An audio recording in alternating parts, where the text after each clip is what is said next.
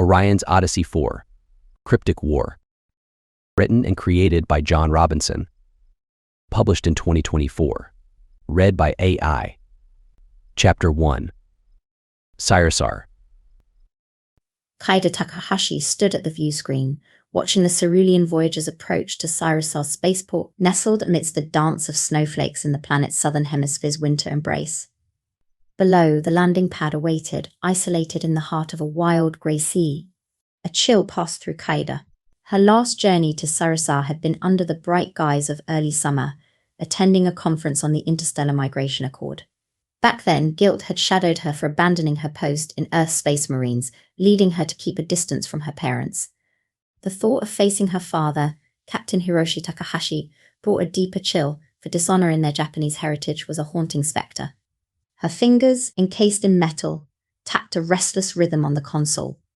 "Everything will be fine," said Captain Tide, his gaze not leaving the view screen. Turning towards him, Kaida offered a smile. "Thank you, Captain. My only wish is to return to Earth. That's what matters." "Once we land, you can reach out to them. Then all will be known to be well." She nodded, releasing a breath she hadn't known she held. "And you? Where will you find rest here?" A shrug lifted his shoulders. "The spaceport will guide us, my crew and I, to shelter. Our stay on Cyrusar will be brief. We set our sights on Thalassia next. Perhaps we'll return with a few souls eager for Thalassia's embrace." His gills gave a subtle flutter, a sign of life amid the sterility of the cockpit. Together, Kaida and Captain Tide navigated the controls, the cerulean Voyager braving the storm's challenge. The ship, with its bioluminescent displays, moved as if it were part of the living cosmos, yet the storm added an unpredictable edge to their descent. They brought the starship through with care, ensuring a safe touchdown on the landing pad. As Kaida's metal feet and boots clanged down the ramp, the sea's rage met the landing pad, the cold air kissing her cheeks. Tears threatened at the corners of her eyes, the sacrifice of leaving her loves behind on Microxus, an unseen load. Her breath misted in the cold, the snow crunching underfoot. She greeted Captain Tide's crew with a smile and a bow, with their silver hair a contrast against the winter palette, their faces kind as they gathered. Kaida Takahashi, no stranger to the wonders of interstellar travel and technology, from the vast ships that leapt between the stars to the more mundane conveniences like her self-propelled luggage, moved with a sense of purpose. The moment the engines of the spacecraft hushed, she, alongside Captain Tide and his crew, made her way toward the spaceport's entrance. Before she arrived at the doors, a group of uniformed men approached. They bore the diverse visage of Earth's populace, their skin tones spanning a spectrum from deep browns to lighter hues. A flutter of unease passed through her. Around her, the snowfall grew heavier, each flake swirling in a fluid motion that spoke of change and the unknown. The leader of the group, his skin a deep ebony, extended a sword within its scabbard toward her. "Ambassador Kaida Takahashi." "That's me," she responded, her gaze skimming the faces before her, snowflakes catching in her black hair. "Captain Hiroshi Takahashi wished for you to have this."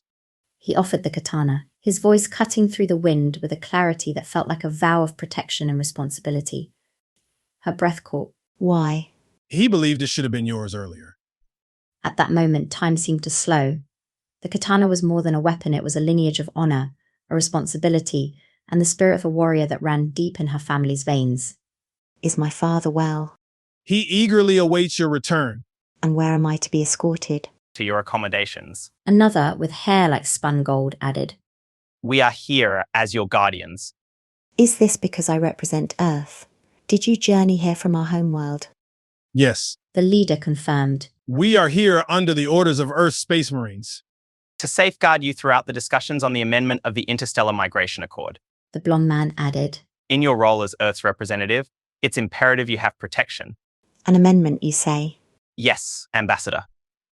Kaida's lips formed a line, a sign of her frustration and the missed opportunities for farewells. 2 Earth years had flown, filled with adventures and trials, and yet the moment for a simple goodbye slipped through her fingers like sand. Captain Tide and his Thalassian crew had already gone. The security detail moved with a deliberate pace, their vigilant eyes sweeping across every corner for potential dangers. Kaida, trailing behind, held onto a thin hope of glimpsing her friends one last time. but the Thalassians had already vanished, likely past the barriers of security checks, leaving no trace behind. The snow, growing heavier, wrapped the world outside in a silent, ethereal blanket, visible through the grand windows of the spaceport and its dome above. Beyond the security gate, the world transformed. The parking lot was alive with the vibrant hues of Aquilorian protesters, their skin a collage of rainbows, their voices a chorus of dissent against further migrations to Syrisar.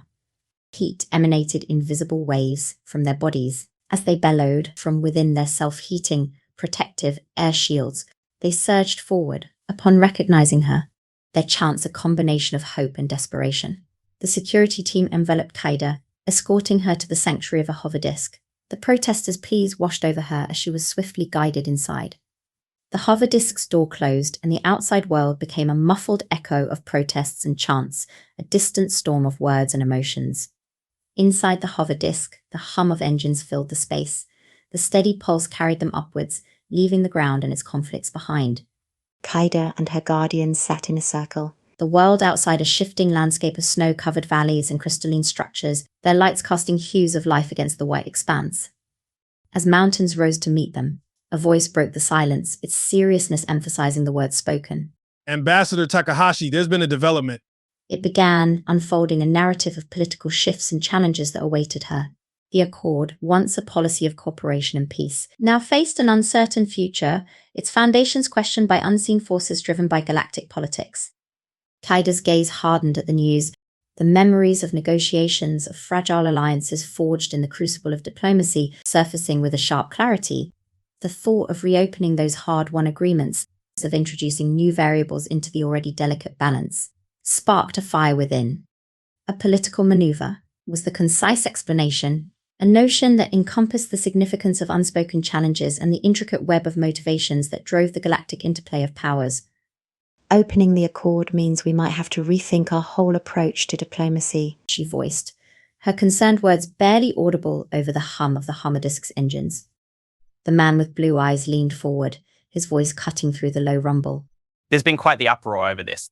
The meeting you're walking into is crucial. They'll be discussing these proposed changes and feeling out the stance of the key players. As the hover disk zoomed through the dense curtain of snow, Kaida pondered the implications. Then the protests. They're a reaction to this proposal. Yes, Ambassador. Replied the man with dark skin, his tone grave. The populace is split. Some are wary of the shifts this might cause in power dynamics. Others are concerned about the broader cultural impacts. And there are factions outright against the Accord, seeking its dissolution. Another man said, underscoring the breadth of opposition they faced. Kaida felt a tightness in her chest, the responsibility of her role never more daunting.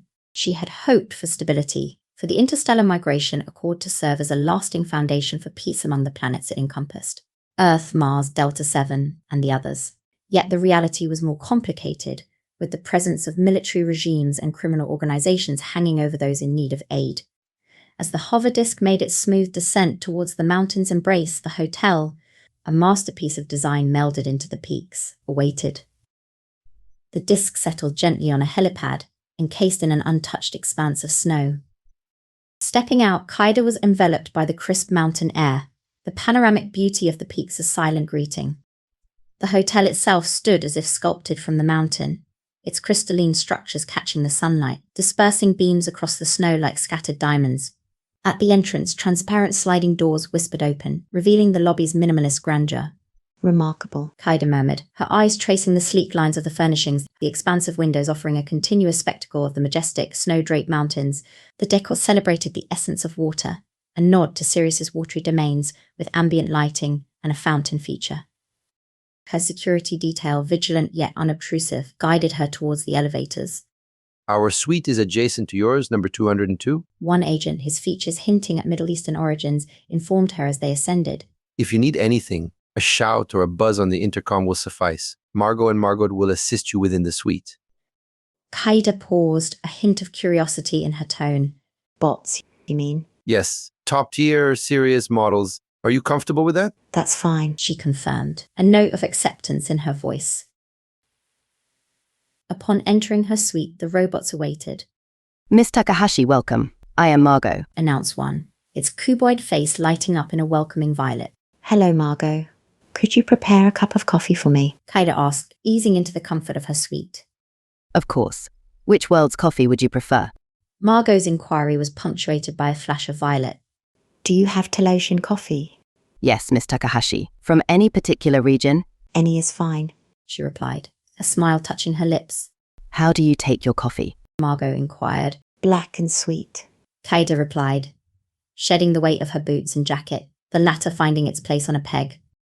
Her katana, more than a mere weapon, commanded a special nook within the suite, an embodiment of its heritage and her father's trust.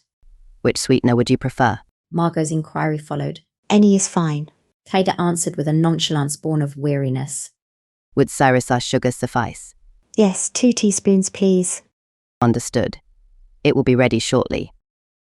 As Kaida navigated her suite, its minimalist elegance complemented by the advanced comfort it offered, she adjusted the environment to her liking.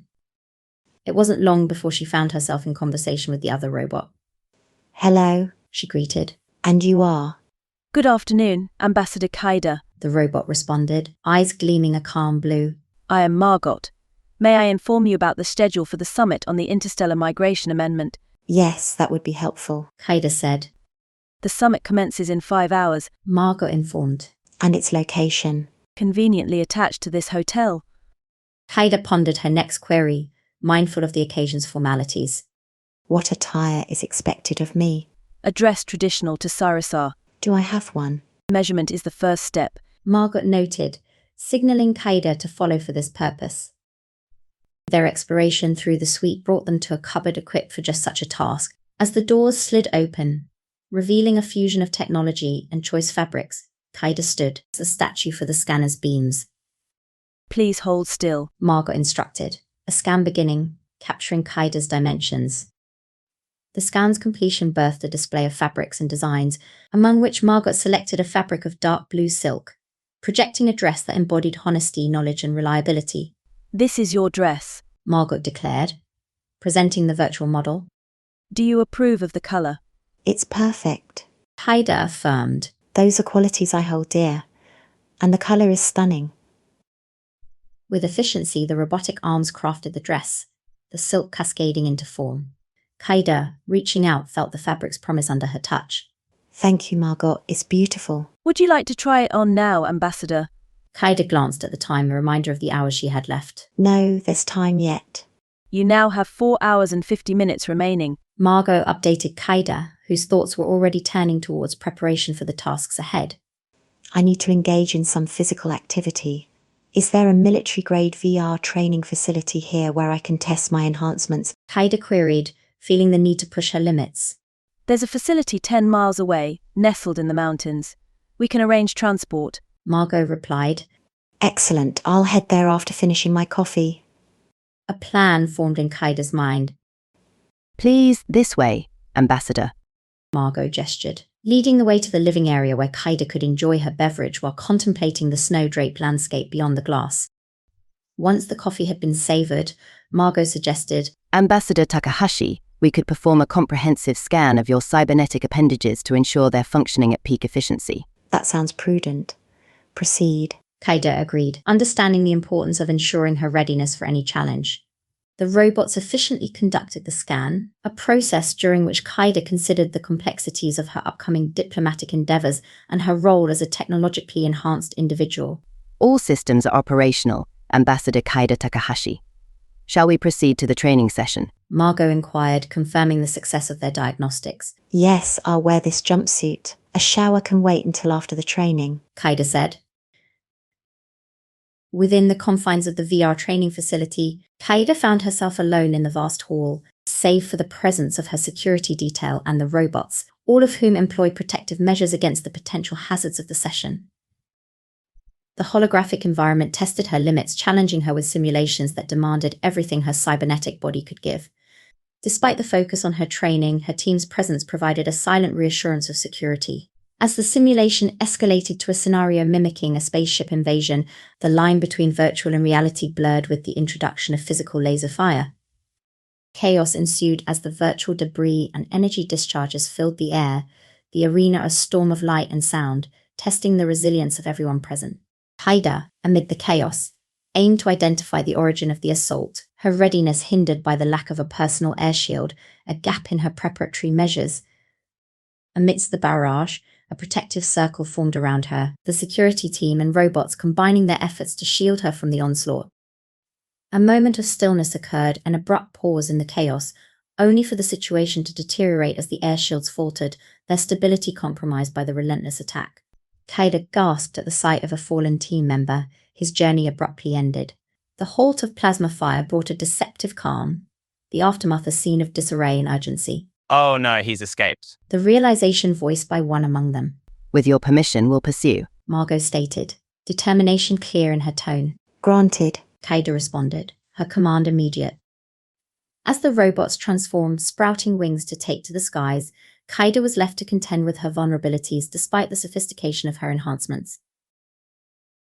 In the assault's aftermath, Margot disappeared into the sky. Their departure cast streaks of illumination in the sky. Kaida surveyed the scene. The remnants of the conflict and the scent of combustion hung heavy in the air, transforming the once orderly space into a scene of disarray. We need to leave, stated the security team member of East Asian descent firmly.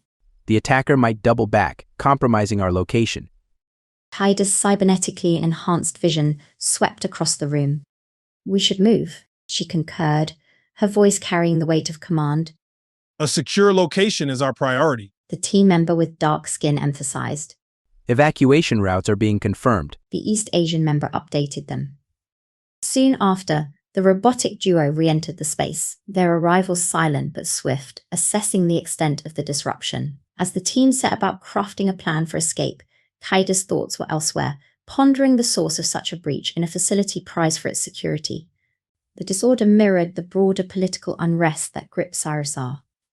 A digital display materialized, revealing scans of their surroundings as the team members exchanged information through secure lines, all in service of her safety. We have a path out. It's time, announced the agent of Middle Eastern appearance, positioning himself as a marker for swift action. Under their guidance, Kaida advanced, the solemnness of their procession marked by the burden carried by one of the team, their fallen comrade. They navigated the remains of the virtual and real catastrophe, making their way to the exit. Stepping into a corridor shrouded in dimness, the team remained alert, with every shadow and corner scrutinized for potential threats. The robotic pair maintained proximity, their presence unobtrusive yet vigilant. Outside, the natural world seemed untouched by the turmoil they left behind, the mountainous expanse so peaceful. Circled by her protectors, Kaida moved with caution, the unpredictability of their situation underscored by the natural veil of falling snow. Upon reaching their vehicle, the team meticulously checked for any signs of tampering or surveillance, a necessary precaution before deeming it secure. Return to the hotel, we must, declared Margot in unison, their forms blurring into streaks of illumination as they swiftly departed. With a nod of assurance, the men gestured for Kaida to board, ready to depart. Without hesitation, the Middle Eastern man voiced a plan.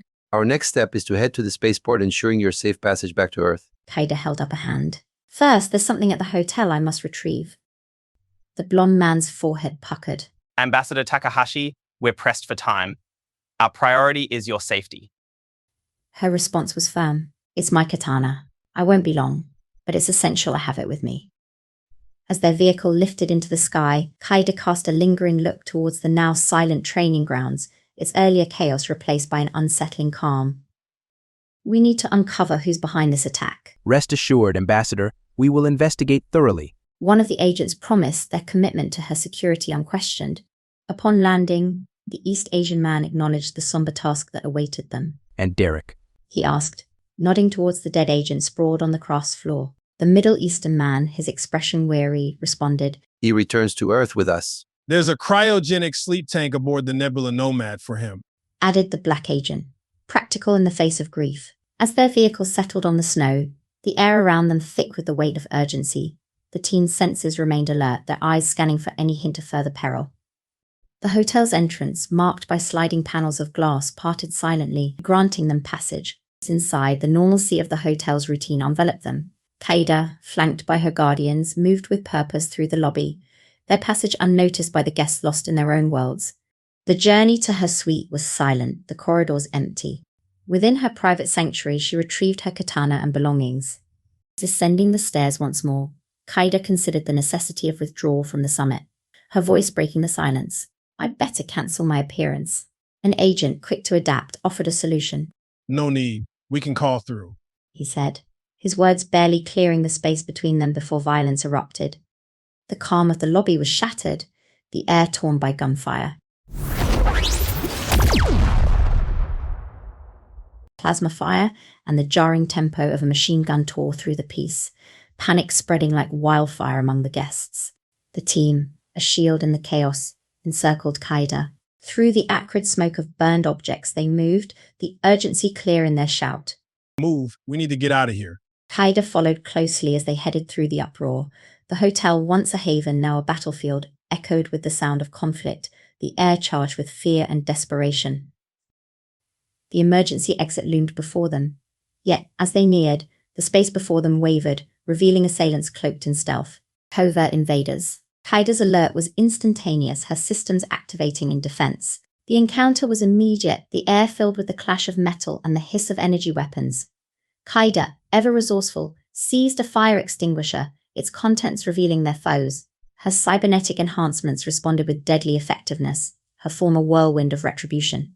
Amidst the fray, she spotted two of her protectors under heavy fire. Without hesitation, she moved to cover them, her forearm transforming into a shield against the onslaught. The battle raged, Kaida's energy blade a streak of light through the darkness. Each movement precise, each strike fatal. The scent of singed circuits and burned air filled the corridor as the attackers fell one by one to the ground. But the assault did not wane. New adversaries emerged, clad in the same half-visible suits. Propelled by her cybernetic enhancements, she launched into an aerial maneuver that ended with a forceful landing, the impact sending a shockwave through the ground. Spotting the group's leader, she charged. You're done. Fear flashed in his eyes as she swiftly closed in, her metallic fists delivering a blow that sent him reeling. As he fell, she turned, her movements fluid and deadly. A kick sent another assailant flying, his body crashing into the structure with enough force to break through concrete. Adrenaline fueled her, her presence alone sowing doubt among the attackers. Then, in a decisive move, she unleashed her concealed weaponry, the energy blast silencing the remaining threat. The aftermath was quiet, save for the soft whir of her systems. The agents she defended approached, their relief evident. They moved towards the exit, the hover disk their immediate goal, but an explosion halted their escape. The entrance was now a fiery maw. Chapter 2. Taken. In the heart of Microxus High, Jaxon led a group of eager teens through simulations of piloting, encased within shimmering orbs of light. The air inside was crisp and cool, providing relief from the sweltering heat outside. Amidst the whir of holographic bubbles, Kelly stood in one, teaching a young man the intricacies of ion tracing. Laughter rang out as Kelly regaled the youths with tales from her own journey as a pilot. Back in my day, I was but a humble cook and cleaner on the Manticore. Had no clue how to fly until Jaxon here showed me the way, and now look at me, teaching the next generation. The young man grinned, clearly intrigued. You were a cook, Kelly chuckled. I burned more than my fair share of pancakes. But when the captain needed my help, I learned to navigate the stars. If I can do it, anyone can. As Jaxon guided the teenagers through their simulations, Kelly continued to share stories and anecdotes. There was one time, she said with a proud smile, when we followed an ion trail to rescue our friends from a treacherous swamp planet. Jaxon nodded in agreement. Indeed, we did. One student piped up. Don't you miss those days, Captain Orion? I do, he admitted. Why don't you go back to being a captain on the Manticore? Another student asked. Jaxon's expression turned somber. Obligations prevent me from doing so. But you don't have any children to tie you down, argued the first student. Don't you want to have fun in the stars before settling down? It wasn't all fun and games, Jaxon replied with a wistful sigh. It was dangerous. Not fun? Pressed the student. It was fun, Jaxon conceded, his gaze drifting out the window to the eco-village in the crystal forest. Beyond that, the roiling purple clouds in the electric blue sky. A year ago, Jaxon, Annika, and Kelly had been prepared to set off into space once again. But Seer, happier tending to her 3 children, had said if Kaida could distance herself from them for years, then she could as well. While Jaxon had laughed it off as a bit dramatic, Seer had pointed out that if he were planning on traveling to another galaxy, it would be years before she saw him again. Nurse Nix had been ready to continue her scholarship in spaceship medical training alongside Annika, paving the way for their departure. But then came Nurse Nix's sudden death from complications with anti-aging medication. Annika, thriving at the hospital and surrounded by friends from all over the Milky Way, decided to stay put too. And so Jaxon found himself teaching piloting at the local high school, which had grown exponentially since Hope's Crossing had developed. All of Microx's children and teenagers attended school, except for the Namo, who were a special case due to their ability to download information directly into their minds through telepathy. Jaxon returned to his home, the smell of candles and spices filling his senses. His two girlfriends, Seer and Annika, greeted him with lively chatter in the kitchen. It was rare for all three of them to be together, as Anika's duties as a doctor often kept her away at odd hours. As he stepped into the expansive white kitchen, Jaxon was taken aback. General Harlow, from the Talosern Space Military, sat at the oak table adorned in his magnificent uniform, a blending of traditional designs and modern technology. The fabric shimmered in the sunlight, its deep blue color ready to transform into camouflage if needed. Jaxon's gaze was drawn to the holographic insignia on the general's chest, displaying his Golden Star rank and numerous military achievements. Even his gloves, boots, and utility belt were enhanced with advanced armor and symbols of honor. And draped over his shoulders was a striking crimson cape that spoke of his authority. Feeling a surge of discontent, Jaxon saluted the man who had adopted him and other orphan boys after the Adafia sky bombing on Talos. Jaxon didn't like the man, and he didn't like Harlow's sponsor, the Novatech Consortium. Jaxon. General Harlow rose from his seat and offered a firm handshake. It has been too long. I wanted to personally thank you for your part in our rescue mission. Still awestruck by the unexpected encounter, Jaxon managed only a nod. He swallowed the lump in his throat. Major General Harlow, I am honored by your visit. What brings you here? The warmth in the general's eyes matched the opulence surrounding them as he replied, You have come a long way since your days as an orphan. As if on cue, Seer placed a tray on the table bearing 4 cups of freshly brewed coffee. Please have a seat, Jaxon. General Harlow has important news to share. The general leaned forward, the intricate details of his uniform catching the light and adding formality to the luxurious kitchen. Jaxon, I am well aware of your exceptional piloting and fighting skills, and now we need your expertise for a pressing matter in the Milky Way. Jaxon's eyes narrowed. What is happening, Major General? Taking a measured breath, General Harlow responded gravely, The remnants of the Nano-Nexus are still causing chaos in some worlds and colonies controlled by warlords and corrupt governments. We must put an end to these inhumane acts. At the mere mention of the Nano-Nexus, a sour taste came into Jaxon's mouth. He remembered Professor Voss's tireless efforts to create a cure for it, and how it ultimately led to his death. How does this concern me and my crew? Jaxon's voice was tight with tension. The general's gaze intensified as he replied, You possess a unique advantage, the Quantum Dreamweaver. Jaxon's breath caught in his throat. How do you know about that? Only a select few are aware of its existence. We have our ways, the general said with a tap of his nose. But Jaxon was not convinced. If the problem lies in the Milky Way, why did you come all this way to use the Quantum Dreamweaver? Because I have been stationed in the Triangulum Galaxy ever since the distribution of the Nano-Nexus cure began. A knot formed in Jaxon's stomach. He couldn't trust this man. Why were you stationed there? The general's expression grew serious as he took a sip of his coffee. My battalion and I were sent to monitor the escalating tensions and covert activities related to the remnants of the Nano-Nexus on Sattler 343. Sattler 343. Anika's gaze bounced between Seer and Jaxon, clearly unfamiliar with the name. It is a lesser-known planet that was an early test site for the Nano-Nexus, General Harlow explained. Seer shrugged indifferently, her eyes betraying a hint of curiosity. Never heard of it, she said. The general let out a heavy sigh and unfurled a star chart, deftly zooming in on a specific location.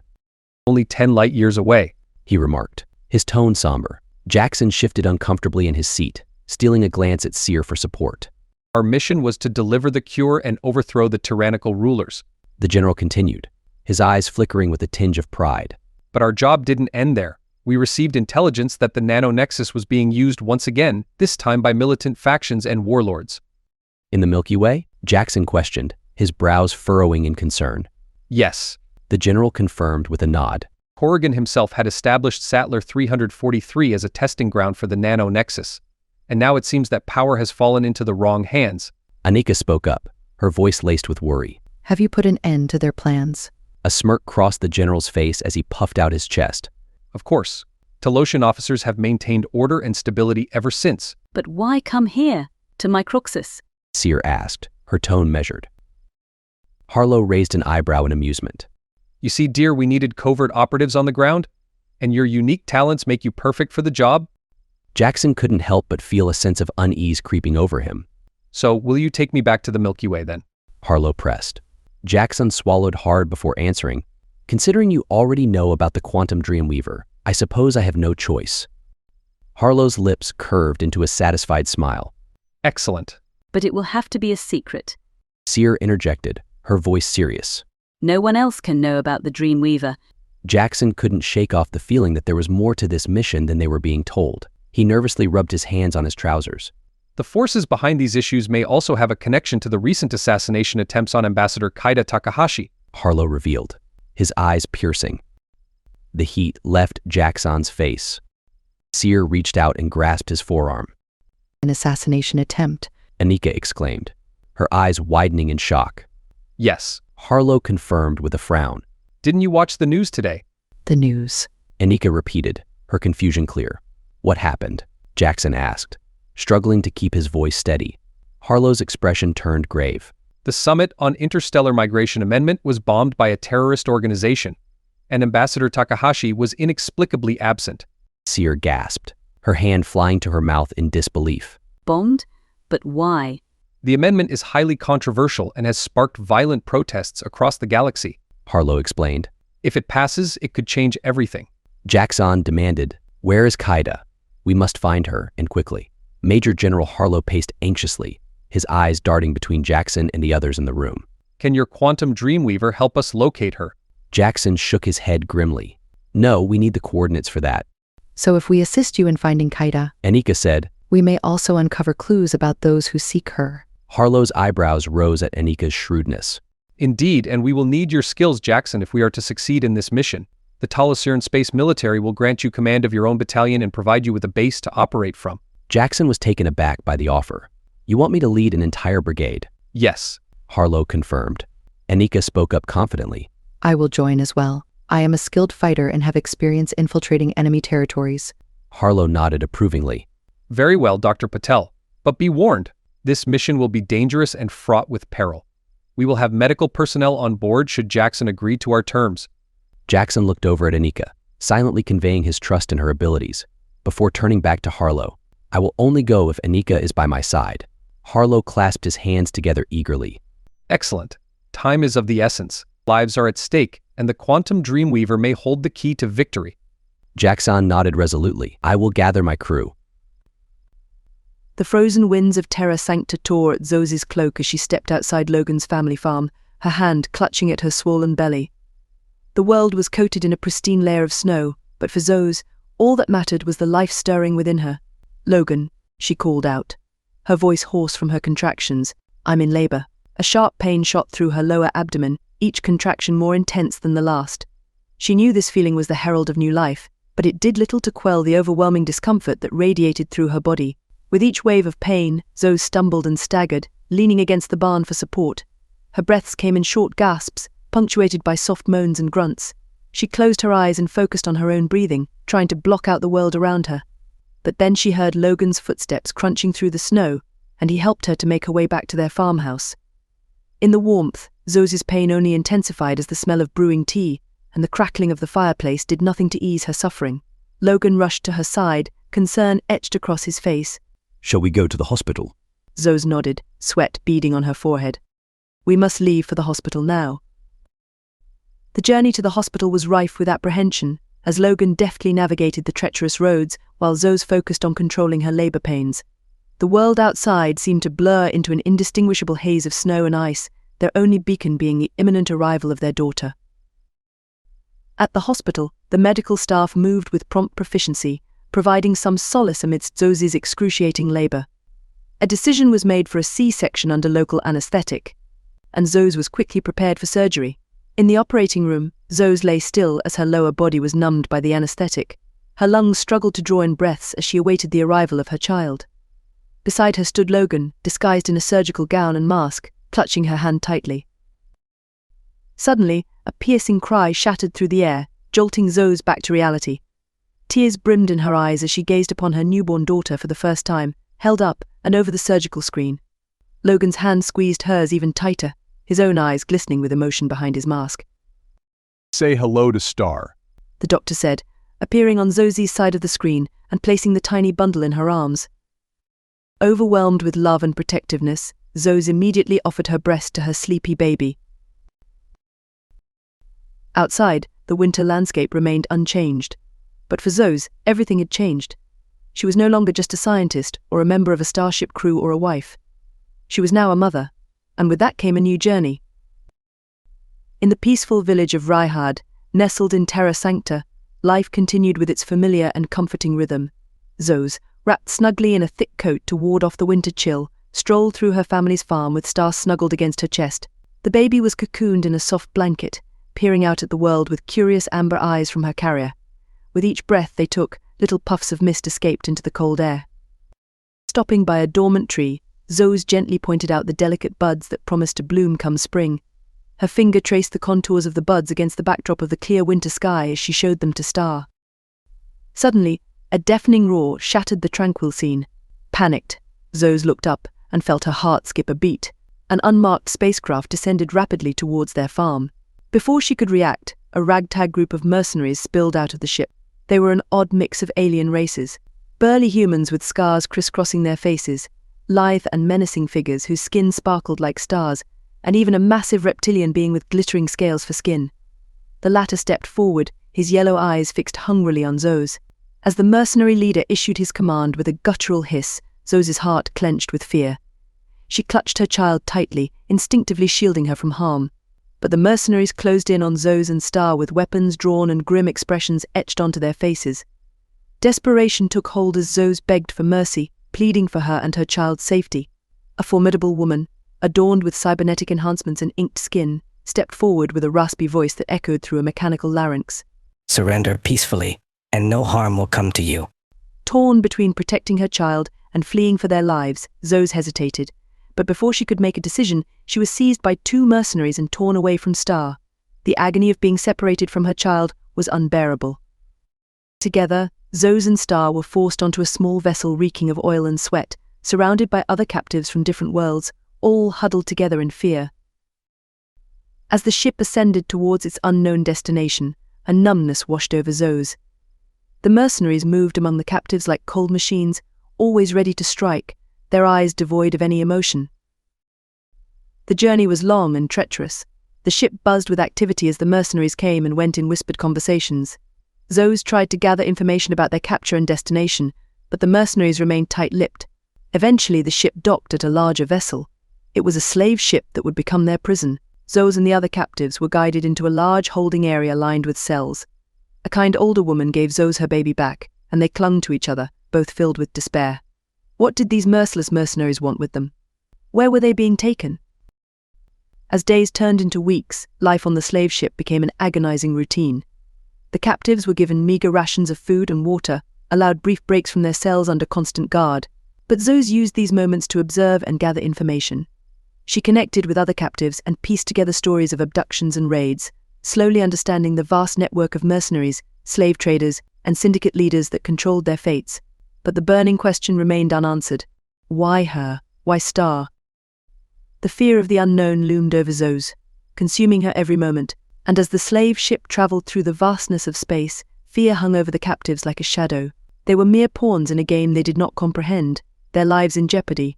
And for Zoe, every moment was a struggle between hope and despair, fighting to keep herself and her child safe in a world that had become cruel and unforgiving.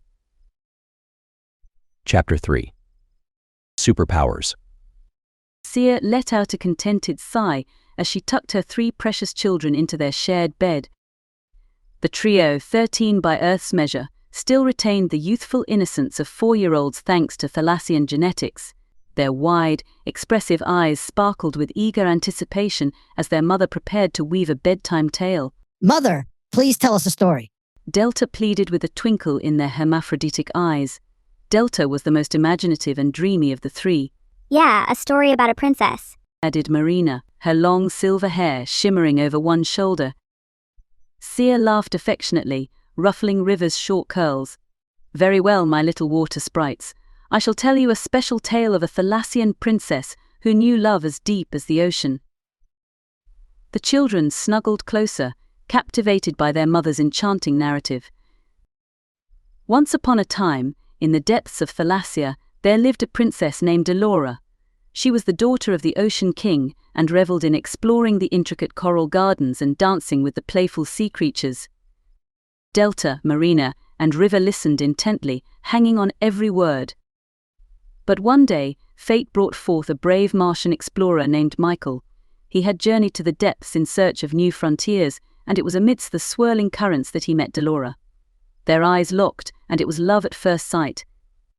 The children gasped in awe. However, Sia added with a hint of sorrow, during those early days of Martian colonization, water was scarce for the inhabitants, and so Delora, torn between her love for Michael and her duty as a princess, made a heart-wrenching decision. She sacrificed her ability to swim so that she could live among the surface dwellers with him. With wide eyes, Delta asked, "But Mother, wouldn't she miss swimming?" Sia nodded sadly. "Yes, my dear one. Delora missed the embrace of the oceans and rivers, but love has a way of making sacrifices worthwhile." Together, Delora and Michael built a life exploring the mysteries of Mars, and their love became a legend in both Thalassia and the Martian colonies. As Sia finished her tale, she kissed each of her children on the forehead and tucked them in with gentle caresses. Soon, they were drifting off into a peaceful slumber. Once outside in the hallway, Jaxon was waiting for her. Are they asleep? She nodded silently. He led her into their bedroom and brushed his lips against hers tenderly. When she looked up at him, she saw tears glistening in his eyes. I don't know how long I'll be gone, he whispered. She shook her head and grasped his hands in hers. Find Kaida. Protect her family. Do you trust Harlow? He asked with concern. No, Sia answered firmly. Do you think it could be a trap? Perhaps. But what choice do we have? Kaida is missing, that much is certain. I'll miss you, Jaxon murmured, gazing deeply into her eyes. And I will miss you, Sia replied, squeezing his hands tightly. I have Annika, he said with a small smile. But we will both yearn for you. I have my children, she said. And any other interested men who may try to win your affections. Jaxon asked with a hint of jealousy in his voice. Sia laughed lightly.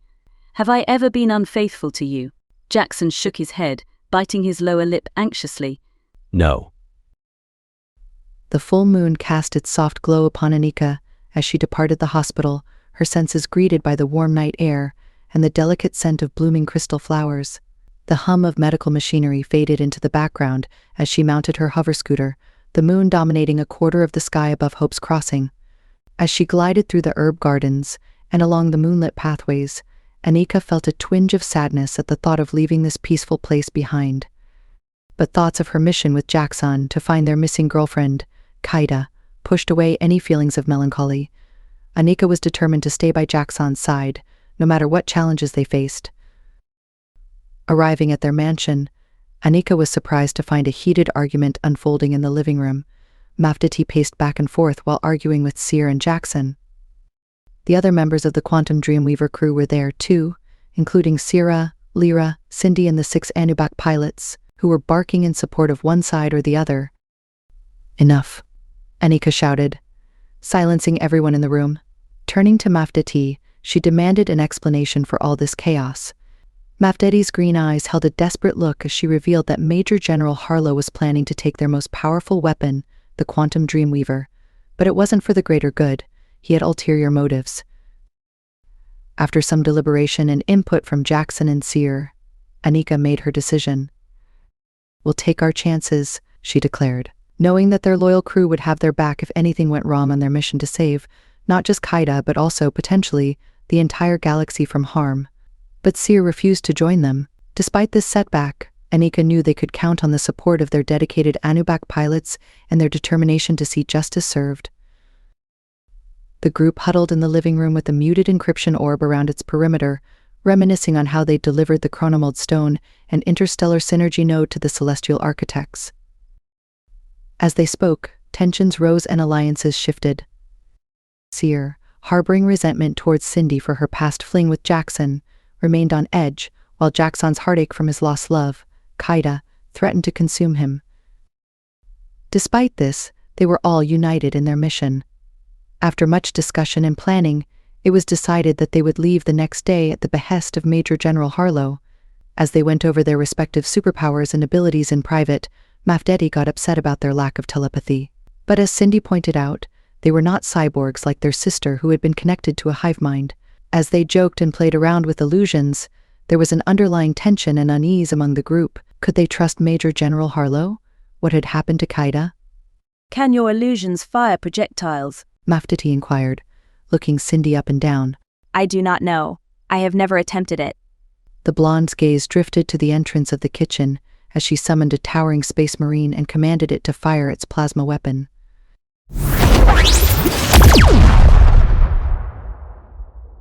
The deafening blast caused everyone, except for Cindy, to jump behind the sofa for cover.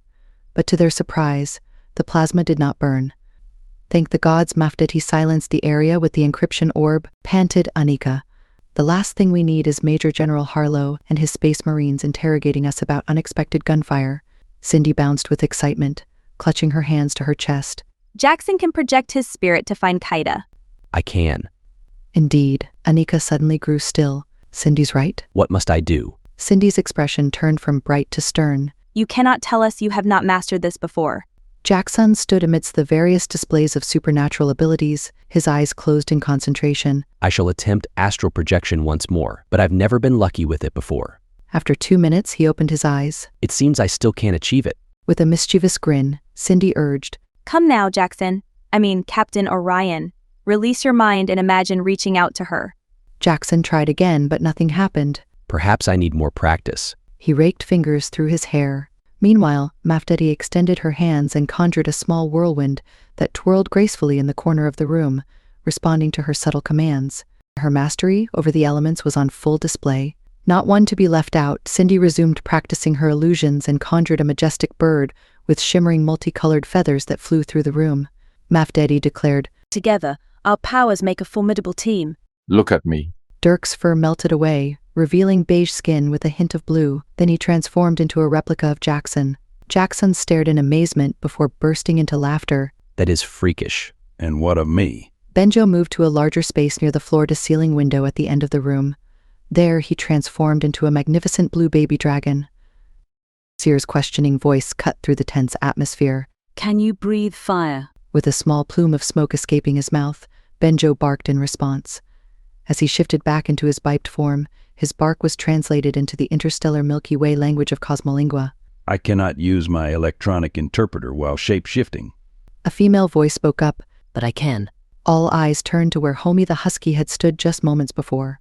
In his place now stood a stunning green-skinned woman, adorned with an electronic interpreter pendant. You have to imagine that you possess the device as well.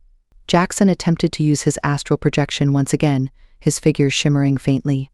Ah, it seems I'm getting the hang of it, he said confidently. Anika was grateful she'd be staying by his side. He was charming and handsome, with a kind and humorous spirit. She loved him deeply. But their peaceful moment was interrupted as Cindy began to float and then turn upside down, causing microxian coins to spill from her pockets. Her t-shirt hung over her face, prompting Anika's reaction. Turn her back upright, Seer. The aqua woman's normally pale blue skin turned a deep violet as she apologized. Oops, sorry. With a simple gesture, she righted Cindy and lowered her gently back onto the carpet. Cindy glared at Seer accusingly. I know you do not care for me, but that was cruel. Anika could sense the tension rising once more and decided to intervene. Perhaps we should finish this discussion now. Not all of us agree. Mafdeti chimed in. At least allow us to go, Sierra said. Lyra and I are not going on this mission. Very well. Jaxon spoke up. Mafdeti, deactivate the encrypted mute orb. As soon as 3 of the Anubak, Seer, and the sisters had left, Mafdeti reactivated the cloaking device, and their meeting continued on for another 3 hours. By the time Anika retired to bed, she was utterly exhausted. In the children's room, she noticed that Seer had fallen asleep on the spare bed. Feeling a pang of guilt, Anika quietly approached the slumbering aqua woman. She regretted raising her voice earlier. Seer was known to be sensitive, and it was not a good note to end on. Chapter 4. The Squad. Smoke and dust filled Kaida's lungs as she winched around to stare at what had been the conference hall. She activated her cyborg vision as she tried to detect survivors. We can't leave them. As rescue teams arrived, sirens blaring, an agent urged, We need to go. Your safety is paramount. Once aboard the hover disk, Kaida queried, Are we cloaked in stealth? Yes, Ambassador. The East Asian agent confirmed. The atmosphere was so thick, she pressed any clue who's behind this. He sighed, sharing a look with his colleagues. The galaxy's been unstable since you left Cyrusar, Ambassador. Politics in the Milky Way haven't been the same. Flying through thick snow clouds, the East Asian agent broke the silence. Migration issues are worsening. He observed, his eyes lost in the dance of the snow clouds outside. Systems and colonies bursting at their seams are a hotbed for conflict over dwindling resources. The blonde agent added his perspective, his tone underscored by concern. Terrorist acts are on the rise, particularly in sectors where collective consciousness is emerging. The battle over minds, loyalty to various factions is tearing societies apart. A note of sorrow tinged the Middle Eastern agent's contribution. Anarchy is rampant. The nano-nexus has plunged less fortunate worlds into chaos, leaving a void where order once stood. The black agent, identified as Nyota, articulated the darker aspects of their reality with a shake of his head. Espionage, underhanded dealings. Some entities would rather see colonies suffer than receive the aid they desperately need. The mention of their fallen comrade brought a somber acknowledgement from Kaida. I'm sorry for your loss. What was his name? Peter, they responded, their collective grief palpable. Known amongst us as Agent Phantom Hawk. Did you work closely with him? Kaida's inquiry was gentle, respectful. Yes, indeed. For 5 years. Came the reply. And all this while, you've been protecting Earth's interests. Kaida sought to understand more of their world. That's right. They confirmed, their duty clear. Ensuring the safety of Earth's emissaries during critical diplomatic missions. I hadn't grasped the severity until now. May I know how to address each of you? Our code names, Nyota clarified, a faint smile breaking through. Nyota Eclipse for me. Shall I call you Nyota or Eclipse? She asked. Just Nyota is fine. He responded. And your name? Kaida turned to the East Asian agent, curiosity in her eyes. Agent Hanul Shadow, he said. May I call you Han? Kaida's request was an attempt to close the gap between them. Sure, Han responded. You're Korean, Kaida pursued, seeking to understand more about his heritage. My ancestors were. I'm mixed race. He clarified. My parents were. Their ancestors were from northeast China originally, from the mountains which bordered North Korea back in the day. She found this intriguing. So, were you brought up Korean? No, Han replied simply, leaving a space of unsaid histories between them. She nodded, a sense of lost stories passing through her mind. I'm Agent Nuckgeist. The blonde man interjected, offering a hand which she accepted. I'm thoroughly German. German, you say? That's unusual, Kaida remarked, a hint of surprise in her voice. He shrugged off the observation. I'm originally from a space station colony of Germans, so not that strange. Her attention then shifted to the man with Middle Eastern features. He offered a bow. I'm Agent Alabama Fajr. Okay, forgive me if I forget your names. I'll try my best. Kaida said apologetically. Do you always protect Earth's diplomats? No. Nyota explained. In between, we work in tech recovery. We retrieve stolen or lost pieces of advanced technology before they fall into the wrong hands. Kaida processed this. So we go to Earth. That's the safest place for you right now. Nuckgeist confirmed. Gratitude filled her. Thank you for saving my life. Han offered a reciprocal acknowledgement. Thank you for saving our lives too, Kaida Takahashi. She asked, what's the name of our squad? Our squad. Al-Fajr responded with a light chuckle, amused by the question. We're the Apex Guardians. Nyota revealed, naming their collective with a sense of pride. The following evening, Jaxon Orion scanned the assembled group, lingering on Maftati, Sira, Lyra, and Cindy. We must uncover the schemes of Major General Harlow. Can you make yourselves unseen and spy on them? They have landed their ship in the treacherous jungle. And Cindy, your illusions may prove useful in distracting them. Sira and Lyra exchanged wearied glances while Cindy rubbed her temples. exhausted from practicing her powers. Seer crossed her arms sternly. Do not be selfish, Cindy. We must know their intentions. Lives are at stake, and your abilities could make all the difference. Sierra and Lyra sighed heavily. Since I won't be joining you on this journey, I'll help you out, Sierra said, looking at her sister. Lyra nodded in agreement. Yeah, I'll help out too. But only for a short time. Cindy interjected in a weary tone. The jungle is really dangerous. Dirk barked excitedly before his device muted his woofs and translated them into Cosmos lingua. We cannot reach Major General Harlow's ship without knowing its coordinates. But don't worry, my friends. Benjo and Homie can sniff out the location. Do not venture on foot. Anika warned with concern etched onto brow. It's risky out there. We shall fly instead, Benjo declared proudly. And what about drawing attention with your hover discs? Jaxon questioned. Dirk raised an eyebrow coyly. You don't really think our Sirius hover discs are that noisy, do you? The dogs grumbled quietly amongst themselves, their body language betraying some sort of dispute. Jaxon couldn't help but smile at their antics. Let us move stealthily and gather intelligence without getting too close, Benjo stated. But how shall they enter the ship? Cindy posed, crossing her arms under ample boobs. Jaxon's palms grew clammy at the thought of cheating on his lovers again. He had promised to remain faithful. Thankfully, Anika would join them on this mission. Seer nudged Jaxon with her elbow, giving him a stern look. Cindy is asking how Sierra and Lyra are to board the ship. They possess invisibility, not the power to pass through walls. Jaxon winced at his oversight. Mafta T, as our special operative, what say you? Mafta T swished her tail thoughtfully as she pondered. She licked her paw and rubbed her ear for what seemed like an eternity before finally speaking up. We cannot risk drawing attention to ourselves. Sierra and Lyra must time their approach carefully. The crew of the ship will require a distraction. And Dirk, Benjo, Homie, you three can provide aerial chaos to divert their attention. Enough noise to distract them, but not enough to rouse every beast in the jungle. Once their focus is on the skies, Harlow's troops will surely exit the ship, creating an opening for the twins to slip aboard. Or we could use the QD, once we have obtained the coordinates, Dirk added eagerly. It may mean departing and returning later to retrieve it, but why not? It could prove useful.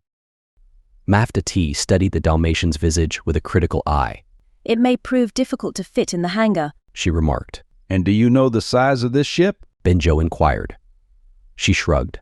I have no knowledge of its dimensions, but from what I gather, this QD is larger than any we have flown before. Anika let out a low moan, her concern visible in the way she swept her black tresses over her shoulder.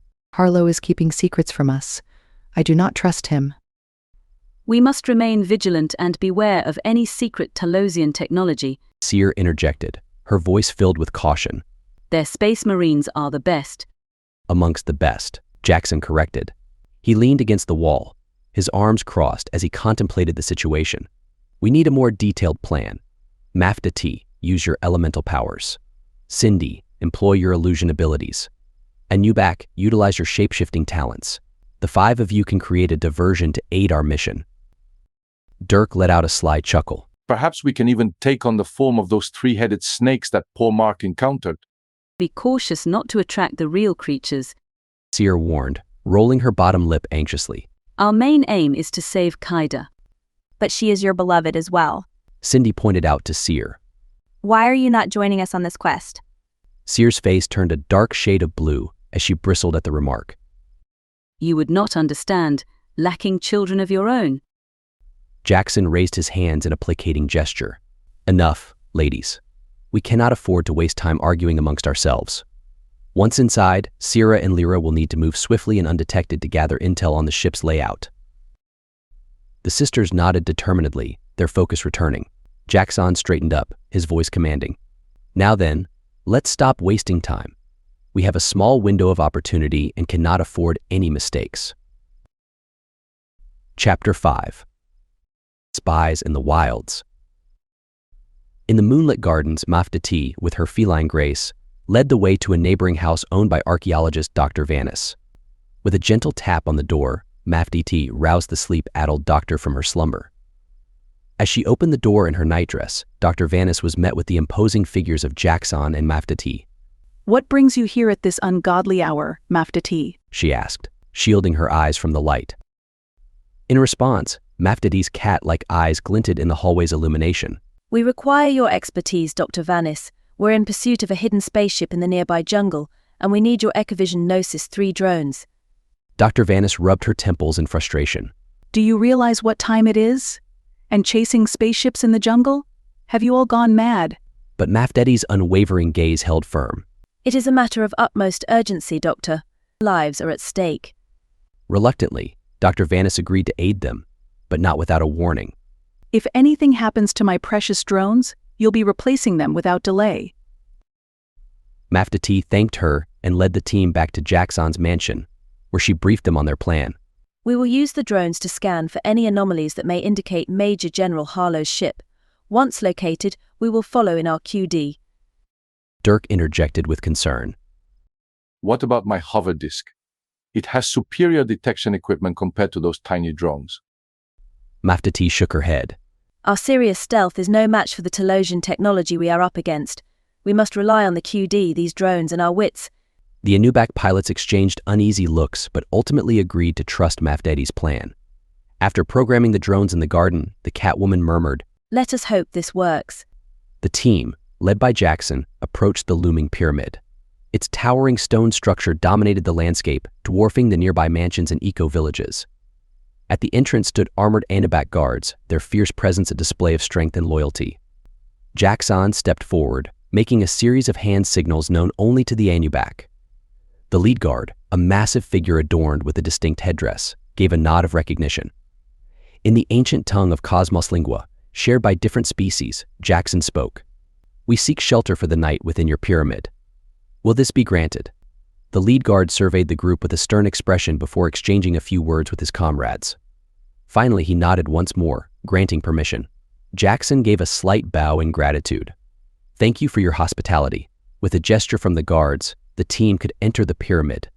The massive stone doors creaked open, revealing a dark interior. As they passed through, the doors closed behind them with an echoing thud. Inside the pyramid's vast chamber, intricate carvings and hieroglyphs adorned every surface. Anubak guards kept watch throughout, their ever-vigilant eyes tracking Jaxon and his companions. Turning to his team, Jaxon asked, "Are we ready?" "The drones have been gone for some time," Cindy chimed in. "We must hurry." "Who will do the honors?" Jaxon asked. Without hesitation, Maftati let out a harsh breath and swiped her paw through the air, uttering a secret password. In an instant, a colossal quantum Dreamweaver materialized into existence before them. A hidden door opened and the 8 QD pilots entered. "We are fortunate this Dreamweaver is 20 times larger than our other one," Homie remarked as he settled into his place within the golden ring, surrounding the disc-shaped platform in the center. Cindy interrupted with a question. "May I meditate?" Jaxon gazed at Seer, his heart heavy with guilt. She still harbored resentment over his dalliance with Cindy, a fact that he was all too aware of as they stood on the platform together. His mind couldn't help but wander to Seer's beauty, knowing she was the most stunning woman in all the galaxy. Suddenly, everything went dark, and stars surrounded them. The floor beneath them turned to glass as they flew over the lush rainforests, following the drones.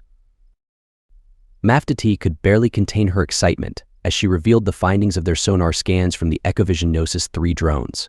The drones have discovered something massive down below, she declared, her holographic orb flickering with data. As it floated near Cindy, who was meditating, it projected a map of the hidden depths below them. Caverns, rivers, and a complex network of jungle terrain were exposed for all to see. "Look at the size of that thing," Jaxon marveled as they zoomed in on a colossal starship, protected by metal spheres emitting powerful waves that created a 3-dimensional representation. "It's well hidden within the layers of the jungle," Maftati explained. "But thanks to our technology, we have a clear picture." "Now, Cindy," Jaxon turned to her expectantly. "Can you guide us to its exact location?" Cindy opened her eyes calmly and nodded. "Yes, I have the coordinates. And with the quantum Dreamweaver, we can land near it without being detected." As they prepared for their journey, Jaxon clutched Seer's hand tightly, his heart pounding in anticipation and fear of what may come next. "Get out, all of you," Maftati commanded with authority. "Except for Jaxon, who has yet to harness his powers." Seer grasped his hand before releasing it. "We must decide our plan of attack," she urged. Mafta T shared her strategy. Dirk, Benjo, and Homie will transform into colossal rhinoceroses, mighty beasts like those from Earth. Dirk inquired. Why? For the sake of deception. Mafta T explained. They shall appear to ram into the underside of the spaceship, causing a distraction while we make our escape. Benjo raised a valid concern. But what if they fire upon us with their plasma weapons? We cannot predict their actions. Mafta T replied stoically. You must use your cunning and quick thinking to avoid harm. I shall remain inside with Jaxon. Cindy interjected. Seer's gaze turned hard as she spoke. But you can shapeshift as well. Cindy shrugged dejectedly. My powers only allow me to create illusions outside of myself. Perhaps they will not function within the QD. Seer retorted angrily. Cindy shook her head and stood firm. There is only one way to find out. A worried bark escaped from Benjo. If her powers do not work, then there will only be 3 of us left for battle. Seer suggested using her telekinesis to deflect any incoming attacks, but Homie protested fearfully. Mafta T reassured them. No need for worry. Our powers combined can clear a path for Sira and Lyra to infiltrate. But I, too, must remain inside. Seer added regretfully. Only those who possess the gift of shape-shifting or the sisters may venture outside. Sira and Lyra nodded in understanding before disappearing from sight. Dirk, Benjo, and Homie exchanged knowing glances and followed suit.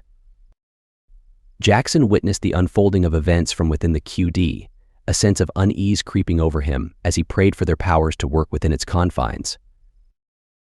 Outside, the 3 Anubak unleashed their shape-shifting abilities with a roar, transforming into formidable dinosaurs with gigantic tusks. The 3 Anubak moved silently through the dense jungle towards the spaceship. Their fearsome visages created an illusionary display of powerful beasts attacking the vessel, their roars and trumpeting echoing through the night. Meanwhile, hidden from sight, Seer focused her telekinetic energy on the underbelly of the ship, creating a powerful impact that shook the ground. Jaxon watched anxiously, knowing that they needed to keep up their attack in order to protect their Anubak companions. As if sensing danger, a hatch opened in the spaceship and a ramp extended. From within emerged angry Telosian space marines, their armor gleaming under the artificial lights of the starship. But just as quickly as they appeared, the dinosaurs disappeared, replaced by 3 swift bats flitting away into the sky above. The Telosian space marines paused under the spaceship's underbelly before charging towards the QD, ready for battle. The leader removed his helmet to reveal Major General Harlow's stern blue face and high-rank insignias. Come out, you elusive intruders, he bellowed with amplified rage. Show yourselves now or face our wrath. Resistance will not be tolerated. Jaxon felt his jaw tighten. Seer, Cindy, and Mafta T exchanged troubled glances. We can't keep this up forever, Jaxon sighed. We must surrender. Seer and Cindy frowned while Mafta T covered her eyes with her paws. Taking a deep breath, Mafta T nodded in agreement. It is our only choice. She then bravely stepped forward and opened the QD. We surrender. With their hands raised in submission, Dirk, Benjo, and Homie emerged from the trees in their dog-biped forms and approached Harlow. Finally, Jaxon, Seer, and Cindy joined them, facing the encircling Telosian space marines and deactivating the QD stealth. We surrender, Jaxon announced firmly. We will not resist any longer. Sira and Lyra had been caught, too, and they hung their heads between tall, blue-skinned Telosian space marines. Chapter 6. Extraction Point. The Hoverdis's engine hum melded with the ambient air, resonating against Kaida's metallic limbs. Agent's wrists vibrated, their comm bands alight with the urgency of incoming communications. Kaida's glance drifted to her own communicator, her mind wrestling with the desire to reach out to her loved ones, yet restrained by the fear of potential betrayal within their ranks. A chill coursed through her at the thought that her affections might already be compromised. The urge to speak with her father was overwhelming. Commander Mitchell's visage materialized as a 3-dimensional hologram. Standing on the table, his seasoned features were a mix of experience and command, his eyes a sharp contrast against the uniform bearing his service's marks. Commander Mitchell, Kaida greeted, warmth breaking through the tension. You're acquainted with our superior? Harm questioned, a wrinkle of surprise marking his forehead. He guided me when my journey with the Earth Space Marines began, Kaida shared, a trace of nostalgia in her tone. Mitchell's holographic presence demanded their focus. The stealth wraith's gone. It was meant for your extraction, he announced, the news casting a shadow of concern. Gone? How? Han's confusion mirrored the group's sudden unease. It's vanished. We're scanning from above, attempting to piece this together. Mitchell explained. This complicates our mission. Nordgeist acknowledged, worry threading through his voice. Mitchell outlined a pivot in their plans. Rerouting to an alternate extraction point. It's crucial now more than ever to ensure your safety. Where to? Kaida interjected, seeking clarity amidst the unfolding crisis. An isolated research outpost across the ocean on a lesser-known isle will guide you there. Mitchell detailed their new directive set. Understood, Commander. We're on our way, Kaida affirmed. Mitchell's parting words left them in a charged silence, the absence of their craft adding more mystery surrounding their safety. Kaida pondered the aftermath at the hotel, the cost of their escape weighing heavily on her spirit. An attempt on lives, political at its core. Alphage mused, his gaze lost in the distance. The hover-disk's path through the diminishing daylight painted a serene, yet haunting landscape below. The beauty of the scene bittersweet against Kaida's turmoil. The setting sun threw a brief peace over the sea, its departure a silent witness to their precarious journey. Kaida's heart ached for those she held dear, far removed from the immediate danger, yet ever present in her thoughts. Her grip on her katana's scabbard was a silent prayer for their protection.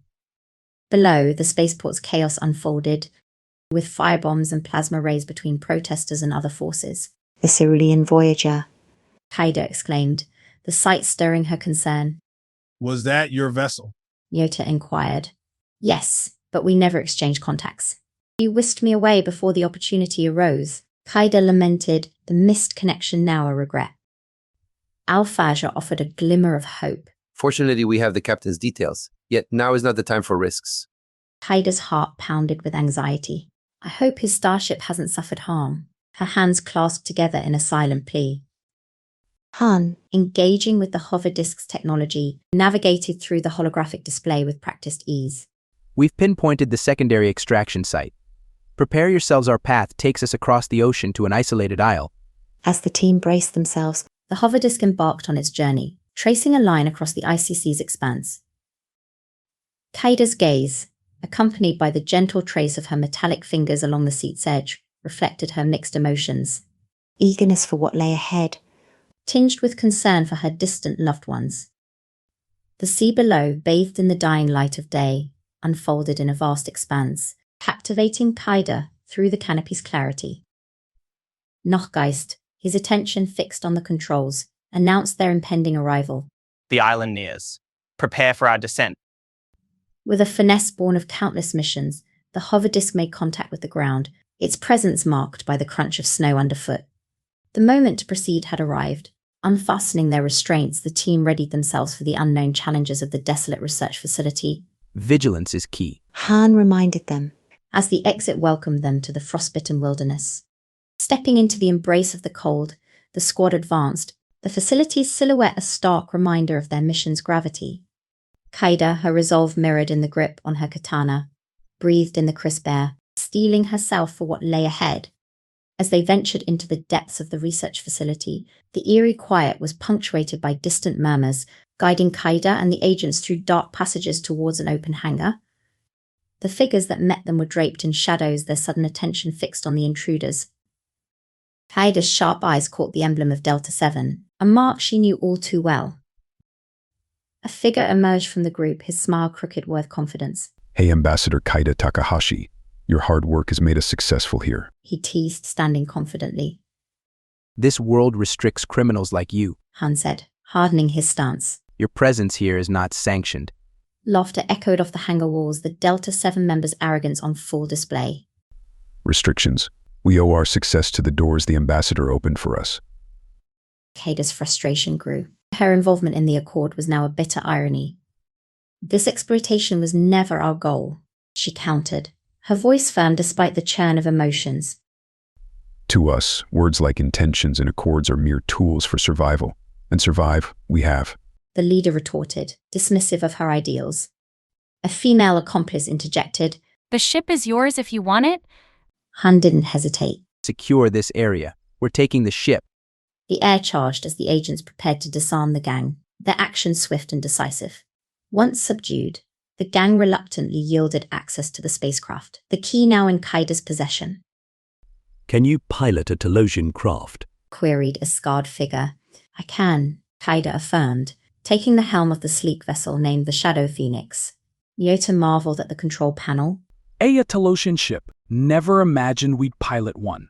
Their admiration was cut short by the gang leader's sneer, though it did little to dampen their resolve to depart. As they prepared to leave, speculation about the ship's origins and the cost of its acquisition filled the air, yet the primary concern remained their safe return. Kaida, now at the controls, felt a reluctant appreciation for the ship's cloaking abilities as a feature that promised extra safety for their journey. The departure was marked by a silent farewell to the criminals, the focus now on navigating home. The intricacies of galactic politics momentarily set aside for the promise of safety. As they ascended, Notgeist's discovery on the radar turned the cabin's atmosphere tense. Enemy contacts directly ahead. Kaida, at the helm, readied for the confrontation, her focus sharp as she navigated the imminent threat. "Prepare for engagement," she commanded.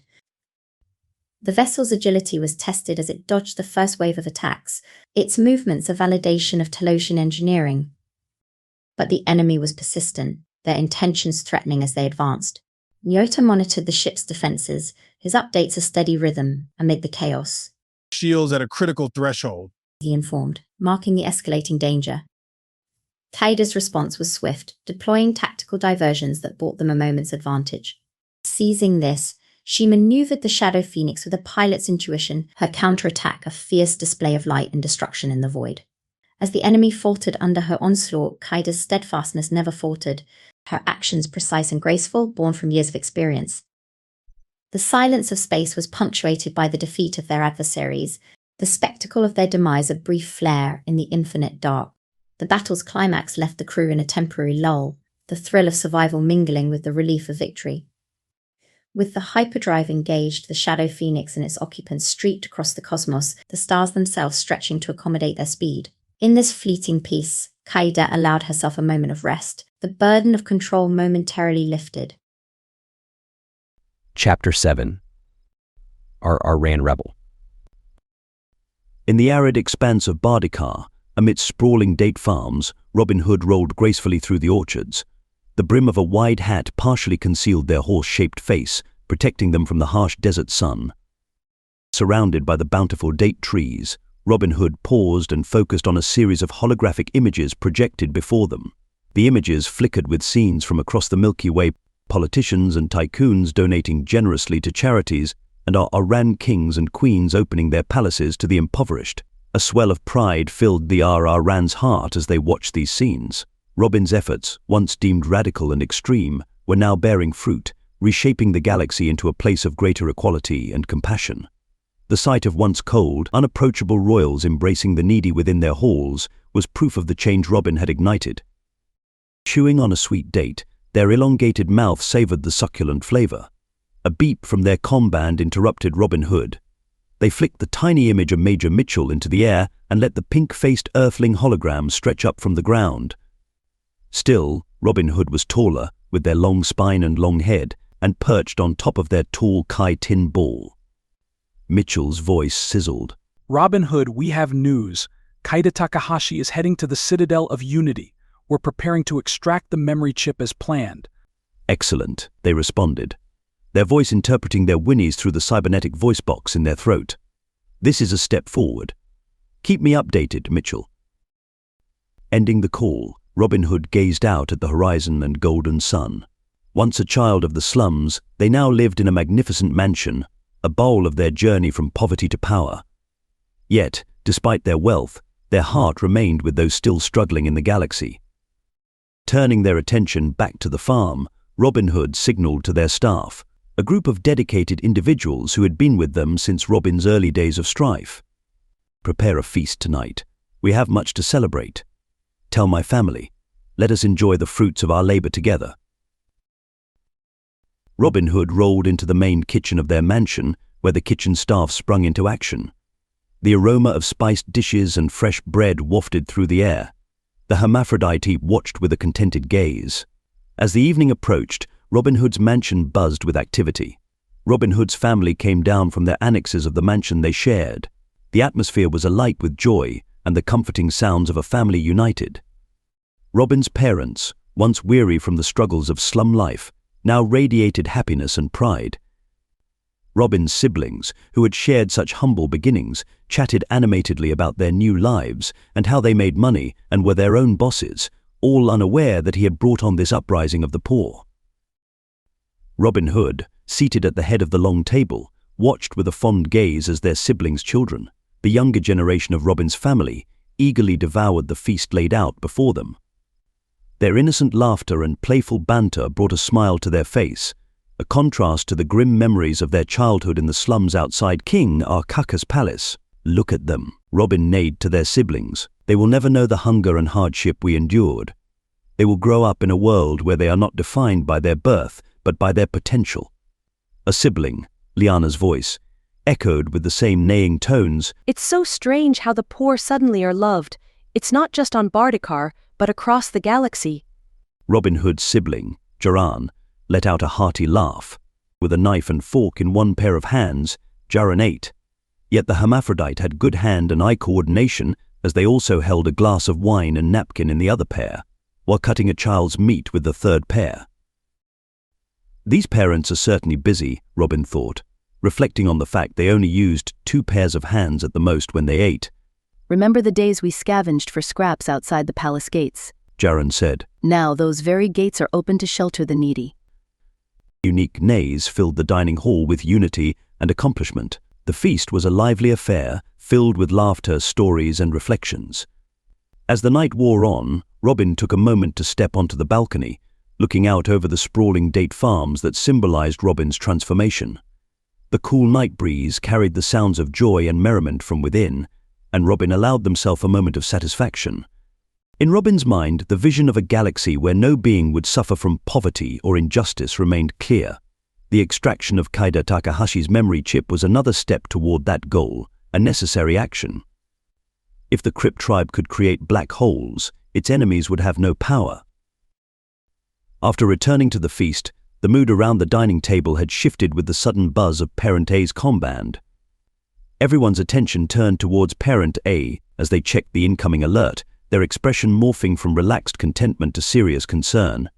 "What is it, Parent A?" Robin Hood asked. Noting the change, Parent A, a figure revered for their wisdom, tapped on their comm band, projecting a holographic news feed above the table.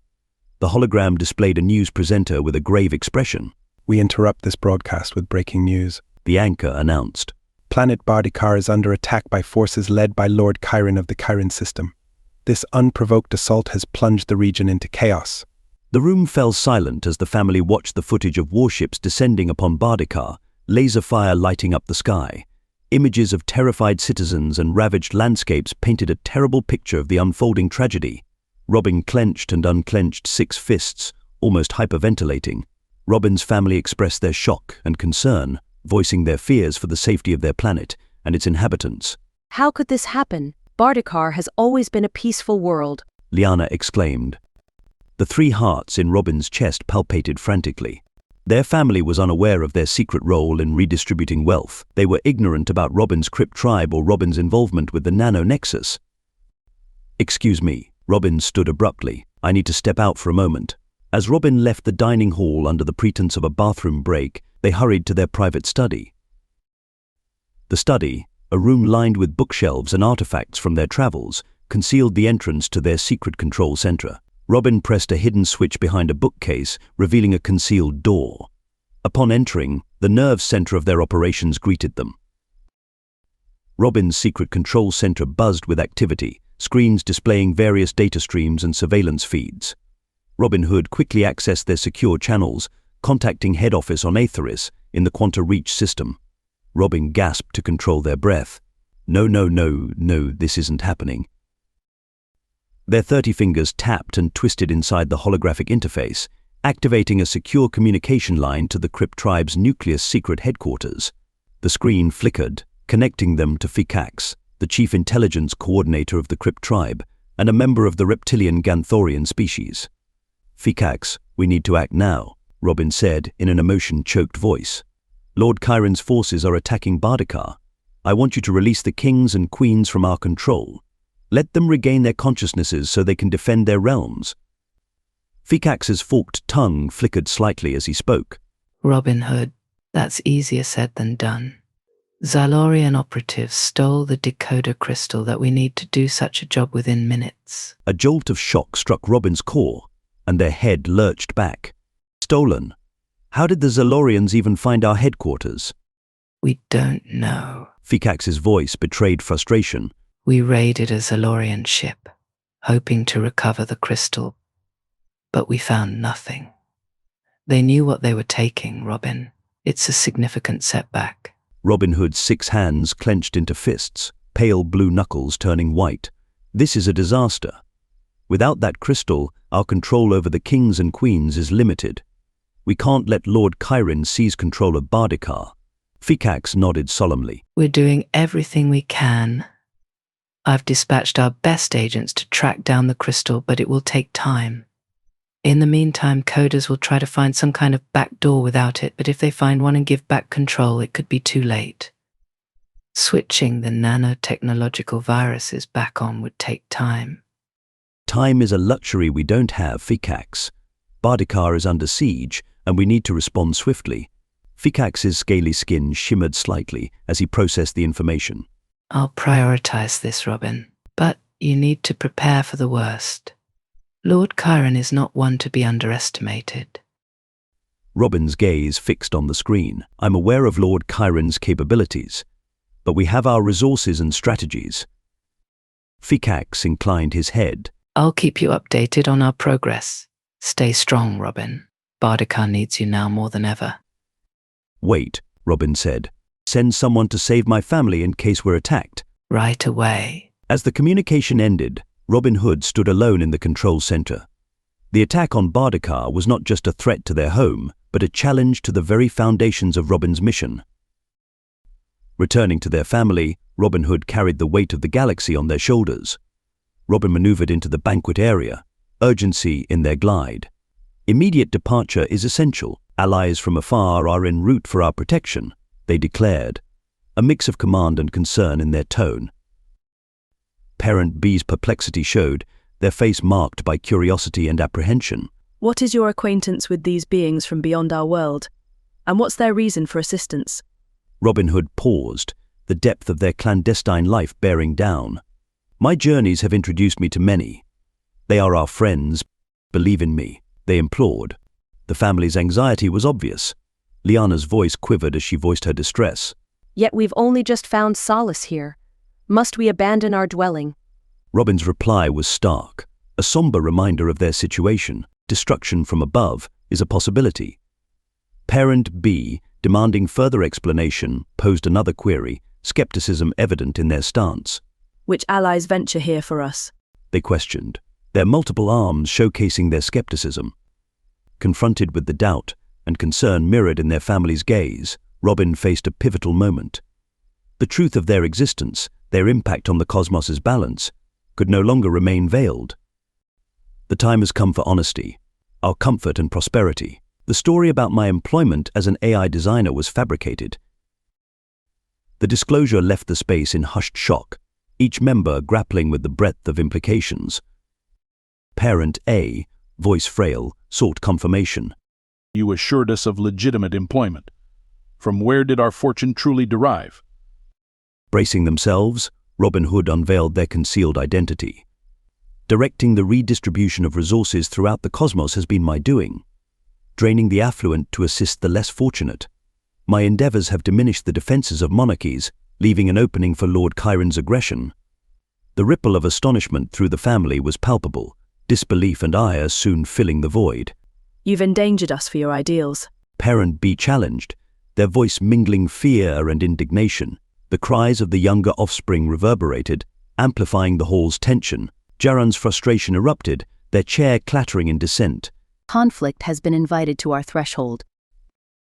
Robin Hood, their determination mingled with remorse, stood by their choices. Believing in justice compelled my actions. We ascended from destitution. But we have good jobs. Jaran countered. It was I who employed you, Robin confessed. Adding layers to the deception they had woven, the interrogation persisted, each inquiry a reminder of the price of Robin's convictions. At last, Robin implored for action over reflection. Regrets abound, yet survival must now be our focus. Make haste in your preparations. Time is not our ally. The family scattered, a storm of emotions propelling their actions. Retreating to their clandestine command center, Robin Hood faced the arduous task of dismantling it. Each component dismantled was a testament to the dual existence they had maintained. With the center deactivated and Robin's covert life packed away, they rejoined their family, prepared to confront whatever lay ahead. One final glance at their abode was a silent pledge to safeguard their kin, to rectify the upheaval they had unleashed. Having confessed and embraced their vulnerability, the path forward was one of flight and protection. Chapter 8. Surrender.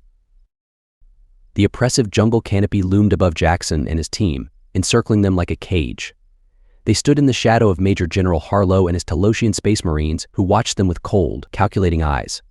Jaxon exchanged wary glances with his comrades Dirk, Benjo, and Homie. They were outnumbered and outmatched.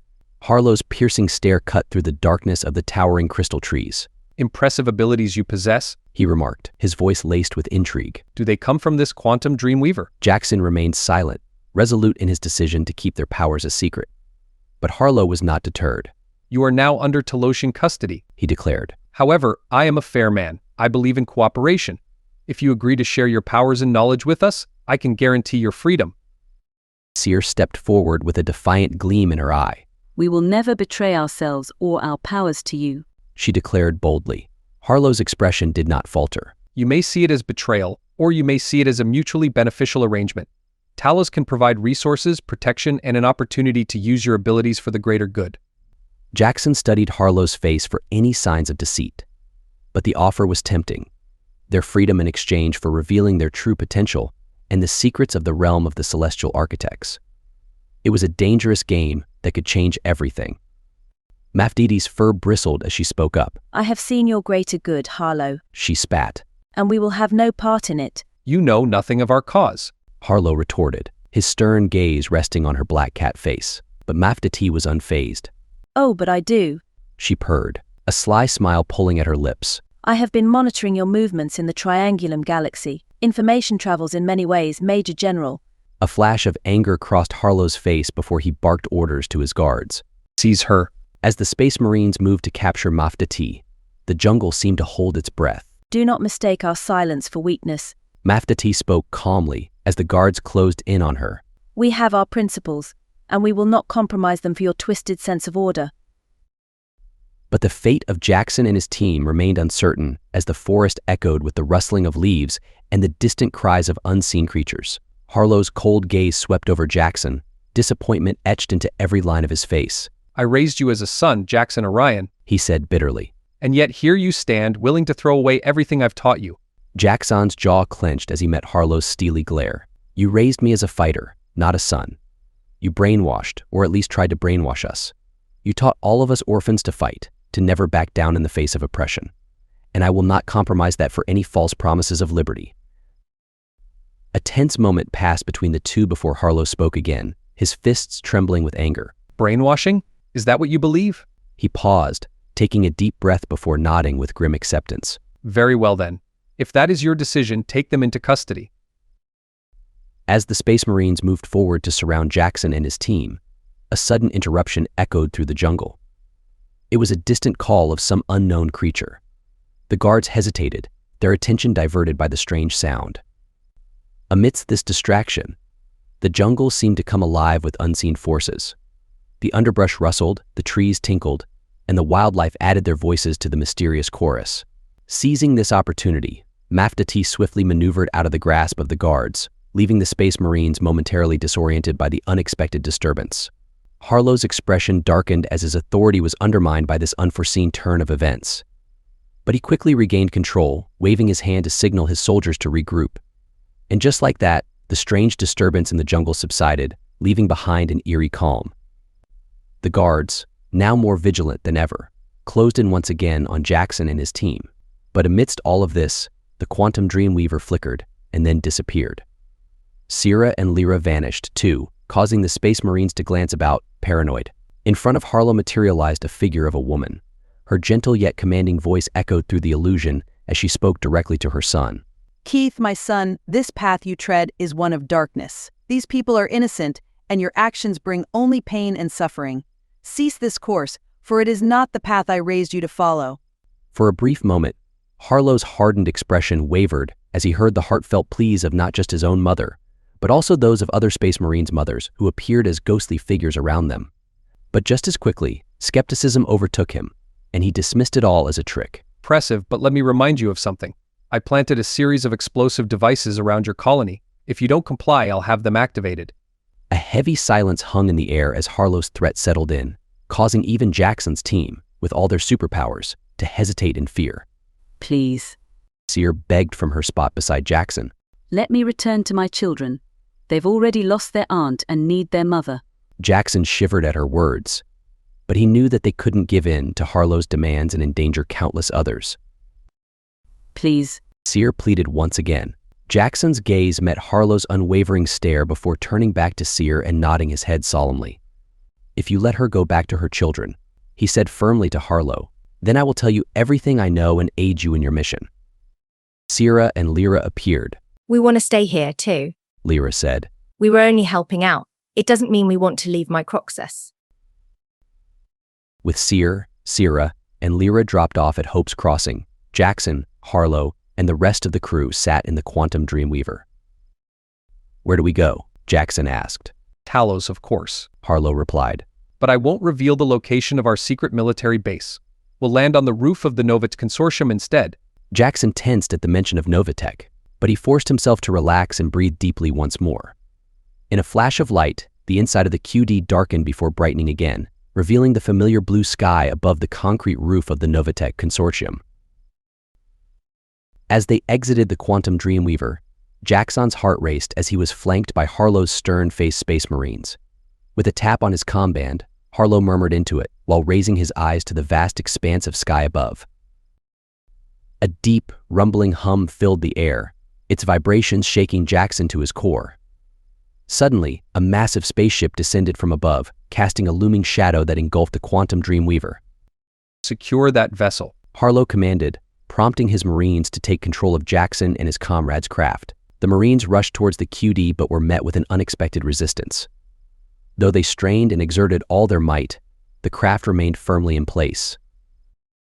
Harlow barked orders into his comm band. Get those anti-gravity lifters in position. We must secure that craft and bring it aboard our ship. The Marines scrambled to comply, wielding gauntlet-like devices with illuminated control panels. These anti-gravity lifters emitted a faint blue glow, signaling their activation. Despite their efforts, the Quantum Dreamweaver refused to budge.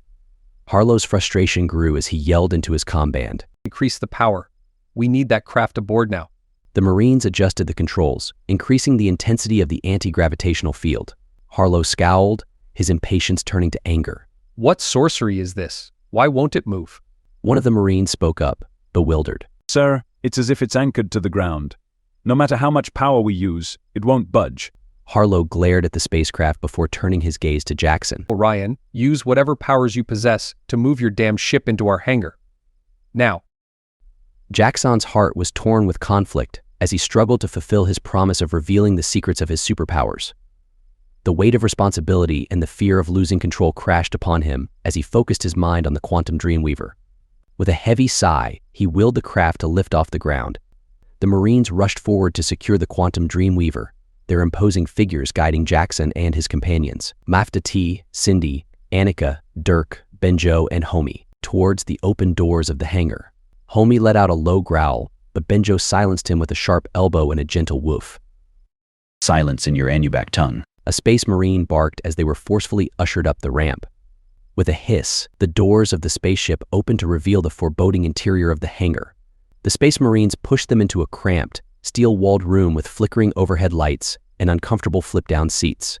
No windows adorned the space, leaving the captives in a state of isolation from the outside world. All they could see were the stern faces of the Major General's troops, their eyes cold as ice and weapons at the ready. Jaxon gritted his teeth as they settled into their seats. He knew without a doubt that the Talosian space military would stop at nothing to extract information about their superpowers and how they obtained them. The thought of cutting-edge technology and mind-altering machines made his stomach churn, and he couldn't shake the feeling that in the eyes of the Major, he was nothing but a disgrace. Maftati shot a glance at Cindy, who was preoccupied with her fingernails. Anika remained stoic, while Dirk, Benjo, and Homie shared wary looks with their sorrowful dog eyes.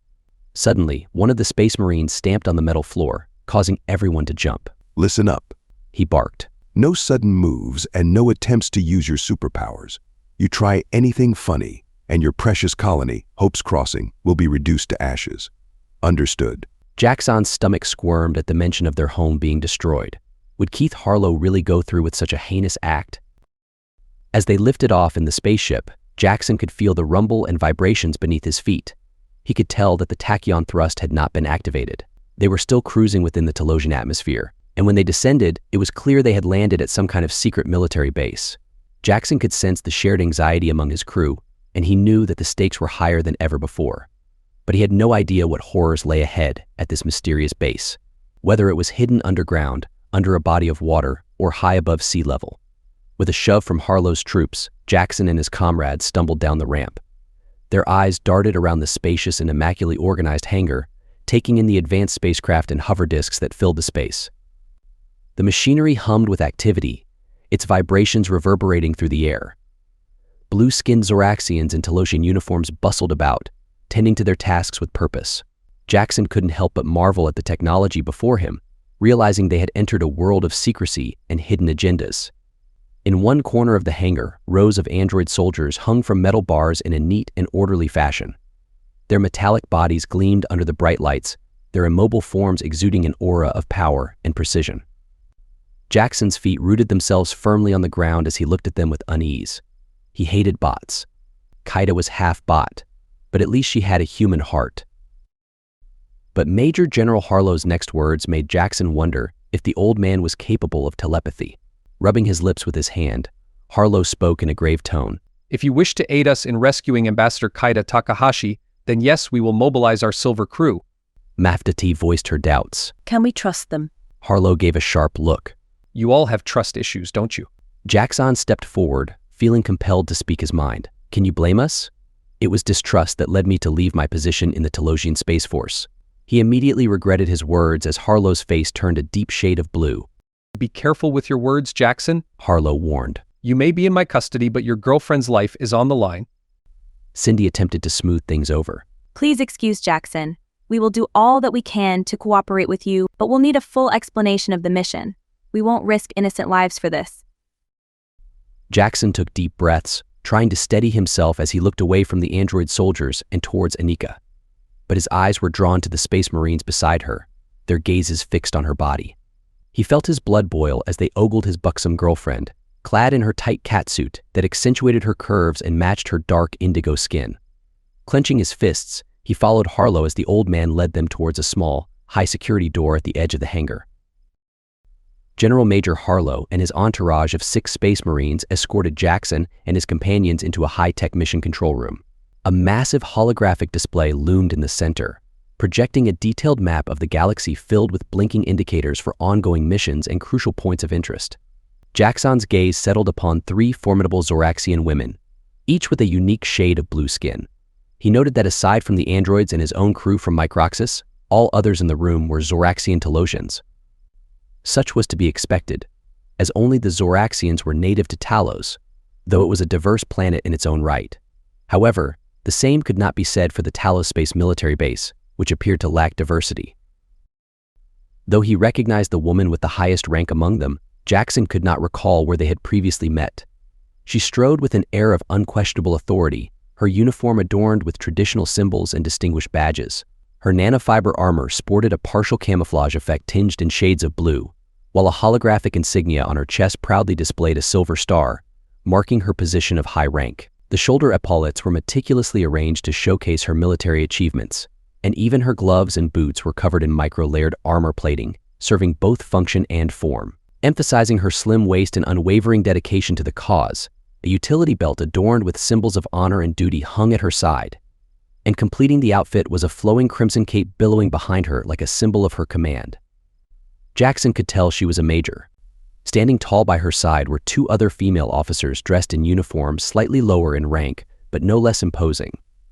Their nanofiber armor shimmered in a matching blue hue, and their insignias projected a distinguished level of achievement within the Telosian space military. Together, they stood at attention beside the holographic console. Commander Orion, welcome to the Mission Control Center. An officer gave Jaxon a crisp salute. I am Captain Abrina, and I have been chosen to lead your Advanced Liberation Unit. Jaxon took a step back, surprised by her words. But I am under Telosian custody. How can I possibly command a unit of troops? Because we are ordering you to. She stated firmly. You will be the commander. Then, interrupting their conversation, came a sweet voice from behind them. Hello, Jaxon. Do you remember me? The attractive major said. Jaxon's frown deepened as he tried to recall where he had seen her before. I definitely recognize you, he finally replied. She pursed her lips in disappointment. I am hurt that you do not remember me. Can you not recall when we shared our first tongue kiss? Sniggers erupted around the group of space marines, causing Jaxon's neck and ears to feel as if they were on fire. Kendra. How old were you both when that happened? Anika smirked mischievously. Jaxon cleared his throat uncomfortably. Around 14 or 15. The flush continued to spread across his face as he felt the heat pounding in his cheeks. He attempted to move discreetly away from the amused onlookers. Even the cat and dog-like faces seemed to be sharing knowing glances, much to his dismay. Having known the Anubak and Serifas for some time now, Jaxon could easily interpret their emotions, and at the moment, he did not appreciate it. Major Kendra Harlow clapped her hands together with a jovial smile. Well then, let us put this brief trip down memory lane behind us and focus on Operation Stellar Sentinel. After she had finished her briefing, Major Kendra Harlow gestured for the gathered team to follow her as they embarked on their mission. Hidden deep within the bowels of a sleeping volcano where lay the Telosian space military stronghold, Major General Harlow, burdened by a clandestine meeting, strode back to his hangar where his personal hover disk awaited. Its intricate tunnels hummed softly as he climbed aboard and piloted it through the convoluted passages within the volcano. Navigating with expert precision, honed through years of covert operations, Harlow steered the hover disk towards a concealed vent that only the most discerning eye could see. With a steady hand, he guided the vehicle through the narrow opening and emerged into a swirling snowstorm, effectively masking his exit from prying eyes. Harlow couldn't escape the burden of responsibility on his shoulders as he flew away from the secret military base and towards the horizon. The fate of the quantum Dreamweaver, the powerful artifacts, and even the destiny of the Milky Way itself now rested in his hands. Inside his secure hover disk, Harlow sat at a communication terminal as a holographic figure materialized on the other end. The person's face was cloaked in shadows, their voice echoing with an eerie resonance. Major General. They spoke in a disguised tone. I trust you have given our proposition careful consideration. Cutting straight to the point, Harlow replied. What is it you want, and why resort to blackmail? You possess valuable assets under your command. Advanced technology, strategic intelligence, and most importantly, the quantum Dreamweaver retrieved from the Triangulum galaxy. Yes, Harlow confirmed. I seek access to these resources. The figure stated plainly. Harlow contemplated their request.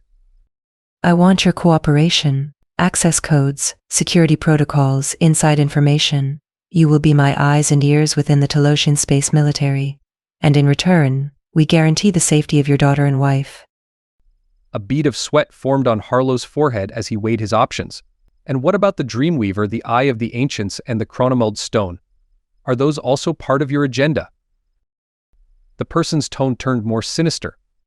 Information is power, Major General. I want every detail about those artifacts and their current whereabouts, and you will ensure that the quantum Dreamweaver doesn't interfere with our plans. A heavy silence fell between them. Duty and family clashed within him, torn between his role as a military leader and his duty to protect those he loved. I need time to consider your terms, Harlow finally said, defeat lacing his voice. The cloaked figure nodded, its holographic image fading into darkness. Time is of the essence, Major General. Remember, the safety of your family hinges on your compliance. Get what information you can before I kill your wife. Harlow's mouth turned dry at the thought, but he knew what needed to be done. I will interrogate Captain Orion and his crew this evening, he declared. And you may meet with Rachel tomorrow at hour 23. Chapter 9. A Letter.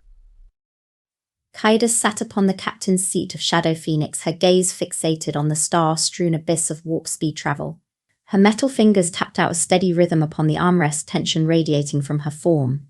The crew's mission was clear. Return safely to Earth and make their way to the Citadel of Unity at the South Pole. Agent Nocgeist broke the tense silence, his voice low and foreboding. We are cut off out here. No means of calling for aid or predicting what dangers await us. Kaida nodded, never taking her eyes off the pulsating lights of the control panel. Our resources are all we have until we exit warp. A sudden beep from the ship's scanner shattered the tranquility, drawing everyone's attention to its blinking display. Something is showing up on the long-range sensors, Nyota announced in his deep voice, studying the readings with a furrowed brow. It was a faint but distinct signal, appearing out of nowhere. Her eyebrows knit together in concern. It could be a distress call. Or a trap. Al-Fajr interjected skeptically. Kaida inhaled sharply. I am setting our course towards that signal. We must investigate. Al-Fajr tensed, his voice rising in pitch. Ambassador, our mission is clear. We must get you back to Earth and to safety at the Citadel of Unity. This investigation is not part of our plan. He speaks truth. Nyota bellowed. We cannot risk your safety on a mere whim. The Citadel has entrusted us with your protection. A flicker of frustration flashed across Kaida's face as she responded through gritted teeth. And what if that signal is a call for help? We cannot simply ignore it. Even Agent Nocgeist, typically quiet and reserved, spoke up in agreement. Kaida is right. We cannot turn a blind eye. I am the pilot of this ship, Kaida stated firmly. You cannot even fly it, can you? All the agents exchanged tired looks and shook their heads. So, she said, if you wish to return to Earth, you need me. I will not leave anyone stranded out here without at least attempting to help. The argument continued, voices rising in the confined space of the cockpit. Let us investigate the signal, Nocgeist finally said. But we must be swift and cautious. Our priority remains getting the ambassador safely back to Earth. Reluctantly, Han and Nyota agreed. Kaida nodded, her robotic muscles relaxing slightly. Thank you. Let us proceed with caution. She turned back to the controls, guiding Shadow Phoenix towards the source of the mysterious signal. As they neared their destination, a breathtaking sight greeted them. A colourful nebula floating in the vastness of space, and amidst its cosmic beauty, a battered spacecraft drifted, appearing both alien and strange. Its asymmetrical shape defied all known engineering logic. The hull was a patchwork of iridescent metals and unknown materials, reflecting the nebula's vibrant hues of green, yellow, and red.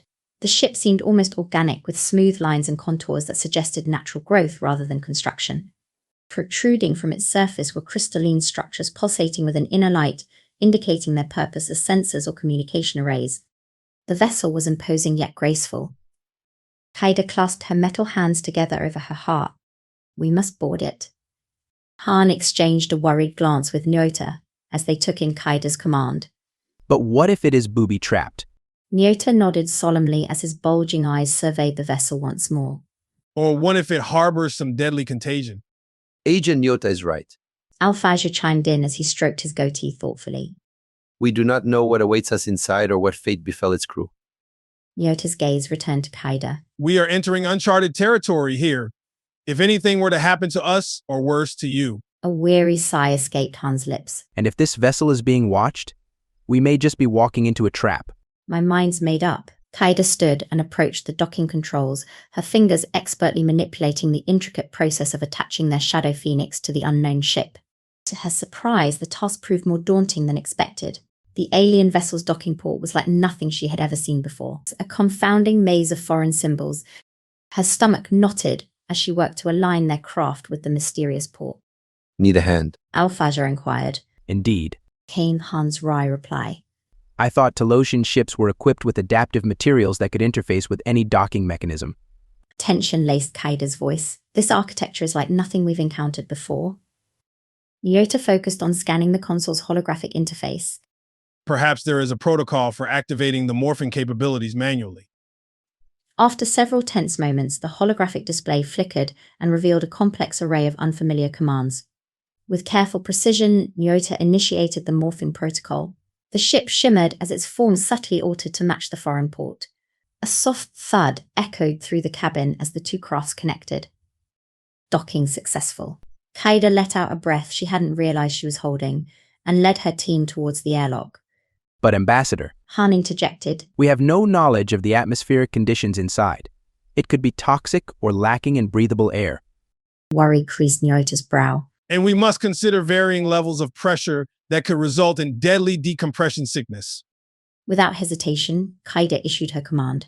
We will don environmental suits stored in the cargo bay before proceeding further. I checked them upon our initial entry. Agreed. Nyota nodded, as did Han and Nochgeist. After suiting up, the crew reconvened at the console. Nochgeist fiddled with a device. This analyzer will provide information on atmospheric conditions. However, it appears that the Talosian ship's database does not recognize this foreign vessel's architecture. We will need to calibrate it manually once we are inside. The team nodded, fully aware of the risks they were taking. Remember, we are entering uncharted territory, Kaida reminded them all. Stay vigilant and report any changes immediately. With her ancestral katana firmly in her gloved hand and her helmet secured tightly to her suit, she steeled herself for the unknown depths of the alien ship. The crew ventured into the alien ship, immediately overcome by its extraordinary environment. The interior melded organic elements with advanced technology, displaying a fusion of biology and machinery. Plant life thrived among silvery conduits and controls. Nochgeist checked his monitor. The atmosphere is suitable for humans.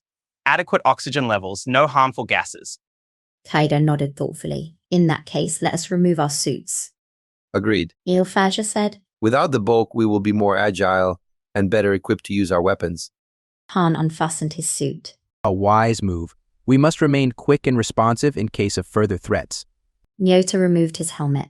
We shall leave our suits by the cargo bay, easily retrievable if needed. The crew eagerly discarded their protective gear, embracing the unfamiliar yet invigorating ambience of the ship. Kaida felt surrounded by lush foliage seamlessly integrated into the spacecraft's walls, emitting a unique fragrance, earthy with a hint of metal, with each breath she took. As Kaida and her team walked upon the soft soil carpeting the floor, their boots left clear imprints behind. With their weapons now more accessible, they prepared to venture deeper into its depths. Ascending a spiral ramp that grew naturally from the ground, they reached an upper level where carnage awaited beneath a canopy of fruit trees. The sight and smell of yellow blood made Kaida retch, the vibrant surroundings only highlighting the brutality of what lay before them. Amidst the wreckage lay scattered bodies of Zalorians, bipedal stick insects with advanced cybernetic enhancements woven into their skin. These once proud beings were now victims of a heinous act. Her eyes fell upon a lone survivor, barely clinging to life. Kaida approached cautiously, her heart heavy with sorrow at the sight of such destruction. The alien bore the marks of their advanced civilization. Intricate nanocircuitry and subtle cybernetic enhancements beneath its chitinous exterior. As she kneeled beside the wounded being, Kaida reached out a gentle hand in a silent gesture of comfort. Who did this? The alien's language came in clicks made by its stick insect-like fingers and toes. Luckily, Kaida's internal interpreter translated its words. Kaida Takahashi. She recoiled slightly. How do you know my name? The Crypt Tribe. They're coming for you and your family. Kaida cleared her throat. The Crypt Tribe. The sounds of clicks emanated from the alien's neck, a disturbing chorus that sent shivers down Kaida's spine. The Crypt Tribe is using the Nano Nexus for an uprising. The alien rasped, handing her a crystalline device. I managed to hide this from our killers. They were searching for it. The rest of my crew didn't know I was carrying it. I work for the SSS and stole it from the Crypt Tribe's headquarters. Someone you know will tell you more if you manage to survive. But keep this information to yourself. Do not trust even your fellow agents. Kaida's mind reeled with confusion and suspicion as she tried to make sense of the situation. Trust me, was all the alien replied before falling silent and still, its eyes gazing into the distance. Kaida turned to her companions, her heart heavy with grief. Did you hear what it said? We heard nothing, Nyota answered. Was it important? It warned me about the Crypt tribe, Kaida explained, her voice thick with emotion. They're using the nano-nexus for a new hive mind. That is despicable. Han growled with anger. We must check ourselves for any signs of infection from the nano-nexus, Nyota insisted. As they continued their exploration of the alien ship, they found only more evidence of brutal conflict and destruction. The sight was unsettling and reminded them of their mission. We have to find a safe wormhole to get you all home, Kaida said, clutching the crystal device tightly in her hand, away from any pirate routes. Especially since we now know about the Crypt tribe. Agent Alabama Fash pointed out. Which is exactly why we must ensure your safety, Nyota interjected. They must be targeting political leaders and using infected assassins. Kaida worried for her family. She had to stop these terrorists. We have to go back, but I'm not hiding. I joined the Earth Space Marines to prevent anarchy.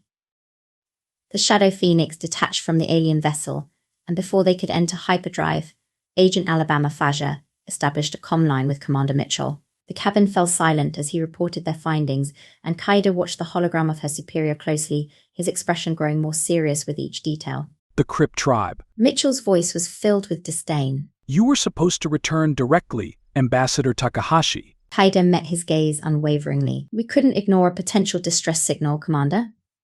Mitchell's eyes narrowed at her defiance. Your compassion could have jeopardized the mission, Ambassador. He scolded before pausing. However, there is something you need to know. Jaxon is on Talos, involved in a covert operation. Kaida's heart leapt at the mention of Jaxon on Talos, but her duty to her father and the Citadel of Unity weighed heavily on her mind.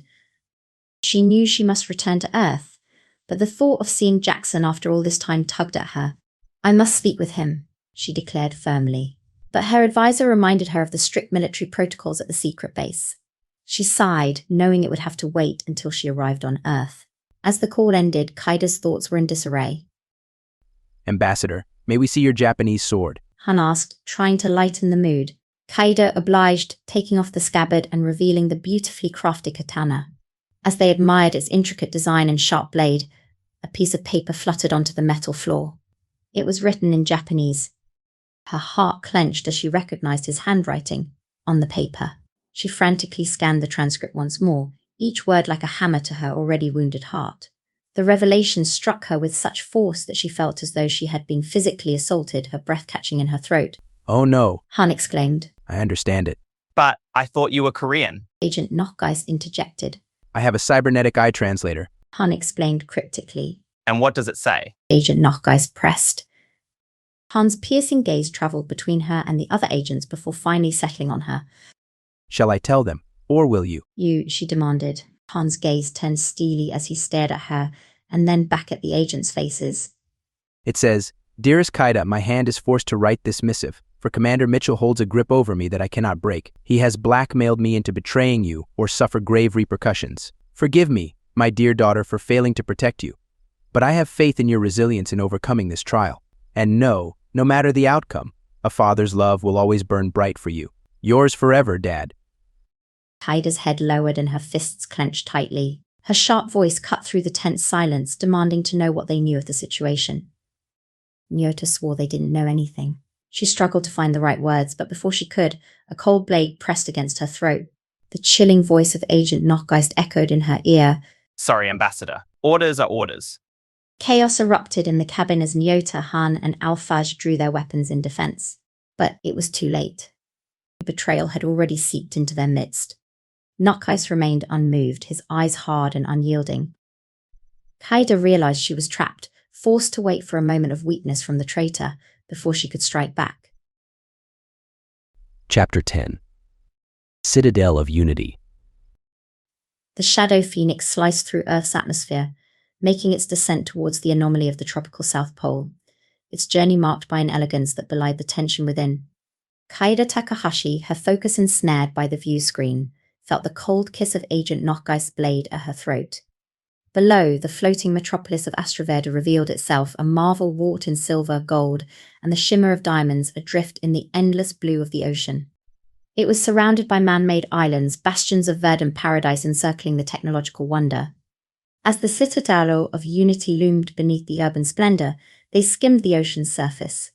The base bustled with the orchestrated chaos of military life, soldiers parading with unwavering precision, airships berthing at their lofty stations, and the ever-present drone of machinery weaving through the air. Landing within the military complex, a surge of desolation overtook Kaida. This was a homecoming marred by coercion and fear, far from the triumphant return she had once envisioned. Agent Nockeist's menace permeated the air, his threat hanging over them like a guillotine. Step out of line, and the ambassador pays the price, he snarled, his weapon an unwelcome companion to Kaida's neck. The companions, Nyota, Han, and Al-Fajr, stood at a precipice of action, their resolve shackled by the imminent danger Nockeist posed. The treachery that had shadowed their journey from the cosmos now stained their arrival on Earth, a sinister echo of their ordeal in the void. Unfolding before Kaida as she disembarked, the military installation was a landscape imbued with the memories of her past and the shadows of her current plight. Commander Mitchell's reception was cold, matched only by the unyielding grip of his guard's pistol against her side, as they were led deeper into the heart of the installation. Their passage took them past training arenas alive with the clamour of preparation, through nerve centres buzzing with strategic fervour, and by hangars that cradled the might of Earth's aerial arsenal. In this fortress of humanity's defence, Kaida wrestled with a profound sense of alienation. The citadel of unity, once a symbol of security and order, now cast a long shadow over her beliefs, tainted by the insidious spread of the nano-nexus. Separated from her allies, Kaida could only hope for their safety as they were led away, each step a betrayal by Commander Mitchell, a man they had once trusted. She pondered their fates, a silent prayer for mercy in a time of deceit. Her journey ended in a stark holding room, where she found her father, Captain Hiroshi Takahashi, a shell of the figure she revered, broken by circumstances beyond their control. "Father," she whispered, the world outside fading away as they shared a moment of reunion in their gilded cage. "Oh, Kaida, I'm so sorry." His voice, heavy with regret and sorrow, filled the sterile space. The chill of the cell, the clang of the door sealing their fate, all faded into the background as Kaida kneeled beside him, their hands clasped in silent solidarity. "Father," she began, her voice steady despite the storm raging within. "There's much you need to know." She told him the tale of their discovery, the extraterrestrial craft she discovered, its Zalorian crew decimated, the sole survivor's final words about the Crypt tribe's sinister use of the nano-nexus for rebellion, and the crystal the survivor had given to her. Father nodded, his gaze laden with fatigue. "The Zalorian entrusted you with it," he murmured, eyes widening as she revealed the crystalline device.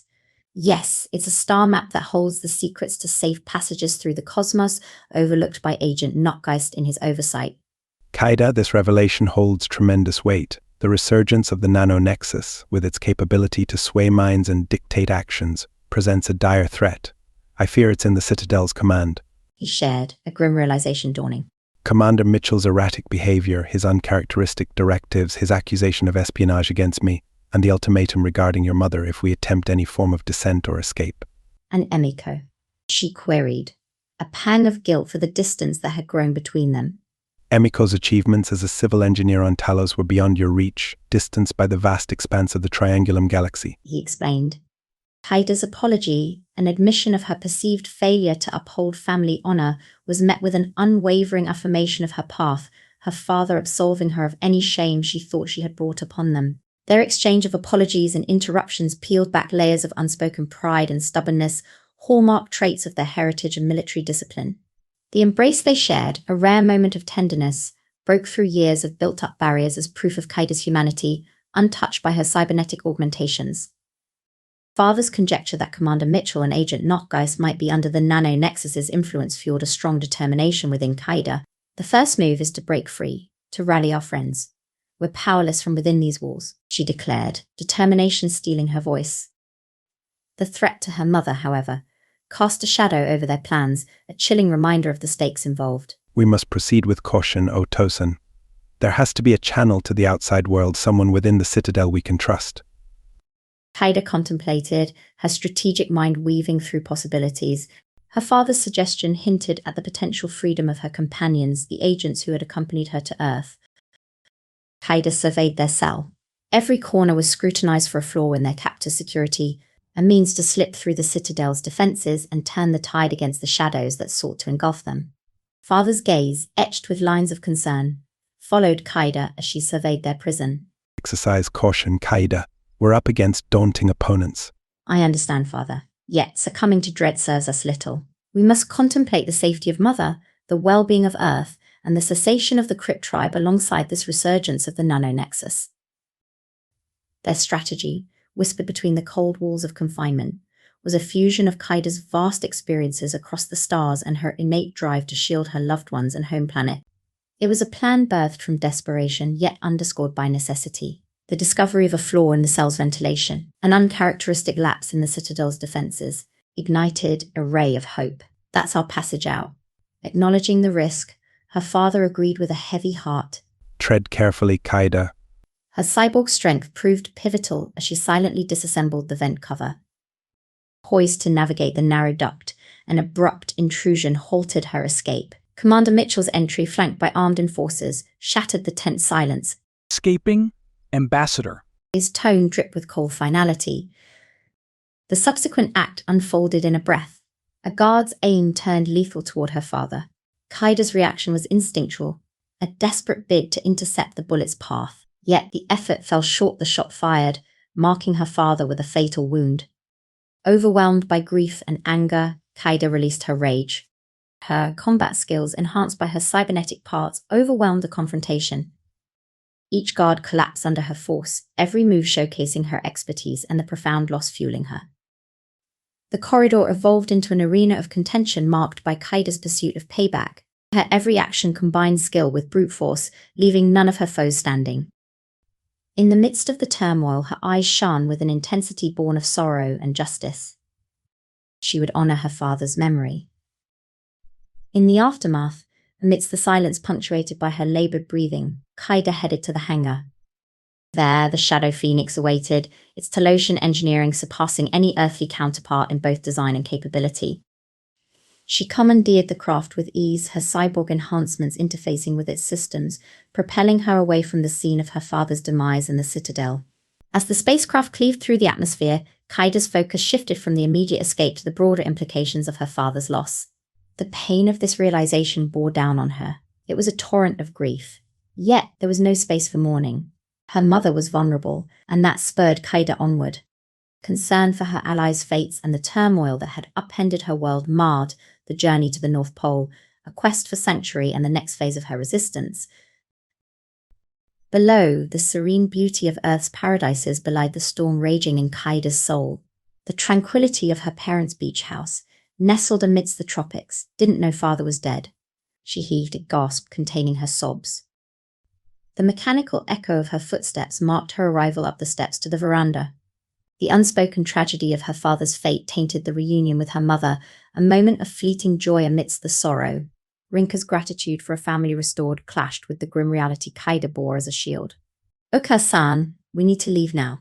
Rinka's expression twisted in bewilderment. Depart. For what reason, Kaida? The harsh reality sliced through Kaida's reluctance like a sharp blade. Father. He's been taken from us. They took his life within the Citadel's walls. The knife Rinka had been holding clinked against the floor as her hand covered her mouth. Tears gathered, quickly streaming down her face. Kaida extended her metallic hand, touching her mother's shoulder with gentleness, amidst the surge of her own swirling emotions. We need to leave, Oka-san. Staying here brings danger. In a state resembling a trance, they gathered their most crucial belongings, the room shrouded in a heavy quiet, broken only by Rinka's muffled cries and Kaida's soft words of comfort. Every object they chose to take with them served as a poignant reminder of a life now irreparably fractured, every memory steeped in sorrow. Emerging into the embrace of the outside world, the serene splendor that enveloped them was a vivid painting, its calm colors clashing with the storm raging within their hearts.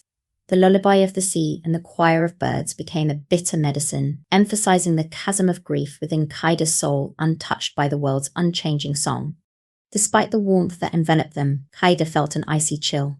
This fragile moment was abruptly broken by the thunderous sound of engines as Earth Space Marines made their descent from above, their vessels catching the sunlight in a threatening way.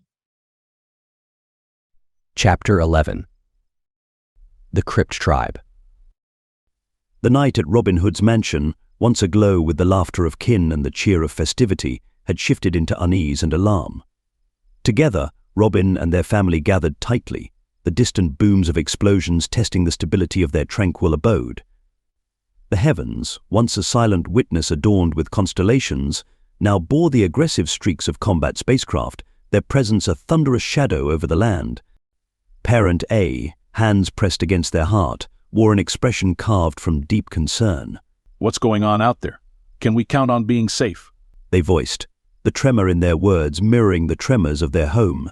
Surrounded by the protective circle of their elders, the children looked on, their eyes wide orbs reflecting the flames of encroaching chaos. The smallest among them whimpered. Robin Hood, a pillar amidst the swirling fear, watched through the pain, the intermittent glow of conflict painting grim portraits on the dark canvas outside. The conflict has reached the Opu territories. Allies are coming to help us. Jaran, unable to still their anxious rolling back and forth, voiced their regret. We stayed way too long. We're in trouble now. Liana, clutching a child to her, echoed the sentiment of vulnerability. This siege was beyond our wildest fears. Robin, what actions must we take? Let's stick together and stay strong. I promise to always protect you, Robin Hood said, sounding a little scared. The clamor of a nearing craft intensified, its roar engulfing the surrounding space. The family drew nearer to one another, a collective seeking of solace amidst the growing tumult. An explosion nearby rattled the mansion, sending tremors through its structure. Cries of alarm echoed as the family steadied themselves against the quake's aftermath. Through the pain, Robin spotted a contingent clad in the distinct green and flat caps of the Crypt tribe, their movements a testament to disciplined preparation. They've arrived, exclaimed Robin. Prepare to depart. The family scrambled, gathering what few possessions they could. Jaran ensured the children were secure and accounted for, while Liana kept the youngest enveloped in her embrace. The mansion's barriers fell to the rescuers. Their commander, a figure of Martian heritage with a demeanor of command, announced their purpose without delay. We're here for your safe extraction. Follow us, silent and swift, to the transport. Led by their saviors on the shuttle, the family prayed for a safe departure. Robin Hood cast a final glance at their home. Inside, the family secured themselves, the children's gazes alight with both fear and fascination. Parent A and Parent B intertwined fingers, a silent exchange of strength in the face of the unknown. The shuttle launched into the velvety darkness, the turmoil of Baudicard dwindling beneath them. Within the shuttle, an uneasy quiet prevailed among Robin Hood and their family. Gazing through the porthole, Robin beheld the battleground Baudicard had become, where light and dark interwove amidst the ongoing strife. Turning back to their kin, Robin's jaw hardened. I vow to amend this. We shall return to Baudicard, and I shall dedicate myself to reinstating peace. Their journey to Aetheris, the heart of Crypt tribe operations, immersed Robin in a dialogue with Valix, the Martian aide. I had envisioned a more hospitable sanctuary for my kin, Robin confessed. Aetheris stands as our fortress, a haven shielded from the storm, ensuring your kin's well-being amidst this upheaval, Valix assured. Robin pondered the lapse that had led to the crystal's theft, a flaw too grave for silence. How did our defenses falter so? Was our leader not safeguarding our stronghold? Valix's pause spoke volumes, his reply tinged with unease. We all need to take responsibility for the breach and make it a top priority to investigate. But keeping your family safe is our top priority. Their discourse did not go unnoticed, sparking inquiry among the family. What peril have we been drawn into, Robin? Parent A's question hung heavy in the air. Confronted with their growing queries, Robin disclosed their deeper entanglement in the Crypt tribe's ambitious project. I've played a role in a bigger picture, trying to use the nano-nexus to unite everyone and help the oppressed throughout the galaxy. Liana, skepticism etched on their features, challenged the notion. A collective mind? What force granted you such capability? Admitting to their alliances and covert operations, Robin revealed, through the alliance with the Black Star Brotherhood, and a venture into King Arkaka's vaults. Jaran's abrupt rise, their reaction a mix of disbelief and outrage. Alliances with marauders? Engaging in theft? The cabin resonated with their collective dismay. Their vocal disbelief and the children's distress charged the air. Valix and his crew, who are no strangers to battle, were completely out of their element dealing with family issues. Parent B faced Robin. How did you stray so far from our principles? Robin's struggle for justification was palpable. I had good intentions. I wanted to change our galaxy, to get rid of the suffering like ours.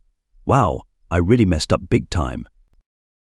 In that charged atmosphere, the shuttle, a beacon of safety, became a crucible of revelation and introspection, the weight of Robin's choices bearing down on all aboard. The shuttle ferrying Robin Hood and their kin sailed towards the Sagittarius Arm, making its descent into Aetheris's orbit, a world cloaked in eternal dusk. The desolate expanse of Aetheris stretched beneath them, a landscape of stark beauty marked by craggy formations and shadowed ravines under the glow of a reddish-orange sky. Varlix, the Martian aide, assured them as the headquarters neared, "Our base is fortified and well-equipped for your stay." Yet Robin wrestled with their stormy thoughts and the family's dismay. I see the necessity for such precautions, but this planet feels so desolate. Is this truly the refuge we seek? Varlix affirmed, "For someone of your stature, amidst current threats, there's no sanctuary more secure than Aetheris. Its solitude is our shield." Upon landing, a hatch yawned open in the Crypt tribe's hangar. The headquarters bustled. Operatives in green, their skull caps the mark of their allegiance, navigated through a maze of high-tech endeavors. Varlix led them, promising safety within these walls. "Here you're beyond reach. We've prepared your quarters with care." Robin, however, was haunted by the lapse that led to the decoder crystal's loss. That crystal. Its loss is a shadow over us. How did our defenses falter so? Parent A, catching wind of the conversation, voiced their growing unease.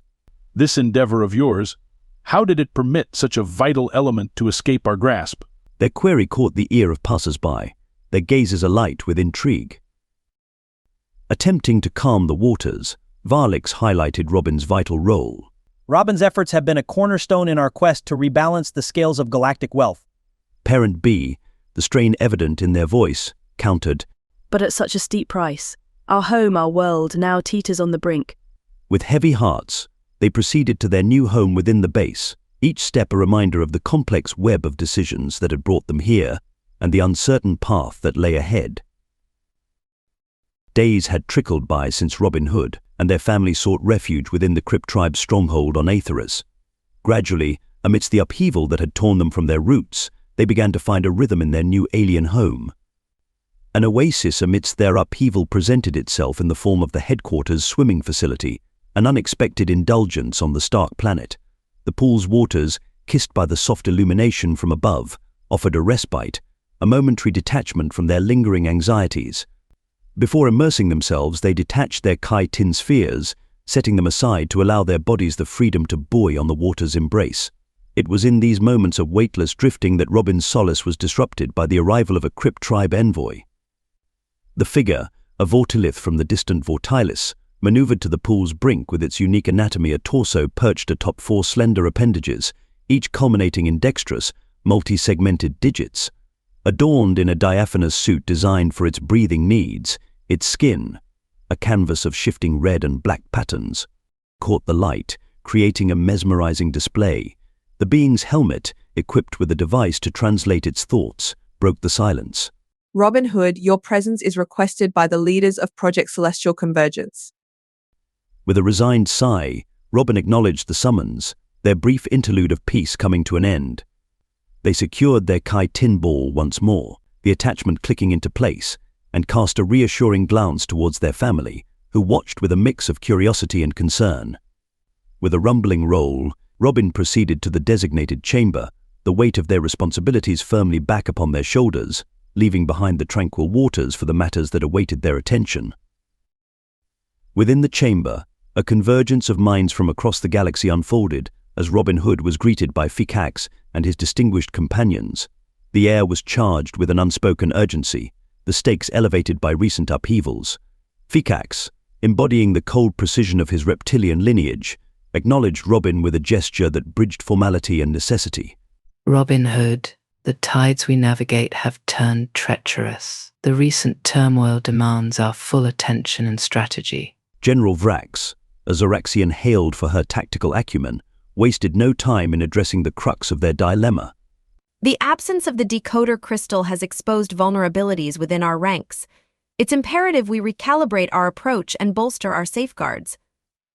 Commander Silex barked once.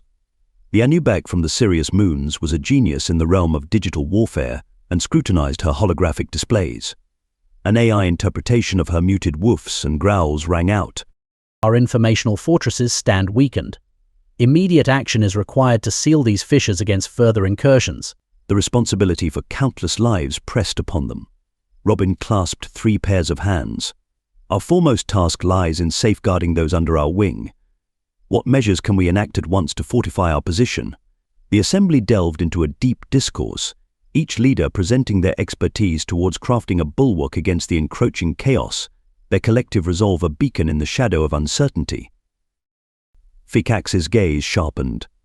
Our foremost task is reclaiming our assets and solidifying our influence. Current upheavals have emboldened rivals to challenge our standing. General Vrax, her demeanor as stern as her strategic mind, leaned in, her blue complexion deepening with earnestness. Betrayal, I fear, lurks among us. The crystal's theft bore the mark of insider knowledge. We must excise such treachery from our midst. Commander Silex, her fingers manipulating the holographic sphere, weaved complex security measures into existence. Enhancing our digital fortifications is my focus. Yet, beyond the realm of technology, we must be cohesive. Vigilance will be our shield, Robin said. I stand ready to defend our mission and the principles it embodies. Fikax's revelation about Kaida Takahashi's flight from Earth's stronghold and their operatives' failure to detain her stirred a storm within Robin. That memory chip held keys to untold power. Have we any trace of her path? Her disappearance into the ether left their efforts to track her fruitless. Fikax admitted. The room's air grew heavy as footage of the Citadel's aftermath played before them, proof of Kaida's desperate fury. Robin jutted their jaw. Her capabilities exceed our estimates. Her background as an Earth Space Marine commander, augmented by cybernetic prowess, only underscored the complexity of their challenge. It complicates our plans significantly, Robin mused. The implications of Kaida's actions weaving a tangled web of obstacles. General Vrax, seizing upon the situation with a tactical eye, suggested, This incident might yet be turned to our advantage. Erasing the Citadel from existence could distract our adversaries and obscure our movements. Commander Silex supported the strategy, seeing in it an opportunity to cleanse any trace of their involvement and the lingering spectre of the nano-nexus. In this convergence of minds, a plan of daunting audacity began to take shape, a gambit that would redefine their struggle, veiling their tracks in the ashes of the Citadel and casting a shadow over the legacy of their presence on Earth. Robin Hood rolled forward and back minutely on his Kai-Tin ball. To level the Citadel. Such a move carries weight beyond measure. Are we truly ready to face what follows? In Fikax's gaze, a sharp intelligence shone, betraying a mind at peace with the plan's boldness. Indispensable, given our current tide. Ambassador Takahashi's freedom binds our hands. We must sever all ties to our past endeavors. Then let it be so, they conceded. Initiate the eradication, but with subtlety. Fikax's response, a smirk touching his lips, promised swift execution. Consider it history, Robin Hood. The Citadel's erasure will ensure our earthly endeavors persist without hindrance. Robin mused on the singular nature of the memory chip, lamenting its solitary existence. A pity Ambassador Takahashi held the only key.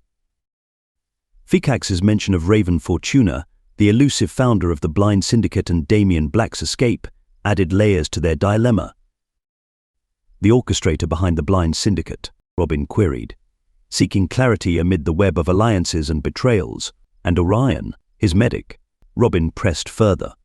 The fate of these potential allies or obstacles was a matter of strategic concern.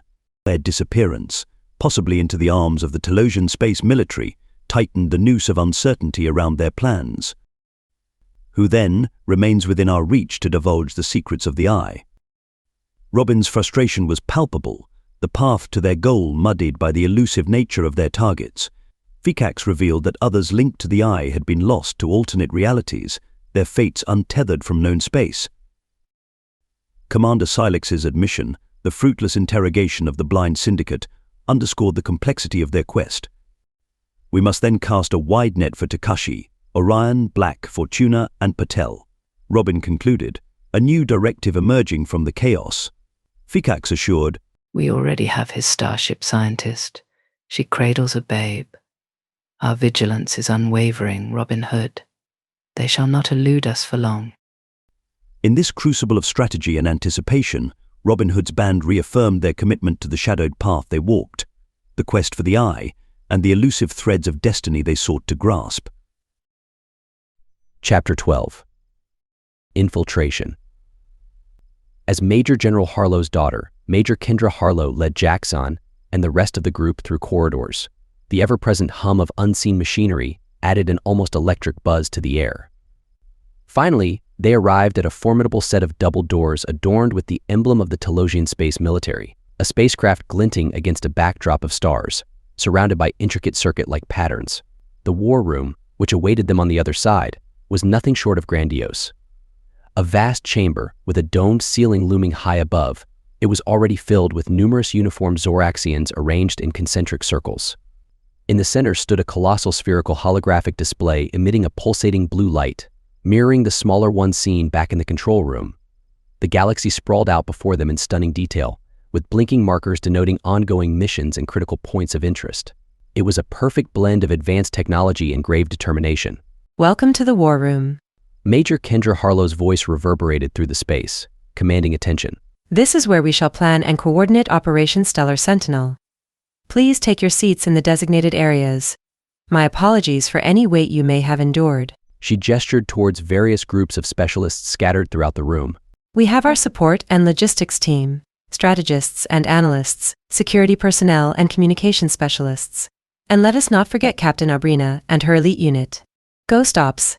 She signaled towards Jaxon and his comrades as they took their seats. Cindy and Annika exchanged wary glances as they settled in next to Jaxon. The doors opened once again, revealing 20 imposing androids who marched into the room with military precision, followed by Captain Genix. A chill ran through Jaxon's veins when he beheld these metal beasts of destruction.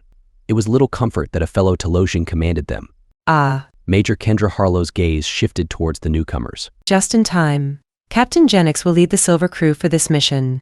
Do not let their advanced technology deceive you, my friends. These androids serve as information-gathering specialists, cyber warfare experts, and reconnaissance drones operators.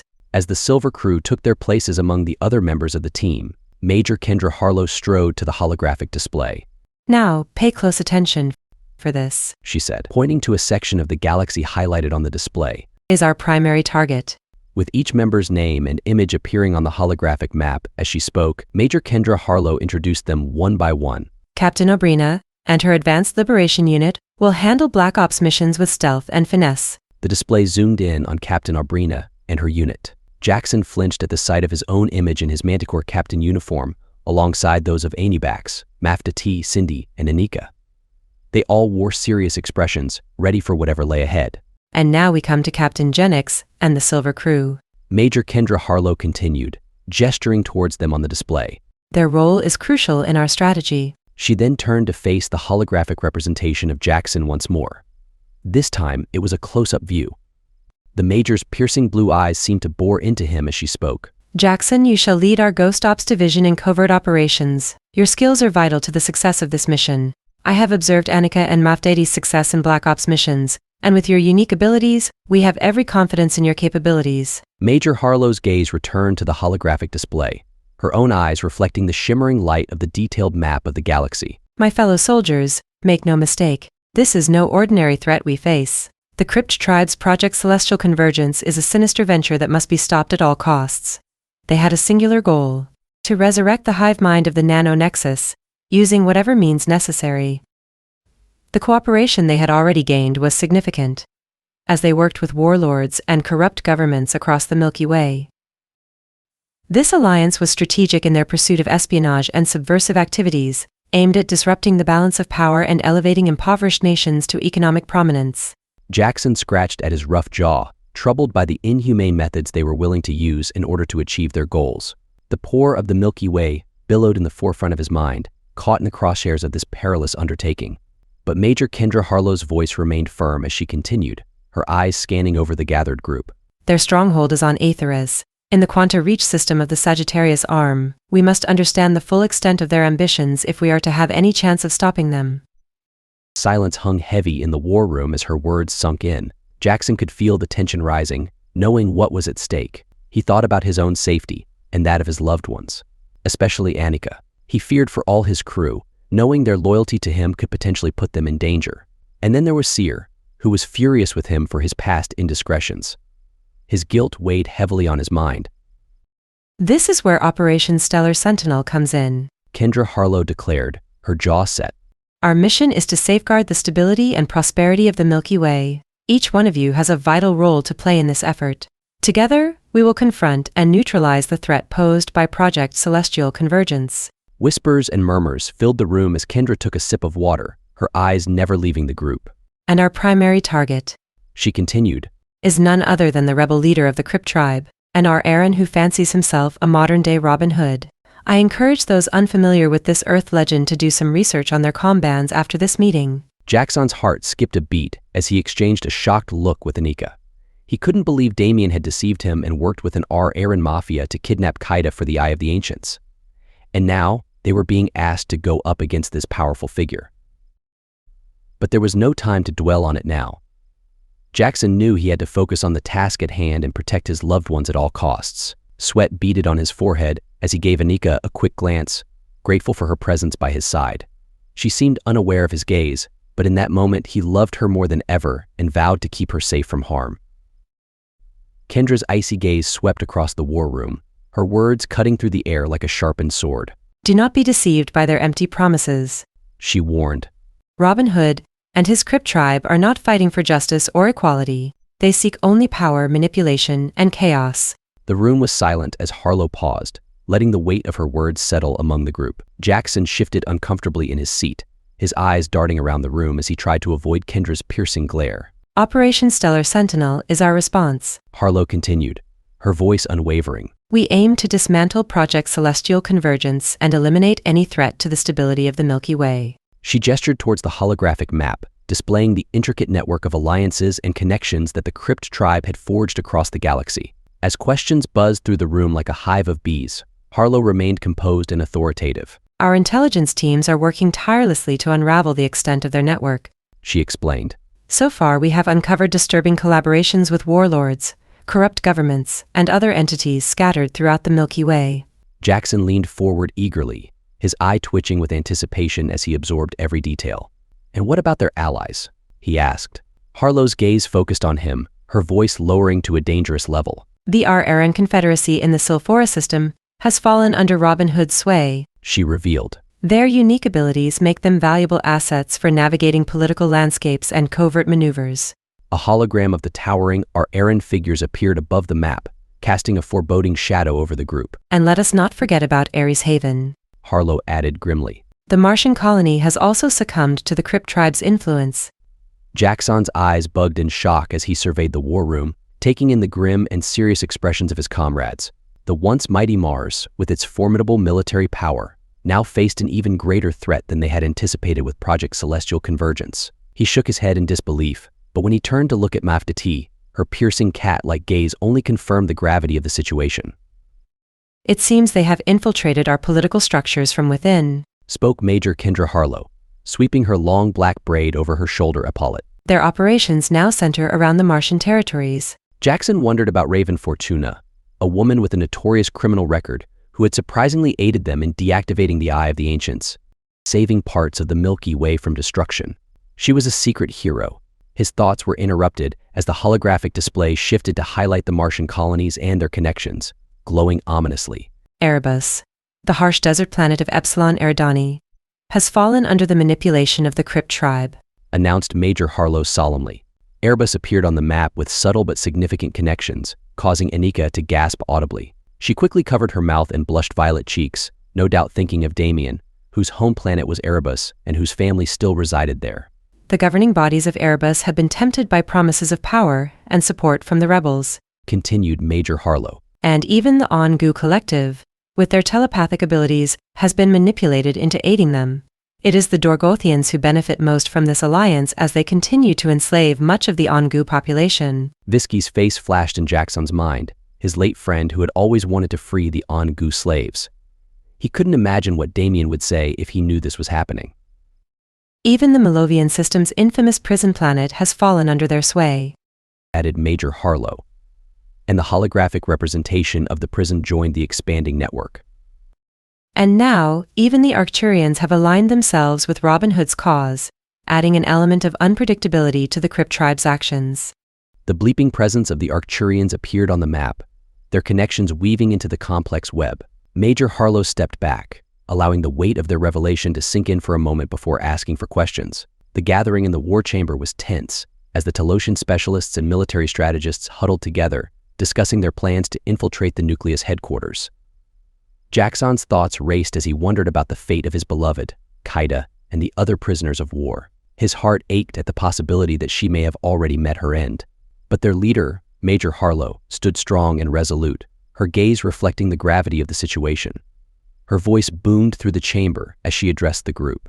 Our enemies may have advanced technology and security systems, but we cannot underestimate the threat of superpowered individuals within their ranks. A Silver Crew android stood silently among them, its features impassive and shiny. The question of cyber threats was raised, but Captain Genix assured everyone that their units were equipped with top-of-the-line cybersecurity protocols. As more questions and concerns were brought up by different specialists, Jaxon observed the professionalism and expertise of his fellow Talosians. But as they discussed coordination and communication strategies, he couldn't help but worry about his own upcoming interrogation with an enemy agent. His fears turned to horror as Major Harlow presented 3 victims of the Crypt tribe's operations. The audience, including Jaxon, listened in fear and disgust as she continued to outline their heinous crimes. A prominent cryptocurrency entrepreneur on Earth, Feng Huang, fell victim to a fatal infection of the Nano Nexus. His wealth was stolen and his life taken, leaving behind a gruesome calling card. But that wasn't all. On Talos, Senator Octavia Vossarion had his influence exploited, resulting in chaos and distrust throughout the planet's government. And on Vestoria, even the royal family was not safe from the Crypt tribe's devious schemes. Princess Celeste, just a young girl, lost her life as the tribe stole their wealth and disrupted the balance of power in the planetary system. As Anika Patel stood up to confirm her connection to Princess Celeste, Jaxon couldn't help but notice how men and women alike eyed her ample bust. He felt a surge of anger at their lecherous gazes, finally understanding why Anika always despised her large chest. As the meeting adjourned for a break, Kendra instructed everyone to regroup tomorrow to discuss their plans for infiltrating the Crypt tribe's headquarters. It was clear that this would be no easy task, but it was necessary to protect their society from further harm. Chapter 13. Grief. The sight of Earth's space marine vessels descending in the sky sent a surge of adrenaline through Kaida's veins, triggering her cybernetic fight sensors. In a swift motion, she thrust Mother behind her and activated a military-grade energy shield, enveloping them both in a protective bubble. Amidst the chaos, Kaida's cybernetic enhancements surged with power, calculating orientation and movements with superhuman precision. Her limbs moved with lightning speed, parrying every attack that came her way.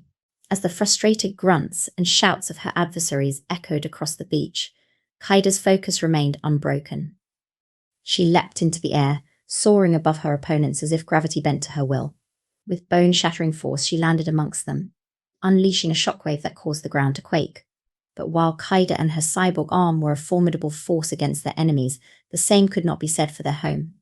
As plasma fire rained down upon it, engulfing it in flames, Kaida felt her heart wrench at the sight. Her childhood memories were consumed by fire. Still, she did not falter. With katana in hand and plasma rifle at her side, Kaida fought with a newfound fury, her actions a blur of motion and strategy. Finally, seizing an opportunity amidst the Marines' assault, Kaida grabbed Mother and sprinted towards their hidden spacecraft. Bullets and energy blasts whizzed past as they made their escape. With one last look at the burning remains of their home, Kaida propelled herself and Mother into the cockpit. As they ascended in the Shadow Phoenix, leaving the chaos and destruction behind, Kaida's mind reeled from the assault. They were bound for Talos, seeking safety among the stars and hoping to find Emiko. But this was only the beginning. The battle against those who had torn their world apart was far from over, and Kaida was ready to face it head-on, with the courage that defined her as a space marine, an ambassador, and a daughter. As the Talosian spacecraft leapt into hyperdrive, Kaida felt the familiar pull of acceleration and watched as the stars outside transformed into streaks of light. She sat in the cockpit beside Mother Rinka, her hands gripping tightly onto the controls while the silent hum of the engine resonated in the background. With a sense of comfort and peace, Mother's hands delved into her bag and emerged with her cherished mala beads. Worn from years of devoted use, they were proof of her unwavering faith. And then she unearthed a box of incense sticks, special ones infused with Chinese medicinal spices and herbs. As she lit them with a match, the first wisp of smoke curled into the air, carrying with it a symphony of scents. The aroma filled the cabin, transforming it into a sanctuary of peace and reflection. The delicate blend of sandalwood and cinnamon mingled with earthy undertones, creating a tangible presence that bridged the gap between the physical world and the spiritual realm.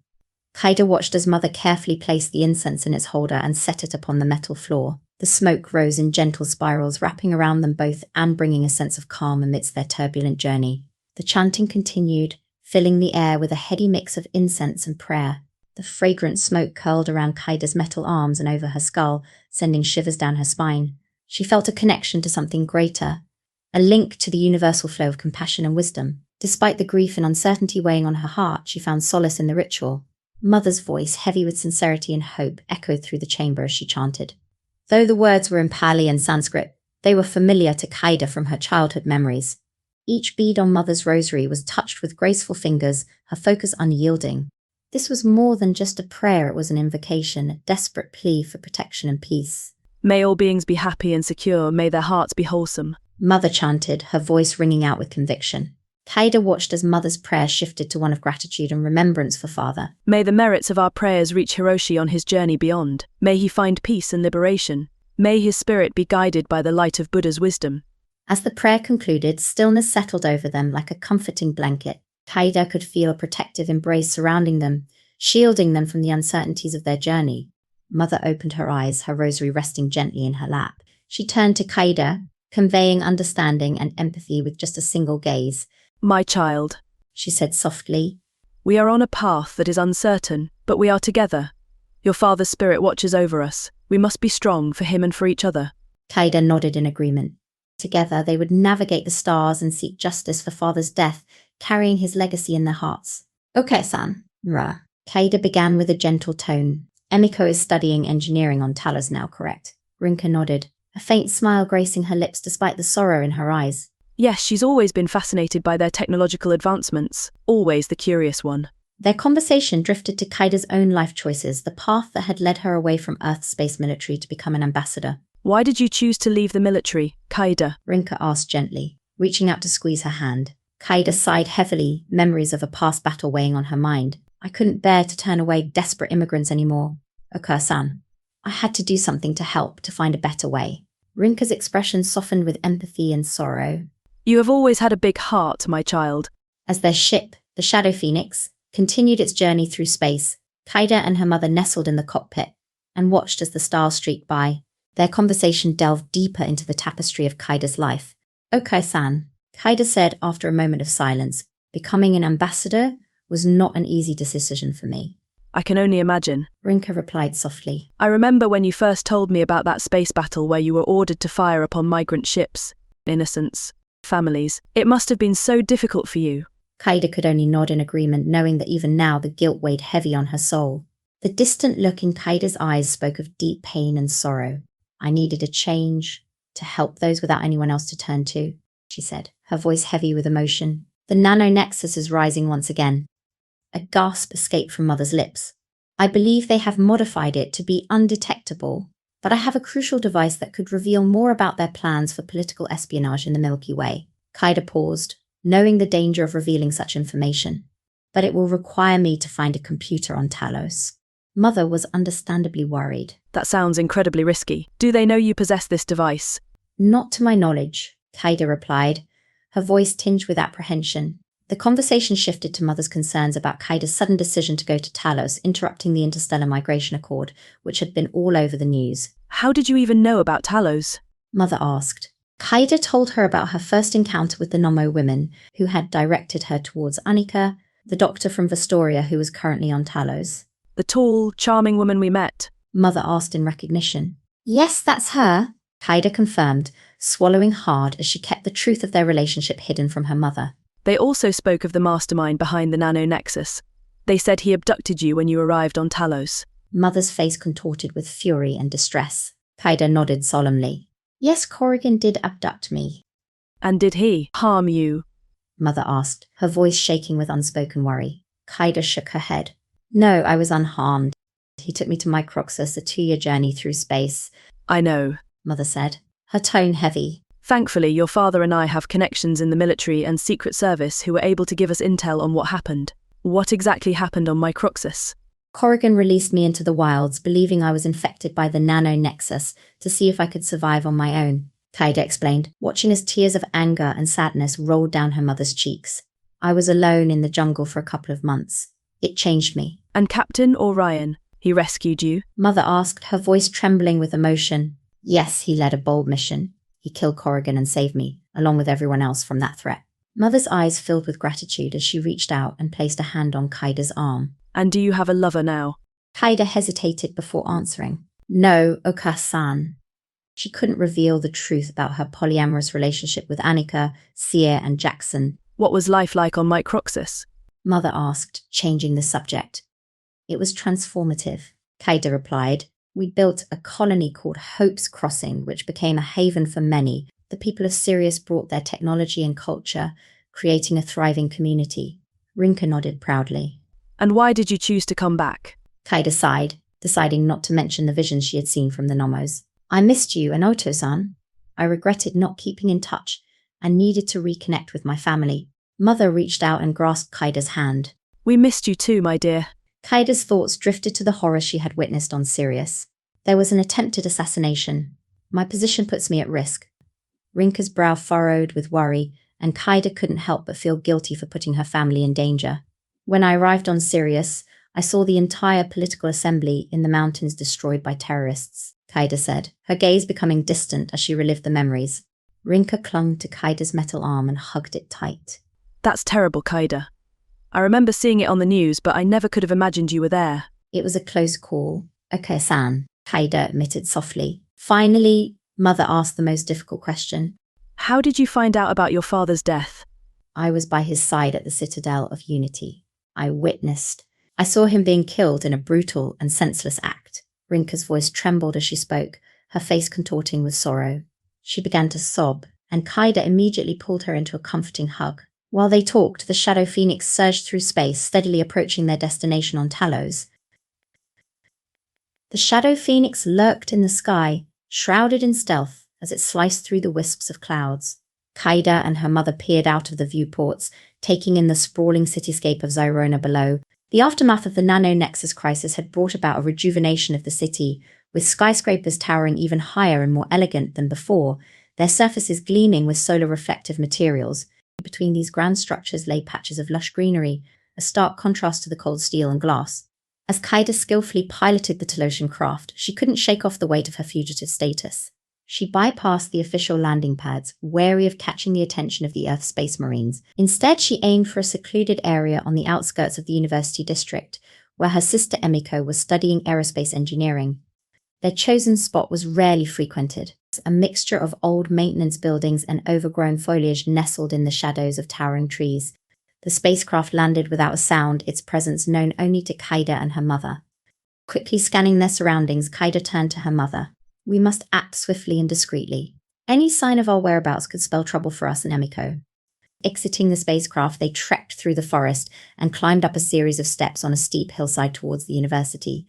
At one point, Kaida's mother stopped to massage her knee with a pained expression on her face. My old knees never did like stairs. Kaida offered her a sympathetic look. We will rest soon, Mother. Just a little further. When they finally reached the top of the hill, Mother grimaced as she bent and straightened both legs slowly. In the distant valley beyond lay the heart of Zyrona City, a bustling hub of activity. Drones buzzed between buildings, transporting parcels and conducting surveillance, while students moved about in their daily routines, oblivious to the drama unfolding at the edge of their world. Kaida couldn't help but feel that the outskirts were more peaceful. Entering the university grounds, the air was filled with the chatter of students, punctuated occasionally by the whirring of machinery and bursts of laughter. Using her comband and specialized software from her days as a retired special operative, Mother located Emiko's whereabouts on campus. Together, they weaved through crowds of students towards the engineering building, where Emiko was attending a virtual reality lecture.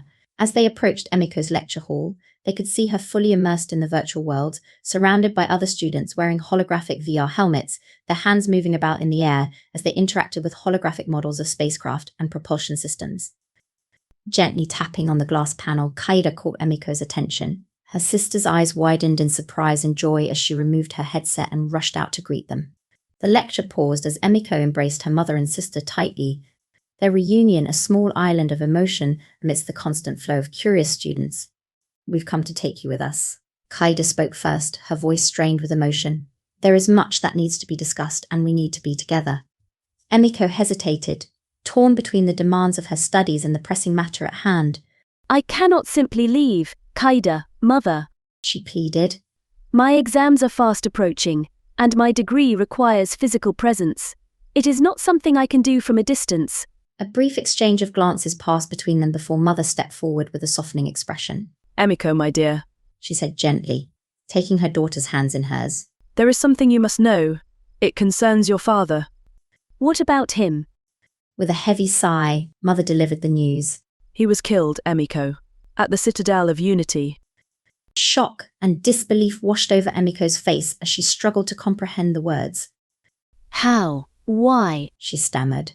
Kaida closed the distance between them, placing a comforting hand on her sister's shoulder. "During an attack," she explained. "He was trying to protect others.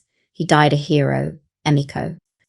Tears welled in Emiko's eyes as the weight of her loss settled upon her. Without hesitation, she turned to her family for support. "I need to be with you both," she declared through sobs. "I need to be with family." Their mother nodded solemnly before wrapping an arm around each daughter. "Now, more than ever, we need each other." Together, they made their way out of the bustling campus, leaving behind the world of academia and future aspirations. In the wake of tragedy, their steps were heavy with uncertainty and grief. As they walked, the carefree laughter and chatter of students filled the air, a stark contrast to the danger that now surrounded Kaida and her family. Oblivious to the turmoil in their midst, young scholars continued on with their lives, absorbed in their own worlds. They reached Emiko's student accommodation, where she hastily packed her belongings before setting off to join her family. Chapter 14. Shadows of Aetheris. Anika Patel stood rigidly in Major Kendra Harlow's office, her dark indigo skin almost blending with the dim lighting. Her lips pressed tightly together, a grimace etched on her face. She had hoped for the adventure of a lifetime, to unravel the mysteries surrounding the royal family's fate in Vestoria, but instead she found herself stuck, tasked with a mission that kept her confined to the shadows. Major Harlow leaned against her desk. Her electric blue Zoraxian complexion and black top knot gave her an otherworldly appearance. "Anika," she began, "your skills are vital to our Ghost Ops team. We cannot risk sending you off to Vestoria alone. However," Kendra continued, "your friend's abilities may prove useful on your journey. Do you possess any such powers?" "No." "Ah, that's a shame. However, not to be glum about it.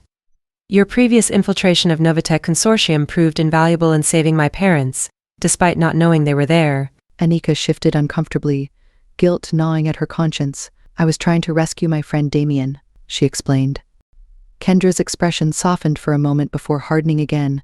"Right now we need you focused on bigger matters." She gestured towards the holographic galaxy map behind her.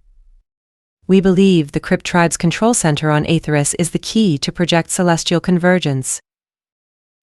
Anika's throat tightened as she thought about the Vestorian royal family and their uncertain fate. Anika's mind was filled with memories of her past, of her orphanage on Vestoria, but she pushed them aside, knowing that this mission was bigger than personal desires. In the following days, Anika and her team immersed themselves in rigorous training, mastering advanced technology and encryption tools that would aid them on their mission. They relied heavily on Jaxon's strategies and insights. But as she studied the holographic galaxy map, Anika couldn't help but wonder about her old life. She thought of Kaida and Seer, her parents who had adopted her, and Zoes, now married to Logan on their homeworld. How much did the rest of the galaxy know about the Crypt Tribe's actions? Were they aware of how government officials and executives were being used as puppets by this shadowy group? If only Professor Voss were still alive, he could gather blood samples and study them for a cure. But instead, Anika found herself learning how to hack complex codes in case her team didn't make it out alive. The fate of the galaxy rested on their shoulders, and Anika knew that failure was not an option. Before long, she could maneuver through virtual defenses without hesitation or error. The meetings were fraught with tension, each participant's insight holding weight in the formation of their strategy to breach the impenetrable walls of Aetherius' stronghold. Amidst the sprawling expanse of the Talosian space military base, Anika Patel stood ready in her new stealth suit and helmet. The technological marvel hugged her lithe figure, enhancing every movement she made. In her hands rested a plasma rifle, a masterpiece of engineering that felt comfortable and powerful. Beside her, Jaxon Maftati, Dirk, Benjo, Homi, and Cindy were similarly equipped, each showcasing their unique abilities. 3 expert hackers joined their ranks, their fingers dancing over portable holopads. Captain Abrina and Major Kendra Harlow observed from the observation deck, their eyes scanning the group with keen scrutiny. The simulation before them displayed a detailed recreation of the Crypt tribe's headquarters. Anika stole a glance at Jaxon, admiring him. Despite still lacking the ability to shapeshift, he remained a formidable leader. And beside him was Cindy, with her power of illusion exuding a quiet confidence that both intrigued and intimidated Anika. The simulation activated, and suddenly they found themselves in the bustling heart of the Crypt tribe's stronghold. Holographic enemies moved about, completely unaware of the ghost operative's presence. Jaxon's voice came through the comms with calm authority. Remember, this is about teamwork and precision. Anika scanned their surroundings, feeling almost as if they were truly there. The team had meticulously replicated every detail, from sounds to smells. Her muscles tensed as she gripped her rifle tightly, ready for action. Anika relied on her stealth suit or natural abilities to blend in and create diversions, and Jaxon moved seamlessly beside her, covering any blind spots. Together, they navigated through the virtual headquarters undetected. The thrill of the mission surged through Anika's veins with every step, bringing them closer to their goal. But when they arrived at the heart of the simulation, the challenge intensified. Holographic guards swarmed them, threatening to expose their true identities. Dirk, Benjo, and Homi used their shape-shifting prowess to create a distraction while Cindy's illusions confused and multiplied their numbers. In approval, Jaxon nodded at Anika's skillful shot as she took down one of the simulated foes. Well done, he praised. Excellent shot, Anika, Cindy agreed. As they continued through the simulation, facing even more challenges and obstacles, the team worked together flawlessly, each member utilizing their unique abilities to overcome any adversity that came their way. The hackers had infiltrated the mainframe, their triumphant shouts echoing in the virtual arena. As the simulation ended and the holographic world dissolved into nothingness, Major Kendra Harlow's commanding voice boomed over the intercom, praising their efforts. Captain Abrina, known for her stern demeanor, allowed herself a rare smile as she congratulated the team on their impressive display of coordination and utilization of their unique abilities. Anika, still catching her breath and feeling her hair plastered to her forehead, shared a proud glance with Jaxon before removing her helmet. Cindy approached, her illusionary powers fading away, and complimented Anika's exceptional skills. Blushing at the praise, Anika gratefully returned the sentiment to Cindy. As they debriefed, Anika couldn't help but feel a swell of pride for this team. A diverse group of individuals bonded by unbreakable spirit and ready to face whatever challenges the Crypt tribe may throw at them. So you're certain we won't be interrogated by the Talosians? Homi asked anxiously. No, Anika assured him confidently. They only want our help, nothing else. Relief washed over Homi's face as he gave her a grateful nod. Excellent, he exclaimed with a sigh of relief. Like a fierce dragon, Major Kendra Harlow commanded the war room, her icy blue skin contrasting against the dull metal walls. Anika couldn't help but notice Jaxon's muscles tensing as he gazed at the commanding presence of the Major. Anika's eyes followed his line of vision to the 2 men whispering and staring in their direction. Jaxon's furious gaze darted between Anika and the men, his jealousy burning bright like wildfire. She crossed her arms, trying to contain her annoyance at his unwarranted possessiveness. He knew she loved him, as well as Seer and Kaida. There was no need for this display, but their petty conflict was soon forgotten as they listened to the Major's briefing. Her voice boomed with authority, a true leader in every sense of the word. Our mission to Aetherius is of utmost importance, she declared. We will use the quantum Dreamweaver to transport to the planet's only habitable area, the zone of constant twilight on its tidally locked surface.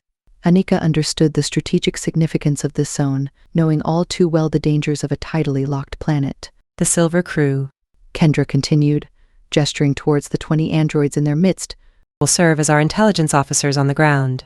Their duties include reconnaissance, cyber warfare, and real-time information gathering. They are also responsible for maintaining communication with our military base on Talos. Meanwhile, Jaxon's Ghost Ops team would remain aboard the Dreamweaver, cloaked in stealth and awaiting orders from Captain Abrina. Timing and discretion were crucial in this mission.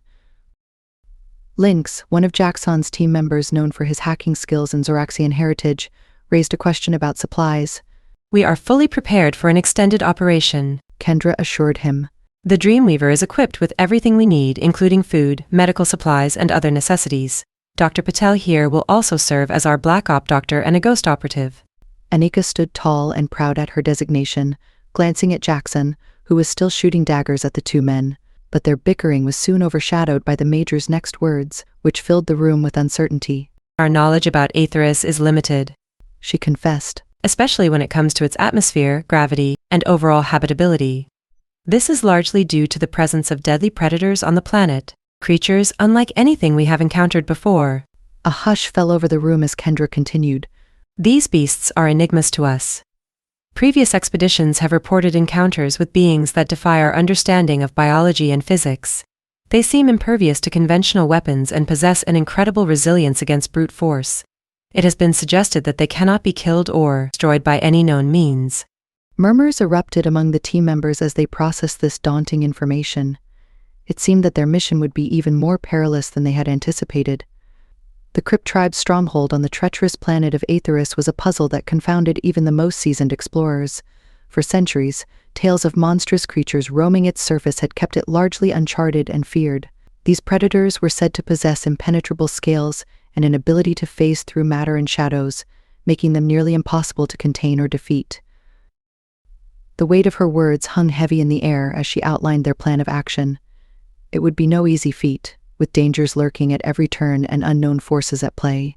And while the Silver Crew and Ghost Ops teams prepared for their journey into this perilous world, those remaining on Talos would provide support and analysis, ready to assist in any way possible. Chapter 15. Family of Fugitives. The three women descended the steps of the tall hill, their pace hurried and tense. Emiko's university sat atop the hill, but it offered no respite for the family that was being hunted. As they walked, a chorus of birds sang in the trees, a brief moment of natural beauty in an otherwise dire situation. The wind rustled through the green leaves, offering a fleeting distraction from their worries. Suddenly, Kaida's comband buzzed on her wrist. She glanced at the message, her eyes narrowing in suspicion. Switch to internal telepathy device. It read, Encryption needed. You're being watched. Kaida activated her internal telepathy device. It's a sophisticated implant that allowed silent communication through thought. The voice of Damien Black filled her mind, his words urgent and cautionary. You and your family are being followed, he warned. Head back to the university cafeteria. Blend in there. Someone in disguise will meet you. Damien, who's following us? Kaida thought back in alarm. The Talosian space military. Damien replied grimly. And listen carefully. Don't give them the crystal device you found on the Zalorian freighter. Kaida clenched her jaw in frustration. She had intended to hand over the decoder crystal, believing it would benefit their cause. But Damien's next words made her doubt everything. There are moles within the military, infected by the nano-nexus and working for someone else. As confusion and fear swirled in her mind, Kaida remembered Jaxon and Anika. Her lovers were apparently now working as Black Ops for the Talosian space military, unless Commander Mitchell had been lying. But if it was true, were they infected as well? Damien's voice cut through her thoughts once again. No time to dwell on that now, he said firmly. I'll explain more once you're in a safer location. Above them, hover discs glided gracefully through the sky, their occupants potentially surveying them. Kaida's trust in Damien wavered as she remembered his past betrayal and subsequent redemption. But with no other options, Kaida motioned to her family. We need to go back up to the university. Mother protested, but Kaida insisted. Please trust me, she pleaded. With a narrowed gaze, Mother finally relented. Fine, lead the way. Emiko let out a pained groan, her hand clutching her stomach. Had their mother sensed something amiss? As a former special agent, she was skilled at reading people and situations. She may have noticed the concern etched on Kaida's face. Together, they made their way up the steps to the university, but their mother's breath grew laboured as they ascended. The sun shone down on them, casting a golden hue over the bustling campus. Despite its idyllic appearance, turmoil raged within Kaida's mind. She bit her lip in frustration, recalling Damien's warning about the Talosian space military and their deadly nano-Nexus-infected hunters. It was all too much to handle. She needed answers, and she needed them now. Who was behind this madness? Were they the same individuals who had tried to end her life before? What did they want from her? And why would they risk destroying their only chance at obtaining the answers they sought by attacking her and the Apex Guardians? The knot formed in her stomach as she pondered these questions. Were there possibly two enemy factions at play here?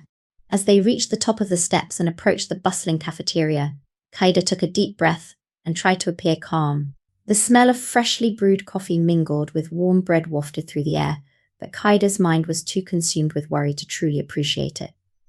After ordering food and drinks for herself, Emiko, and Mother, Kaida sat at a nearby table, trying to maintain an air of composure.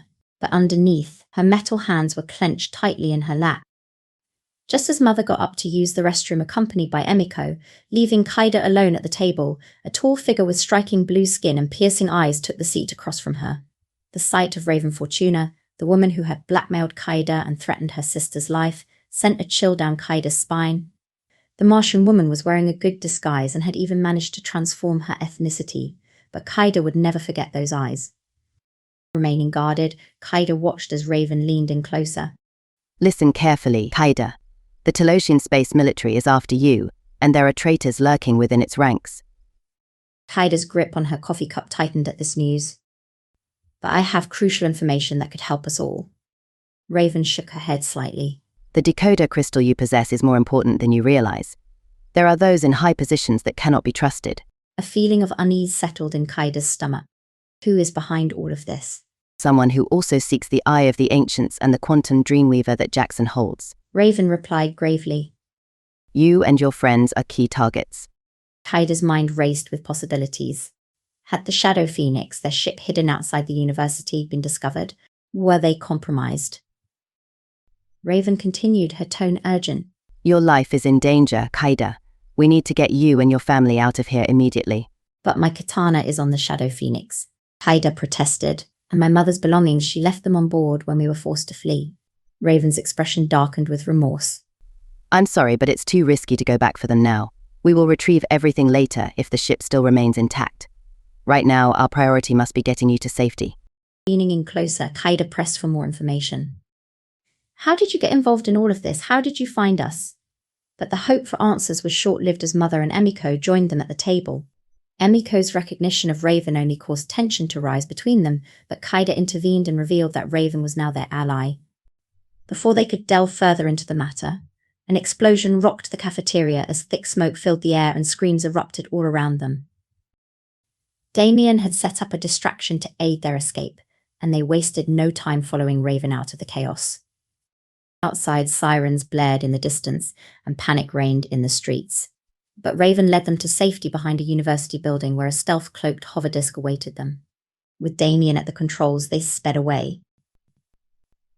Eventually, they arrived at a hidden safe house in the forest, guided by Raven and Damien through a concealed pathway. The sounds of nature surrounded them as they cautiously approached their temporary sanctuary. But even here, they couldn't let their guard down. The building they arrived at was unremarkable, with its bland grey walls and inconspicuous design blending into the surroundings. The door was seamlessly integrated into the wall, sliding open smoothly as Damien approached. Inside the safe house, advanced security monitors lined one wall, displaying various angles of the surrounding forest and other locations. Damien led them through a narrow hallway into a compact living area, furnished with minimalist chairs and a small table. He gestured for them to take their seats and spoke in a tense voice. Sit yourselves down and make yourselves comfortable. You'll find safety here. The blue skin of Raven glistened slightly as she nodded. I'll make my way back now. I'll try to retrieve your belongings from the spacecraft. Kaida explained where she had left the Talosian vessel, and Raven understood. Stay hidden and rest easy here. As Raven disappeared back into the forest, Damien moved to an unobtrusive kitchenette. He filled a jug with water and poured it into 3 glasses. Drink up, he said, handing each of them a glass. Stay hydrated. The cool water was refreshing as Kaida gulped it down while seated between Emiko and Mother on the sofa. It eased some of the tension from their arduous journey. But even in this momentary respite, thoughts of her father's death crept into Kaida's mind. It was as if Buddha himself was punishing her for daring to take a break from her grief. It didn't matter that Kaida was part machine. Most of her brain was still human, and her heart was too. It was a heart that ached with pain. She didn't want to sit here pretending to be strong and ready for battle. She wanted to curl up on the floor, hugging her metal knees close to her chest. The weight of her grief was almost physical. Kaida watched Damien move around the space, noting the subtle security measures integrated into every corner of the room. Discreetly placed cameras, hidden panels concealing defensive mechanisms. Finally, Damien settled into a chair facing them. They were all on edge, waiting for what he had to say. What I'm about to tell you is a lot to take in. Damien began, his tone grave. I am an undercover agent working at the Crypt tribe. Kaida's heart skipped a beat. The dying Zalorian spy had warned her about the Crypt tribe when it gave her the crystal device. I have heard of them, she admitted. Have you? Agent Rinka Takahashi. No. Mother interjected. I've been retired for 7 years. Then allow me to enlighten you. I am aligned with the Sirius secret sect. They approached me out of fear that one of their own spies had been compromised. The Crypt tribe is an organization involved in the darkest corners of the galaxy, from black market dealings to forbidden technologies. Like the Eye of the Ancients. Mother gasped. Yes. Damien confirmed somberly. Damien turned to Kaida. I am infiltrating the ranks of the Crypt tribe, tasked with monitoring and thwarting their plans. Kaida's mind reeled with this new information, and she instinctively reached out to embrace Emiko, who clung to her anxiously. She frowned as she spoke. Are members of the Talosian space military working with the Crypt tribe? Not knowingly. Damien clarified. Certain high-ranking individuals have been secretly administered a modified and non-infectious form of nano-nexus without their consent. Do you possess a device from an alien vessel? Damien asked. Kaida handed it over and recounted the tale of the Zalorian freighter. The man's fingers toyed with the device, a cunning glint in his eyes. May I give this to Jaxon? He asked. Yes, but how? Kaida questioned. He will be infiltrating my place of work undercover. The Crypt tribe's stronghold. Precisely. It will aid his hackers in breaching their defenses. Is Jaxon under the nano-nexus? No. And his captain? Not to my knowledge. Any members in their ranks? No, they plan to infiltrate the stronghold soon. May I see Jaxon then? Kaida pleaded. No, neither him nor Anika. The man warned, his tone grave. My task is to prevent the Crypt tribe from acquiring powerful artifacts, all while maintaining my cover and gathering intelligence. The SSS recommends minor surgery for you, to ensure your memories of the Eye of the Ancients location are erased or stored on a self-destructing memory chip. He informed her. But I hid it in a cave. They could never find it without creating a black hole. Kaida protested, feeling a rush of panic at the thought of having brain surgery. Mother screamed they would not allow it. If they got Jaxon's Dreamweaver, they could access any information they desire. Damien countered. For now, your safest course of action is to remain hidden and have your memories of the Eye completely wiped or contained on a self-destructing chip. The less you know about my operations, the better off you'll be. I will offer support and information when I can, but my role demands strict discretion. He stood and passed out water to everyone present as each grappled with the dangerous game unfolding around them. I must take my leave now. Raven will return shortly, and I will show you where provisions can be found. There are plenty of fresh fruits and vegetables in the cupboards. He assured them before leaving. Chapter 16. Ghost Op Team. Jaxon sat in the center of the Quantum Dreamweaver, surrounded by 10 Talosian Vanguard MKX I-Spectron androids and his team of skilled individuals. Each one was crucial to their covert mission, whether they were made of flesh or metal. One of the Silver Crew androids approached Jaxon, its expressionless face betraying no emotion. Commander Orion. It addressed him in a clear and direct voice. These are the coordinates for our destination in Aethers' zone of constant twilight. It handed him a data chip, which he took and examined closely. But when Jaxon asked for the coordinates to be projected for all to see, the android had a surprising response. Shall I beam them into space? It offered. Jaxon nodded, and the hologram appeared in front of him, displaying the numbers in the reddish-orange sky of Aethers. With a deep breath, he focused his mind and commanded the Quantum Dreamweaver to make the leap across the stars. In a momentary eclipse of darkness, they traveled through space until they arrived in Aethers. The interior of the Dreamweaver was bathed in an eerie reddish glow, like the perpetual twilight that covered this unknown world. Anika admired the landscape below while Mafditi expressed his unease. The Anubak trio scanned their surroundings and Cindy commented on the challenges ahead. But Jaxon reassured them that together, they could achieve anything. The two hackers immediately got to work on establishing secure communication channels with their counterparts on Talos, while Jaxon reminded everyone of their roles. Anika's skills as a medic were vital to their success, and she was ready for whatever came their way. As they prepared for Captain Arbrina's orders, one of the hackers announced that they had food and supplies for an extended stay if needed. And SC-04, one of the Silver Crew androids, began analyzing the atmosphere with its advanced cloaking technology. Together, they were the Ghost Ops team, a mix of organic and synthetic beings working towards a common goal. And Jaxon knew that every member played a vital part in this dangerous mission. For only by sticking together could they hope to come out victorious against whatever awaited them on this unknown world. The team of Jaxon watched with bated breath as the android braved its way into the airlock, stepping onto the mysterious planet's surface. Silence hung heavy in the air, but it was soon broken by the mechanical voice of SC-01. SC-04 has made a successful nosedive away from the vessel, it announced, and has deployed a parachute. Minutes ticked by agonizingly slow as they awaited for any updates from the exploring android. Finally, SC-04's voice crackled through the comm system. Analysis complete, it reported. The atmosphere is breathable for humans, Martians, Vestorians, Zoraxians, and Syrians. However, high concentrations of Xenon-129 make it toxic for Thalassians. Gravity is 0.5 g. Anika tilted her head in understanding before nodding. It makes sense. Xenon, being a noble gas, is typically non-reactive, but for Thalassians, their unique respiratory system must react adversely to it. She turned to Jaxon with a somber expression. We are fortunate that Seer did not join us. Exposure to high concentrations of Xenon-129 could have been fatal for her. Jaxon took in this new information and felt a knot tighten in his stomach. They could breathe on Aetheris, but they would need to remain vigilant for any other dangers that may lie ahead. 2 more androids from the Silver Crew prepared to venture out into the unknown planet's terrain. They moved with precision and grace, their shiny exteriors barely making a sound as they headed towards the airlock. Our recording devices are activated. One of the androids, designated Spectron 7, stated in a calm yet synthetic voice. We will gather visual data on the predators Major Harlow warned us about. Spectron 8, the other android, added. Our stealth mode is engaged. We will remain invisible to any organic life forms. Jaxon exchanged a worried glance with Anika.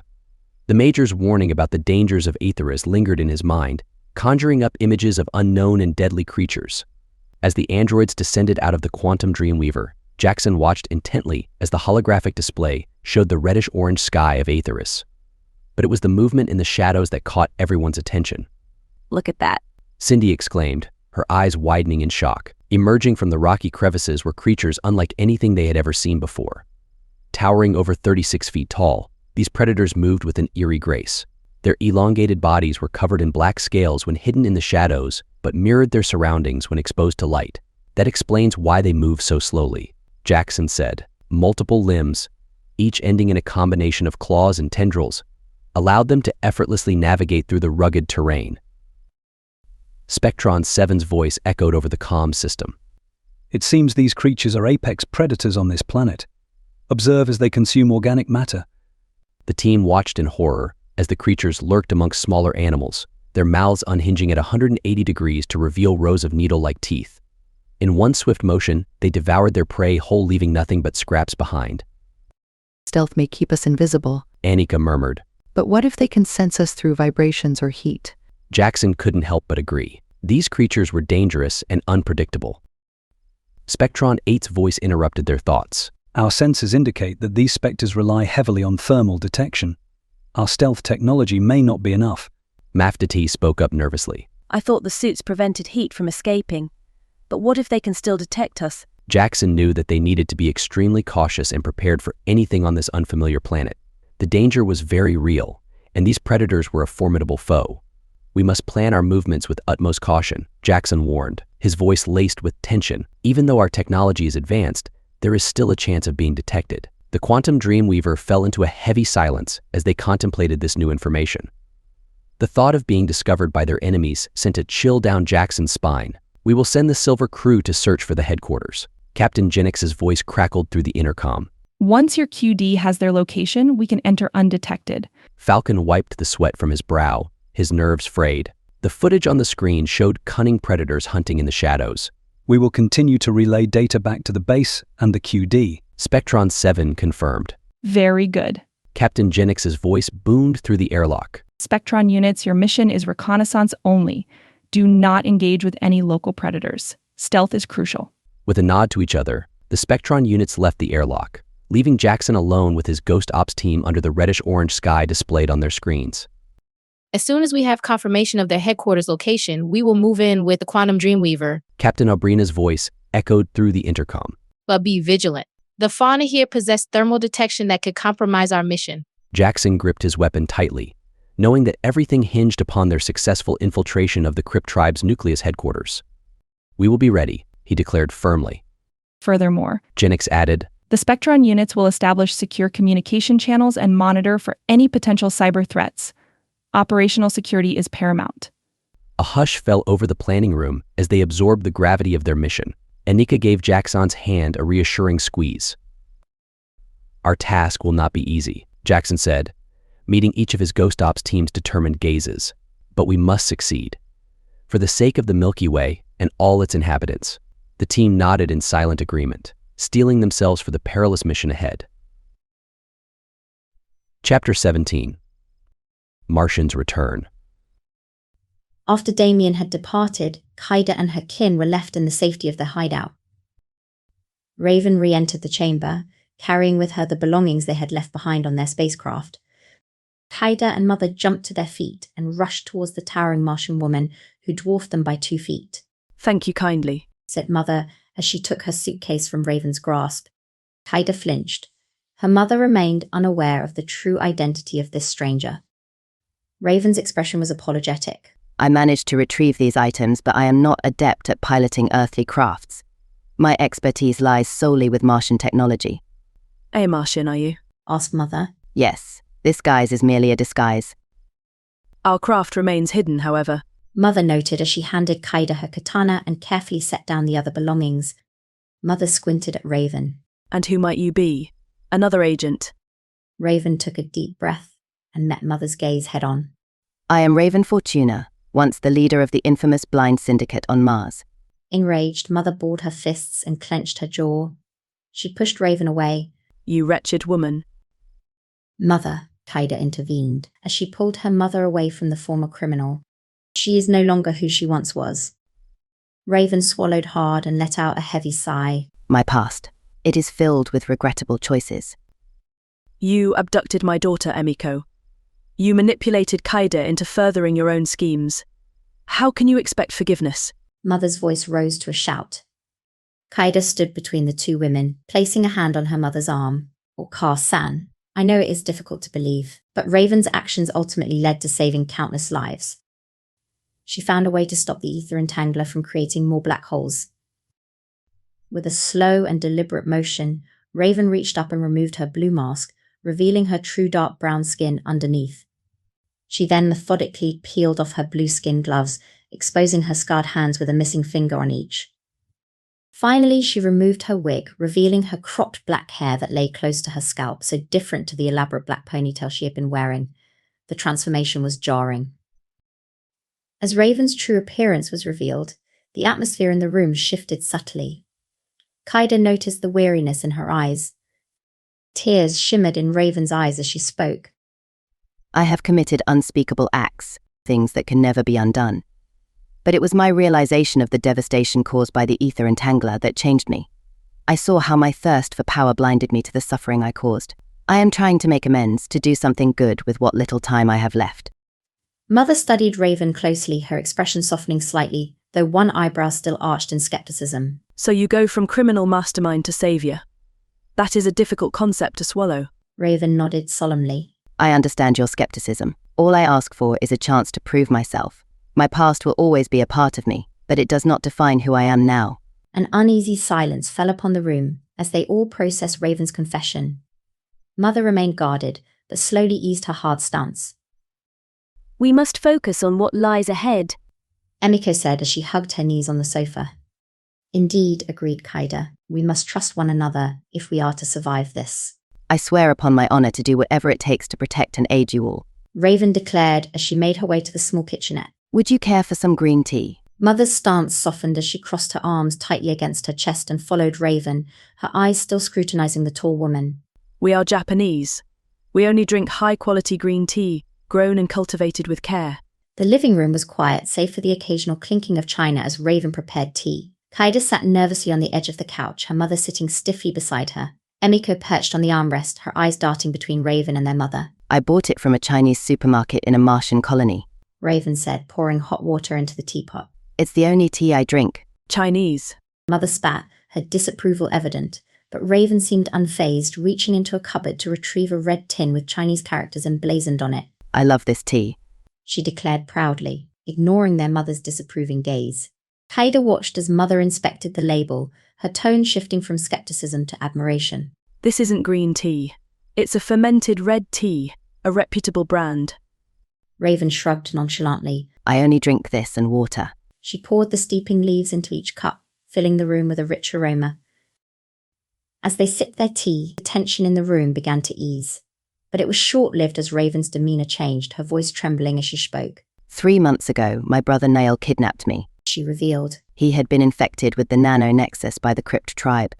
The Crypt tribe, Mother exclaimed, sitting up straighter in her seat. He tortured me. Raven continued, tears glistening in her eyes. But it wasn't really him. The Nexus changes people. We know, Mother soothed. Emiko looked visibly shaken by Raven's words while Kaida gently interjected. How did you know he was infected? After I escaped Nael, I was lost and confused, Raven explained. It wasn't until later that I realized what had happened. How did you come to that conclusion? Mother prodded. Damien told me, Raven said, taking a small sip of her tea. After I failed at contacting Jaxon. Jaxon, Mother repeated, confused.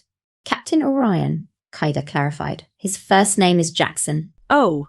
Mother nodded in understanding. Raven then shared how she had contacted Sia on Microxus for help and was told that Jaxon had gone on a secret mission to find Kaida. Sia Lacroix gave me Damien's contact as he was in the Milky Way, Raven revealed. I needed someone who understood what was happening, someone from our galaxy. The Triangulum galaxy is just too far away. Mother's brow furrowed in thought. And Damien helped you? Raven nodded solemnly, her voice barely above a whisper. He did. She let out a pent-up breath. The room fell into a heavy silence, each person lost in their own thoughts as Raven's tale unfolded. A world plagued by unseen dangers and complex alliances was not for the faint of heart. Do you intend to undergo the brain surgery, Kaida? Raven inquired, her words laced with both curiosity and concern. My friend is a skilled surgeon in this field, and she will be arriving tonight with her equipment. The implications in the air were thick, causing Mother to shake her head vehemently in immediate refusal. But Kaida, ever pragmatic and determined, saw the potential benefits such a risky procedure could provide. I will do it, she declared firmly.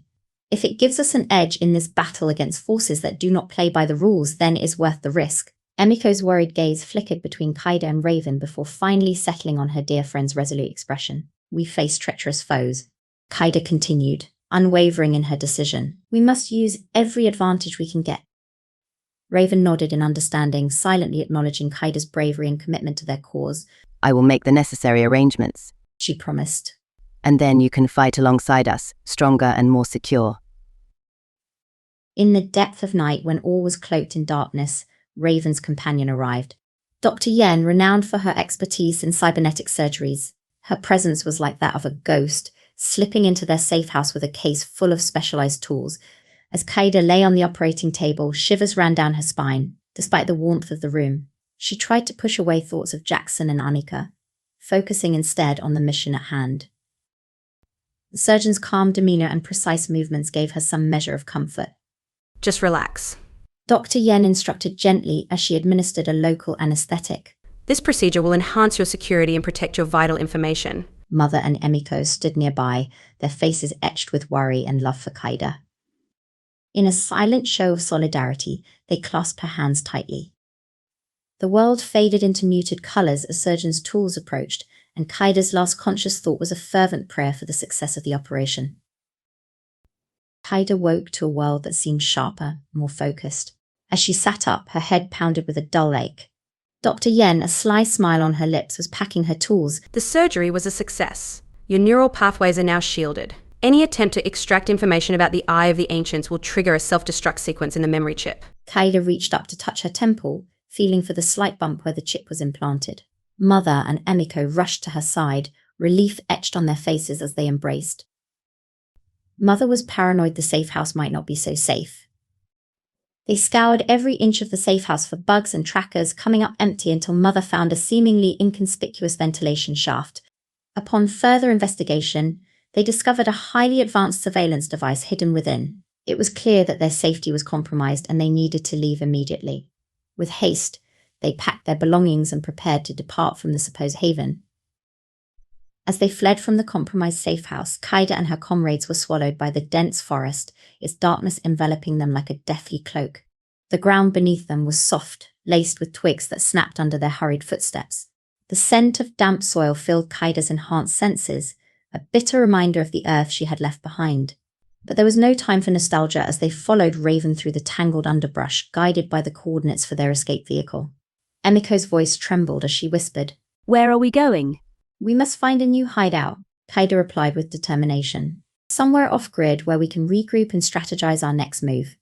Undeterred, Mother urged them on. "We must keep moving, away from the city and into the wild." Amidst their frantic trek, Emiko voiced her concern about snakes in this area of Talos. Yes. Raven confirmed. But it is a risk we must take to stay off the path for now. Kaida nodded in agreement. The Crypt tribe poses a greater threat than mere snakes at this moment. After hours of exhausting travel, they stumbled upon a small cabin hidden deep within the forest. The rustic exterior bore signs of neglect, with a sagging roof covered in moss and faded wood adorning the walls. As they cautiously entered through the creaky door, a musty scent filled Kaida's nostrils. The humble yet cozy space offered a glimmer of hope amidst their dire circumstances. Gathering around in the dim light seeping through cracked windows, Kaida addressed her weary companions. "We cannot stay here for long, but it will suffice for now. We must rest and reach out to our allies, but we must be cautious. Whoever is tracking us may be monitoring our communications." At that moment, Dr. Yen stepped forward with a proposal. I have contacts who can aid us. They operate outside the usual channels, but they are trustworthy. Kaida considered her options. Trusting Dr. Yen was a risk, but they had run out of choices. Chapter 18. Stealth and Jetpacks. The interior of the Quantum Dreamweaver was shrouded in dimness, punctuated only by small night lights scattered throughout the cabin. Jaxon and his team huddled around the holographic orb that served as their central command, eyes glued to the live feed from their Silver Crew androids. Cindy and Mafta T were eager to don their stealth suits and helmets, ready for whatever lay ahead. But Jaxon knew better. They needed to conserve their energy while they still could. The opportunity to rest and refuel would be scarce once they reached their destination, and so he instructed them to eat, sleep, and make use of the shower and toilet facilities provided on board. As Jaxon tuned into the intercom, a synthetic voice crackled through. Spectron 7 here. Sonar sweep of the area is underway. Terrain is complex, but our stealth systems are functioning at full capacity. A topographical map materialized on the holographic display, showing the android's progress through the red skies of Aetheris, barely visible against the backdrop. Anika leaned in closer, her eyes reflecting the tension in the air. "Any sign of the headquarters yet?" "Not as of yet," replied Spectron 8. "But we've picked up some unusual readings and are adjusting course to investigate." The team watched in silence as the map shifted once again, revealing a hidden structure nestled within a valley. Jaxon's shoulders relaxed slightly. "Good work. Gather as much data as you can. Entry points, security measures, everything." As Spectron 7 and 8 began their detailed survey, Cindy spoke up. "Once we have all the information, we can plan our infiltration." Jaxon nodded in agreement. "Yes, timing will be crucial, but first we'll need a comprehensive report." Anika's hand found Jaxon's, offering a comforting squeeze. For the next 3 hours, the team monitored the android's progress, each member mentally preparing for the crucial phase of their mission. The Talosian Vanguard MK6 Spectron androids had spent countless hours on reconnaissance, their detailed reports trickling in slowly. Jaxon allowed his comrades a break while they pored over the updated intel on the Crypt tribe's stronghold. As the holographic display flickered to life, The structure's layout began to take shape, revealing its intricate design and formidable defenses. The final reconnaissance data came through from the Silver crew, their sonar scans painting a clearer picture of the headquarters. Spectron 7 here, crackled the android's voice over the intercom. We've located a hangar deep underground, surrounded by 3 pyramid structures that bear resemblance to those built by the Anubak and Seraphis of Sirius. Of course, this is only speculation at this point. Mafda T, the feline member of the crew, scowled with her furry face and flattened her ears against her head. How can that be? Why not? Chimed in Homie, the husky who had joined them for this mission.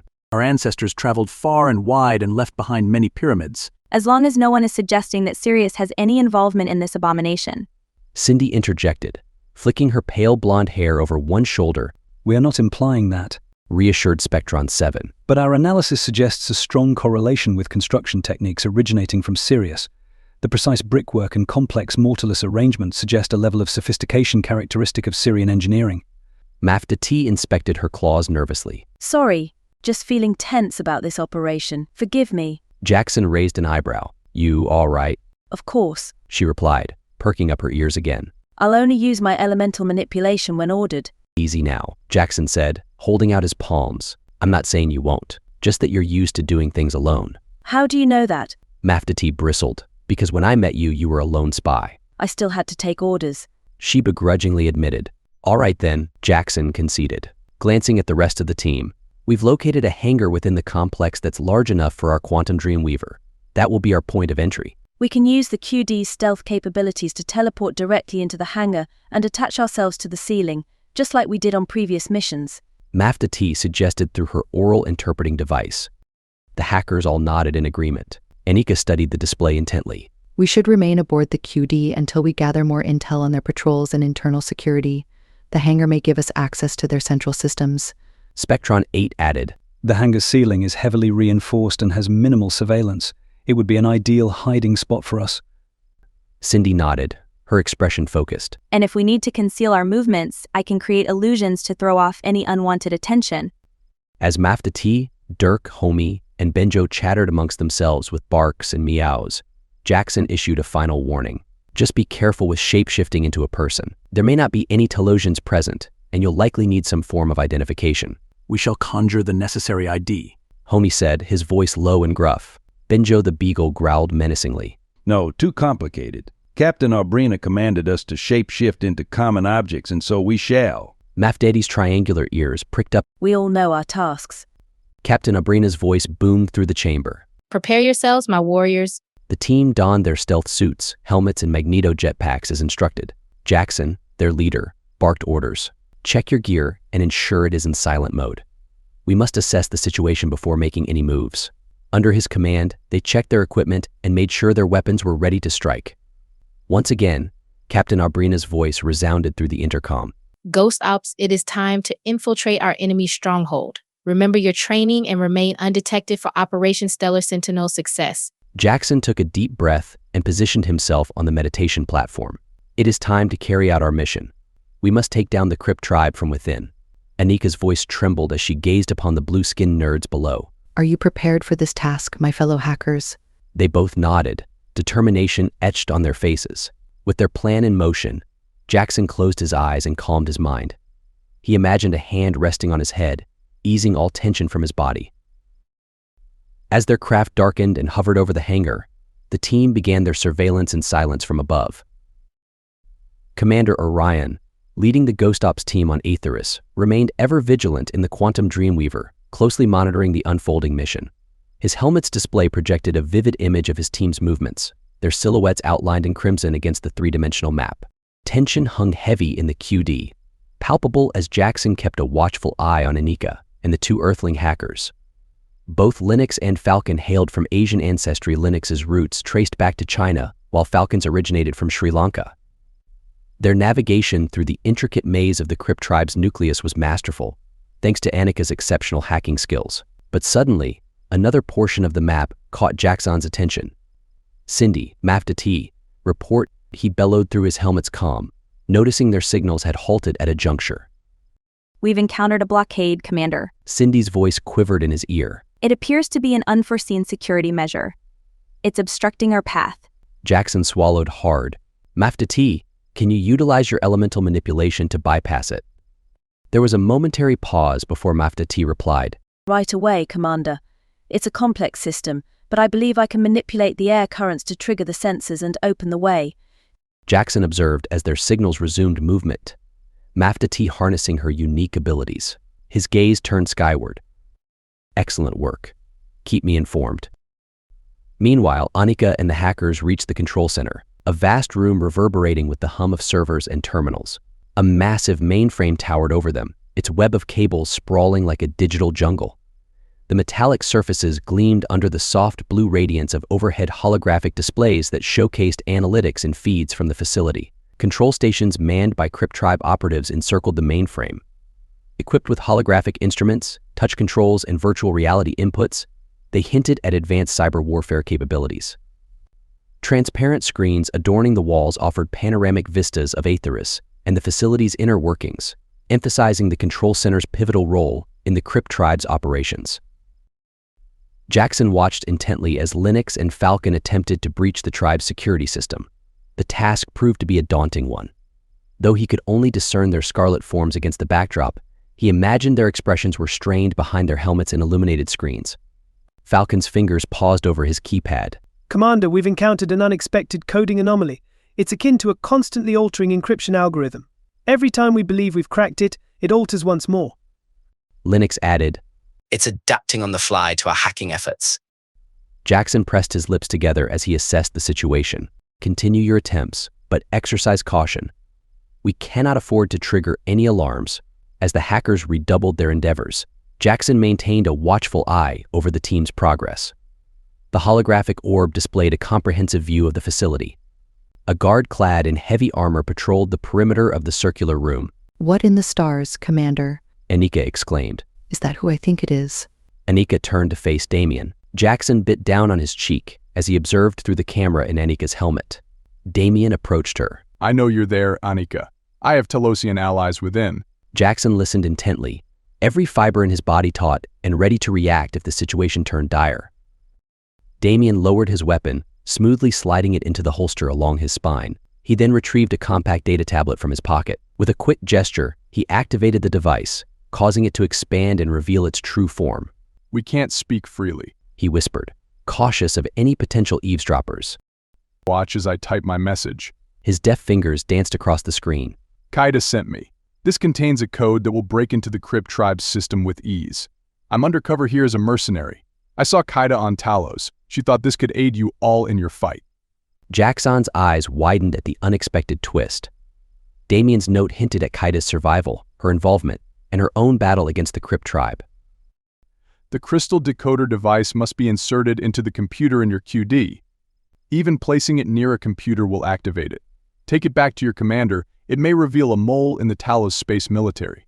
Damien, if this is a trap. Annika began, but left her sentence unfinished as she took the crystal device from him. It's not, he wrote quickly. I'm on your side. Jaxon watched anxiously as Annika relayed the information to Captain Aubrina, and they began coordinating their extraction plan. Despite his unease, he couldn't deny the potential game-changing effects of this new intel. Chapter 19. Nightfall at the cabin. Kaida remained on watch while her family and new companions slept on the floor, worn out from their journey. As the sunset and dusk descended upon the secluded cabin, a loud thumping filled the air, growing closer with each passing moment. It sounded like the beat of an ancient drum, ominous and foreboding.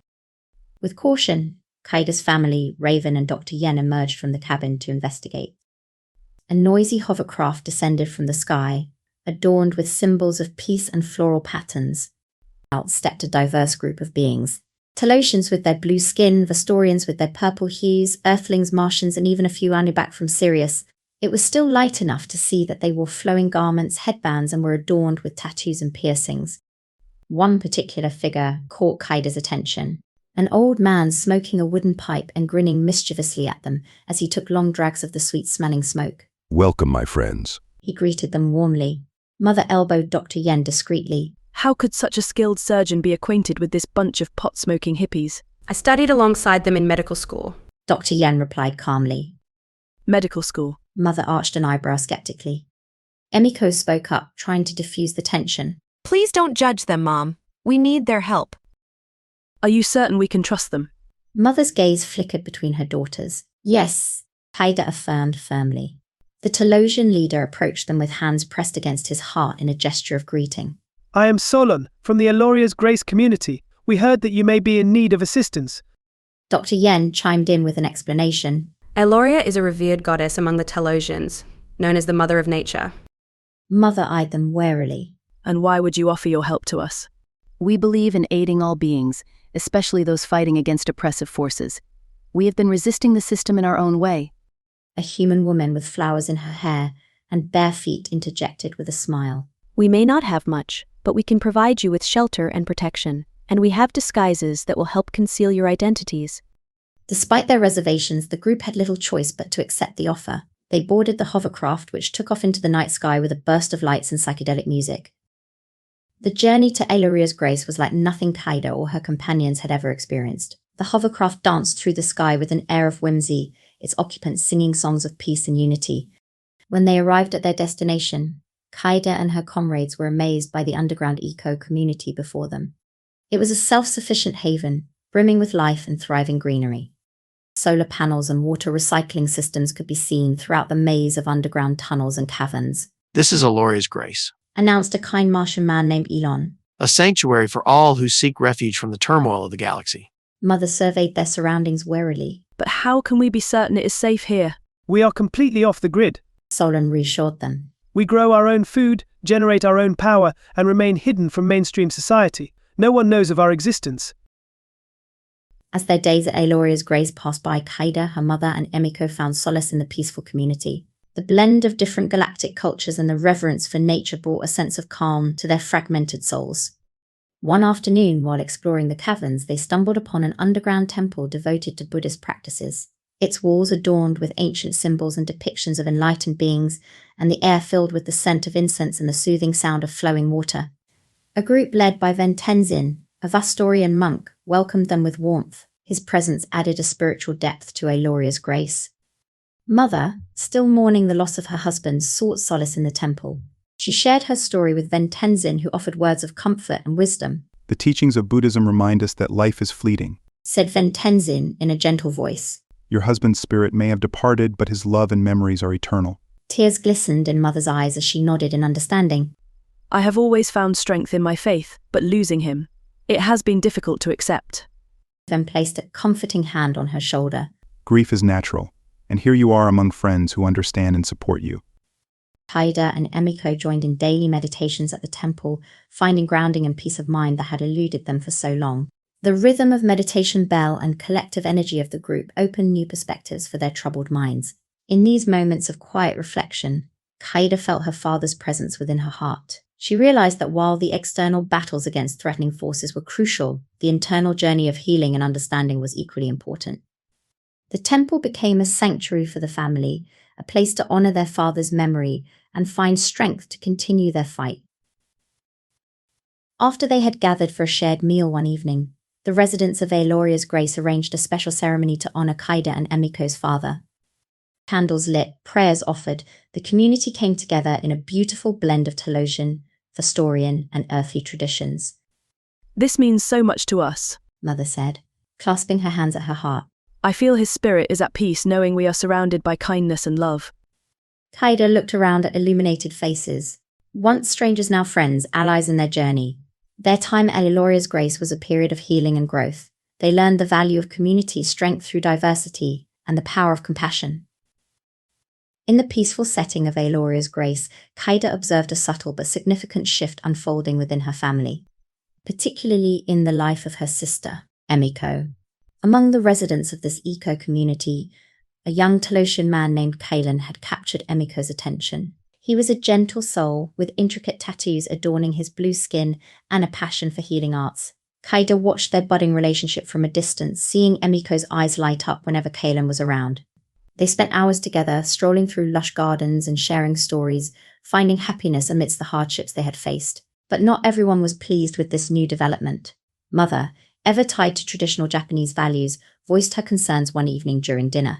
Emiko, he is not of our culture. We must preserve our traditions. But Emiko, usually reserved and respectful of her mother's wishes, spoke out with newfound assertiveness.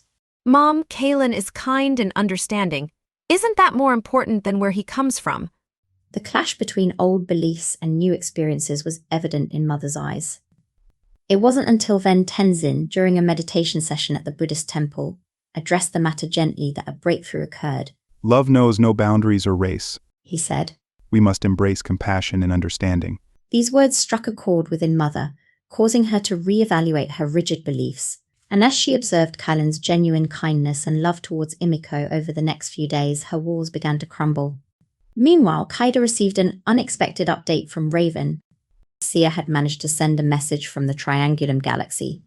Excited and worried for their safety, Kaida eagerly followed Raven to a secluded corner where they could communicate with Sia through a small device. Sia, Kaida exclaimed upon seeing her familiar face on the screen. Kaida, it's so good to see you. Jaxon, Anika, and a group from the Talosian Space Military are searching for you. Can you make contact with them? The thought of reconnecting with her comrades brought apprehension. I don't know. We've been in hiding, trying to stay safe. As Kaida paced the room, her thoughts consumed by the danger that lurked on Talos, her lover, Sia's words echoed in her mind, warning her of possible threats to her safety and those she cares about. The nano Nexus had already taken so much from her, including her father. She couldn't risk putting anyone else in harm's way.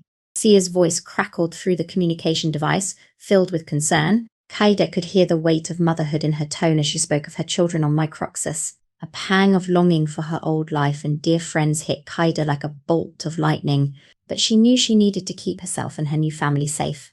After the call ended, Kaida took a moment to collect herself. Sia's words had reignited a sense of purpose within her. She may be hiding now, but she wouldn't stay hidden forever. There were decisions to be made, plans to be forged, but for now she found peace in the connection she still shared with Sia and the safety of Mother and Emiko by her side. Chapter 20. Quantum Security Breach. The Quantum Dreamweaver hummed with tension, its crew gathered in the dimly lit control room.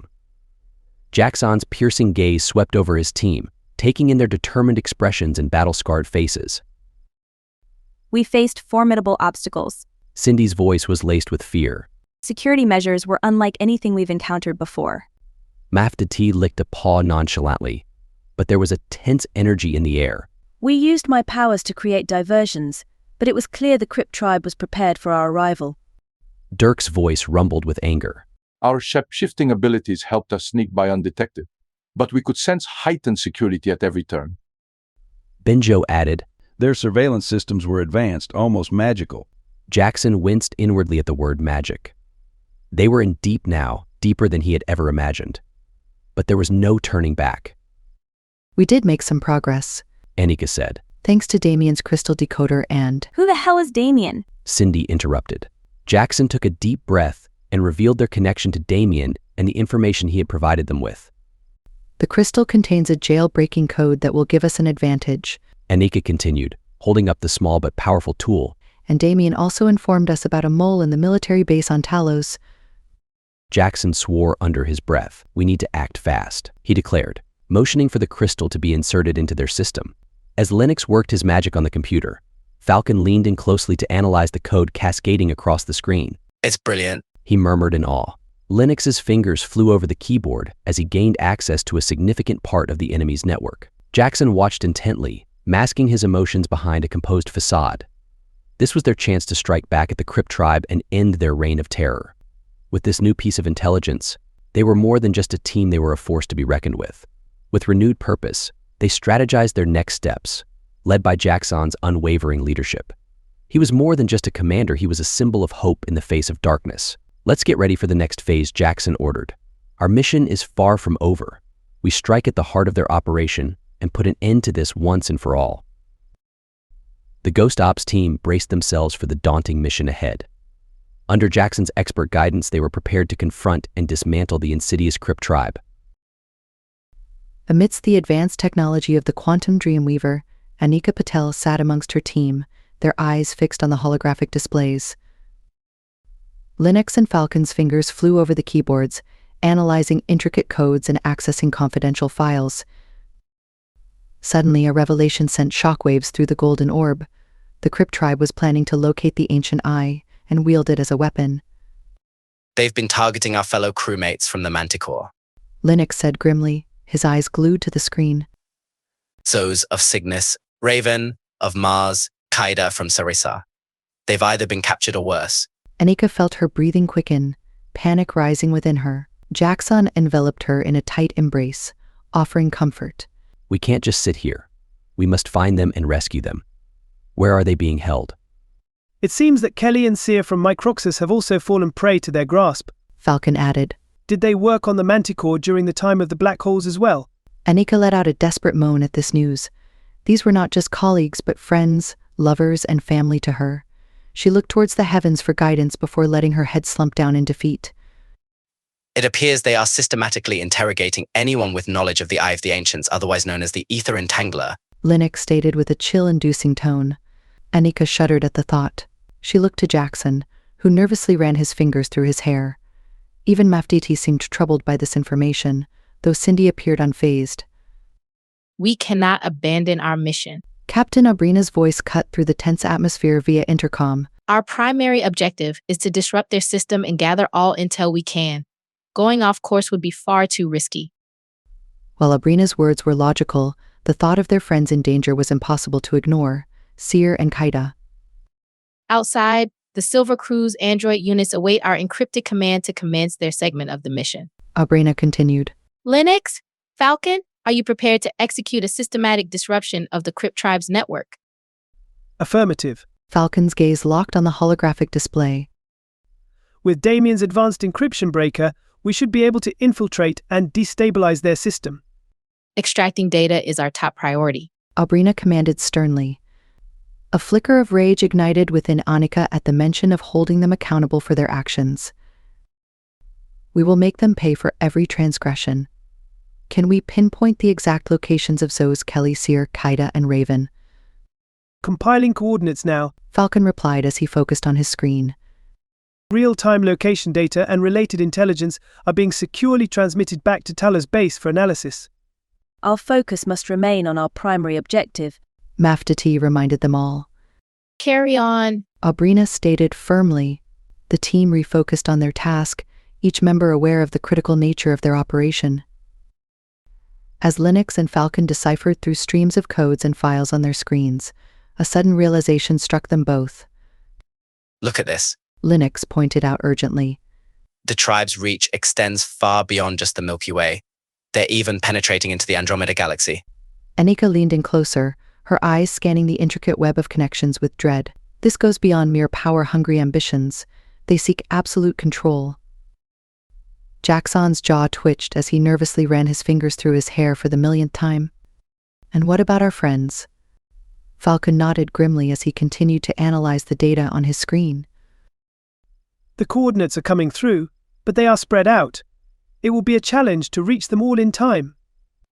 But not impossible with the quantum Dreamweaver. Jaxon declared with determination. Anika's voice was strong, cutting through the tense silence of the quantum Dreamweaver. We need a plan. We can't just leave our crewmates in the clutches of the Crypt Tribe. The captain's voice came through the intercom again, cool and commanding. Our main objective is to disrupt their network, she reminded them. Once that's accomplished, we can focus on rescuing our comrades. Anika took a deep breath, bracing herself for what was to come. With renewed urgency, Linux and Falcon worked their magic at their consoles, executing the final sequences to bring down the Crypt Tribe's network. Alarms blared and screens flickered as chaos erupted within their systems. We've done it, Falcon declared proudly, his face reflecting the flashing lights of his console.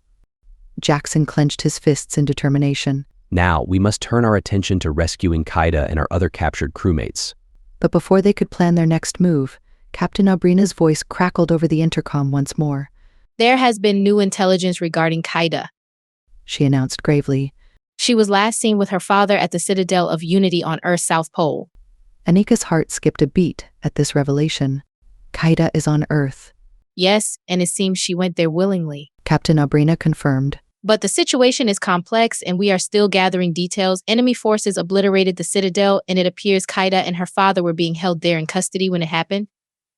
Jaxon's jaw tightened in anger. We must retrieve her at all costs. She will still be alive. She is strong. She's a cyborg. She could be under the rubble or something. Anika couldn't help but think about how different things could have been if Kaida had stayed on Microxus with them, instead of taking that Palacian ship to the Milky Way to prevent her father's prophesied heart attack. The decision was a wasted 2 years of traveling through hyperspace, but there was no time to dwell on that, as Linux announced he had located the coordinates of their captured crewmates, all held in different locations and heavily guarded. We'll need a multi-pronged approach to rescue them, Captain Abrina declared. and we'll need everyone on deck. Linux's fingers tapped over his keyboard, deploying a virus to disrupt their neural network protocols, while Falcon scattered quantum encryption viruses throughout their systems. And finally, after minutes of intense work, Linux leaned back with a satisfied smile. Celestial convergence is effectively neutralized. Anika frowned. Can you explain that in simpler terms? Mafdati's soft purr and paw licking were the only sounds in the tense silence of the room.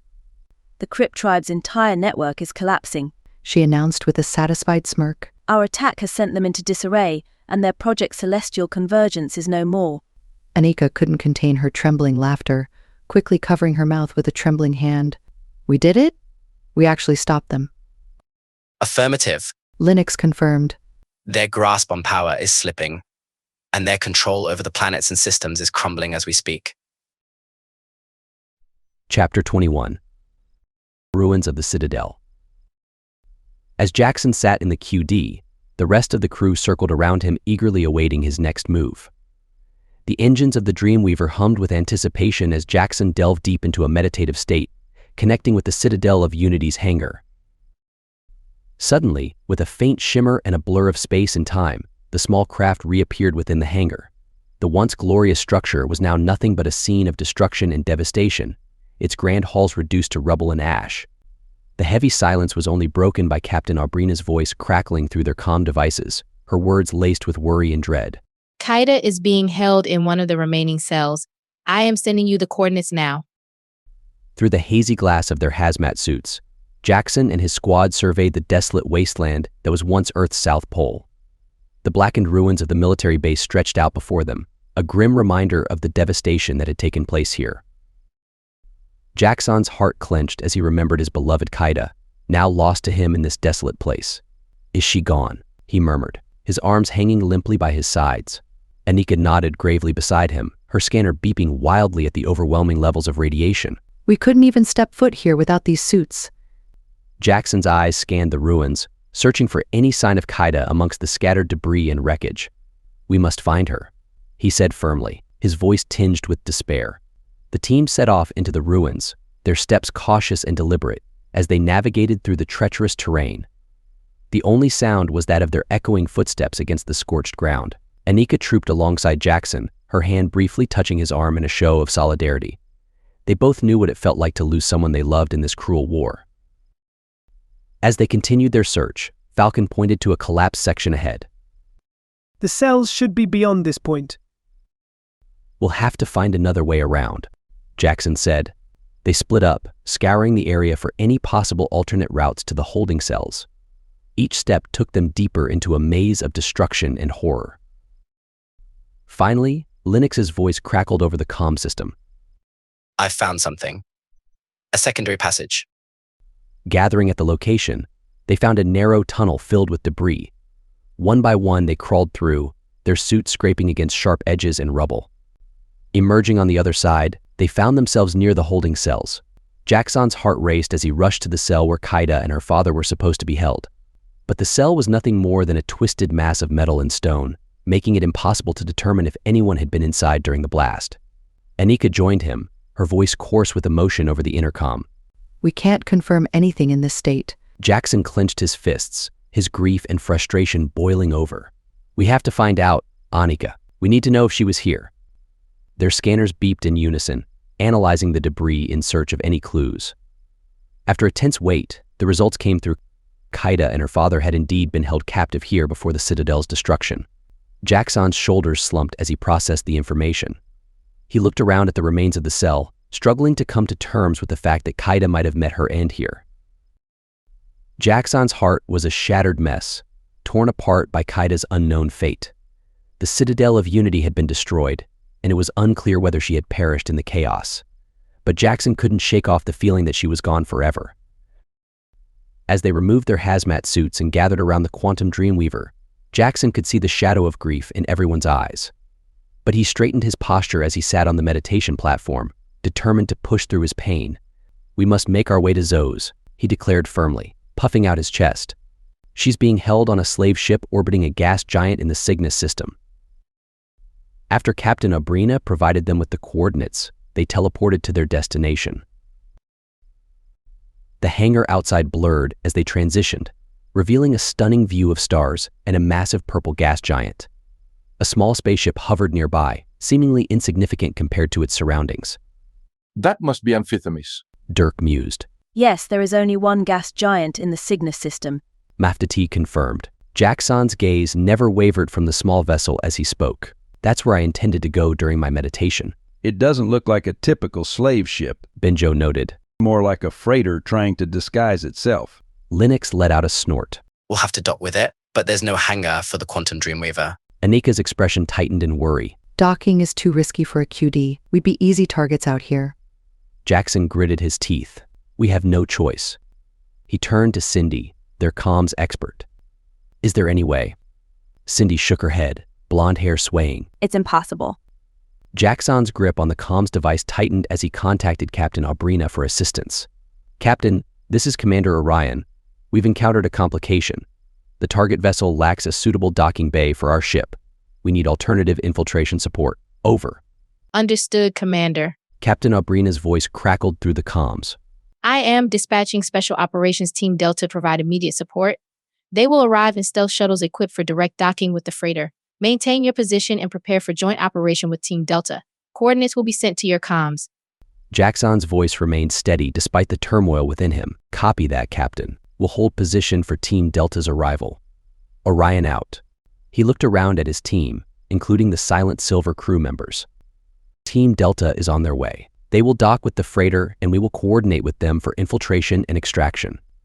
Anika's lips were pressed tightly together, her determination evident in her expression. Let's make sure we're ready. Zo's is counting on us. The emptiness of space seemed to close in on Jaxon as he thought about Zo's and also about Seer and Kelly. He forced himself to take deep breaths and remain calm as they waited for Team Delta to arrive. Jaxon and his team stood tense and alert, eyes fixed on the stars around them. The silence of space was only broken by occasional hums of the ship's systems or Homie clearing his throat. Despite being accustomed to the Anubak's distinct dog-like smell, Jaxon couldn't help but notice it permeating the vessel, becoming almost comforting. Suddenly, a faint blip appeared on their radar screen. The stealth shuttles of Team Delta approached with such precision and silence that their presence seemed almost ghostly. Jaxon announced the arrival of Delta Team, his gaze fixed on the blips converging on their location. Homie's eyes darted to the radar, a look of concern etched on his face. Do not fret. Cindy interjected confidently. The High Priestess Mira's quantum Dreamweavers possess the ability to detect even stealth-cloaked vessels, a science far beyond our own. Jaxon nodded grimly. Prepare yourselves for teleportation into their craft. With bated breaths and steeled nerves, the team huddled together as Jaxon closed his eyes. For a moment, there was only darkness and disorientation, the vast expanse of space surrounding them, before they solidified within Delta Team's shuttle. Such seamless transition was evidence of the advanced technology wielded by the Celestial Architects. The Delta Team, cloaked in navy blue battle garb, turned to greet their comrades. Their leader, a stern-faced woman with sharp eyes, stepped forward with purpose. Commander Orion, welcome aboard, She said in a voice that brooked no nonsense. I am Captain Vega. We are prepared to embark on our mission. Jaxon inclined his head in acknowledgement of her authority. Thank you, Captain Vega. Let us discuss our plan of infiltration. As the two teams converged and shared their knowledge and strategies, Jaxon felt a renewed sense of determination. They were not alone in this endeavor. With the support of Delta Team, their chances of rescuing Zo's had greatly increased. Together, they plotted their approach to the slave ship orbiting the gas giant. In the hangar of Delta Team's largest stealth shuttle, Jaxon stood side by side with Captain Vega, his attention fixed on the holographic display showing the slave ship in orbit around the Cygnus system's gas giant. The freighter, deceptively mundane in appearance, hid its true and sinister purpose. Amidst their preparations, Jaxon's thoughts drifted to Zo's. A sinking feeling settled in his stomach, and a bitter taste filled his mouth. She was more than just a crew member on the Manticore. She was a dear friend, an exceptional scientist, and an irreplaceable member of their interstellar family. The thought of her being held captive by slavers filled him with a protective rage. "Zos is on that ship," he muttered to himself, his voice thick with worry. Captain Vega cast a brief glance at him before returning her focus to their mission. "We will do everything in our power to bring her back safely, Commander." Jaxon nodded, grateful for her reassurance. "We must be cautious yet quick." He turned to Annika, who stood nearby, her hands wringing in anxiety. The stealth shuttle approached the slave ship, hidden from sensors and invisible to the naked eye. Their plan was to dock undetected, breach the hull of the ship, and infiltrate without alerting the crew. Captain Vega signaled her team, and they began suiting up in their invisibility gear, helmets, suits, and gloves. They checked their weapons and equipment. Jaxon did the same, his hands steadied. The three in the back requested to stay behind for a brief respite, and Captain Vega complied. As the shuttle made contact with the slave ship, the sound of metal meeting metal echoed through the cabin. Jaxon felt a fluttery emptiness in his gut, but kept his composure. The hatch opened, revealing the interior of the slave ship. With Jaxon at the lead, behind him followed Annika, Maftati, the Silver Crew, and Delta Team, all invisible thanks to their cloaking suits. They moved with calculated silence, venturing further into enemy territory. In his mind, Jaxon's thoughts were consumed by Zos, praying that they were not too late to save her. The inner workings of the slave ship were like a maze. Cramped corridors and sealed doors lay ahead of them. Even through his helmet, he could hear distant machines humming in muffled voices. His senses on high alert, he searched for any signs of danger or hints of prisoner whereabouts. As they progressed deeper into enemy territory, Jaxon communicated with his team through their helmet microphones. They passed by locked doors where only their imaginations could conjure up the atrocities faced by those held captive inside. Annika stood stoic and unwavering by Jaxon's side, a familiar figure in the intricate dance of their mission. Her curvaceous form was subtly highlighted on the holographic grid integrated into Jaxon's helmet, a perfect fusion of advanced technology and human presence as they navigated the shadowy corridors of the spacecraft. They finally arrived at what seemed to be the central holding area. With a hand signal, Jaxon commanded his team to halt and listen intently. Muffled sounds of movement and hushed conversation could be heard from within. He exchanged a knowing look with Captain Vega, who nodded in understanding. Moving cautiously, Jaxon reached for the door and paused, his hand resting on the hilt of his weapon. In one swift motion, he signaled his team to prepare for entry. They positioned themselves strategically, ready to breach the room. The door slid open with a quiet hiss, revealing a large chamber filled with rows of cells. Dim lights flickered overhead, casting ominous shadows across the faces of the prisoners. Jaxon's eyes scanned the room, searching desperately for Zos among the captives. His heart raced as he moved from cell to cell, his gaze fraught with worry and fear. Each face told a tale of abduction and suffering, some visibly injured or ill. A lump formed in Jaxon's throat as his eyelids grew heavy with emotion. And then, finally he saw her, a skinny and malnourished version of the once sprightly Zos, clutching a tiny yellow-skinned baby with amber eyes. "Jaxon? Annika," she whispered in shock. Kneeling beside her cell, Jaxon gently helped her to her feet. "We're here, Zos. We're going to get you out of here." Annika appeared at his side, her own face flickering in and out of focus through her helmet's visor. Tears brimmed in Anika's eyes. "You're safe now. We've got you." The Delta team worked efficiently, unlocking cells and leading the other prisoners to safety. Jaxon, Annika, and Zos made their way back to the shuttle, along with the rest of the rescued captives and the Delta team. A tense atmosphere hung heavy as Jaxon's gaze remained locked on Zos, ensuring her comfort and safety. Meanwhile, Annika tended to the tiny baby cradled in Zos's arms. The other rescued prisoners huddled together, grateful for their newfound freedom. Suddenly, a commotion erupted among the Anubacs. Dirk, Benjo, and Homie, as they barked and howled frantically, the enclosed space of the shuttle filled with their agitated cries. "What's happening?" Jaxon demanded, shifting his focus from Zos to address his team. Through his interpreting device, Dirk's barks grew louder and more urgent. His black and white spotted face looked droopy and watery as he spoke. "It's the quantum Dreamweaver. It's gone." Jaxon rubbed his forehead in frustration. What do you mean, gone? Captain Vega's voice was filled with disbelief as she replied. One of our operatives. She's stolen the quantum Dreamweaver right from under our noses. The revelation struck Jaxon with the force of a hammer against steel. Betrayal amidst their ranks was the last misfortune they could afford. He flexed his fingers, aching with anger and desperation that threatened to overwhelm him. How did this come to pass? Anika's voice trembled, her eyes flashing with fear and apprehension. We were too blinded by our mission. Captain Vega admitted gravely. She seized upon our distraction to deceive us. We underestimated the cunning of the Crypt tribe.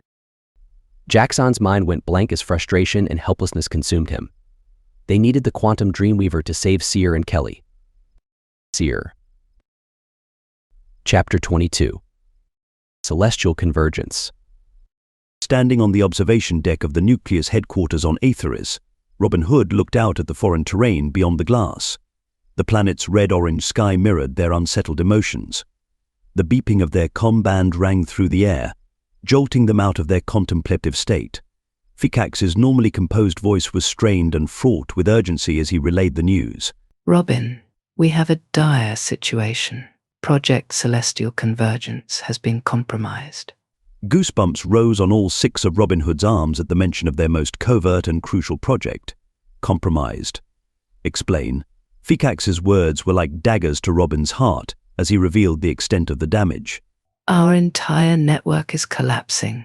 Our systems are failing, one by one. It's a targeted cyber attack, more massive than anything we've ever seen before. We've lost control of our operations. Stunned, Robin could only manage one question. Do we know who's responsible? The Talosian space military. Fikax answered gravely. Jaxon Orion and his team.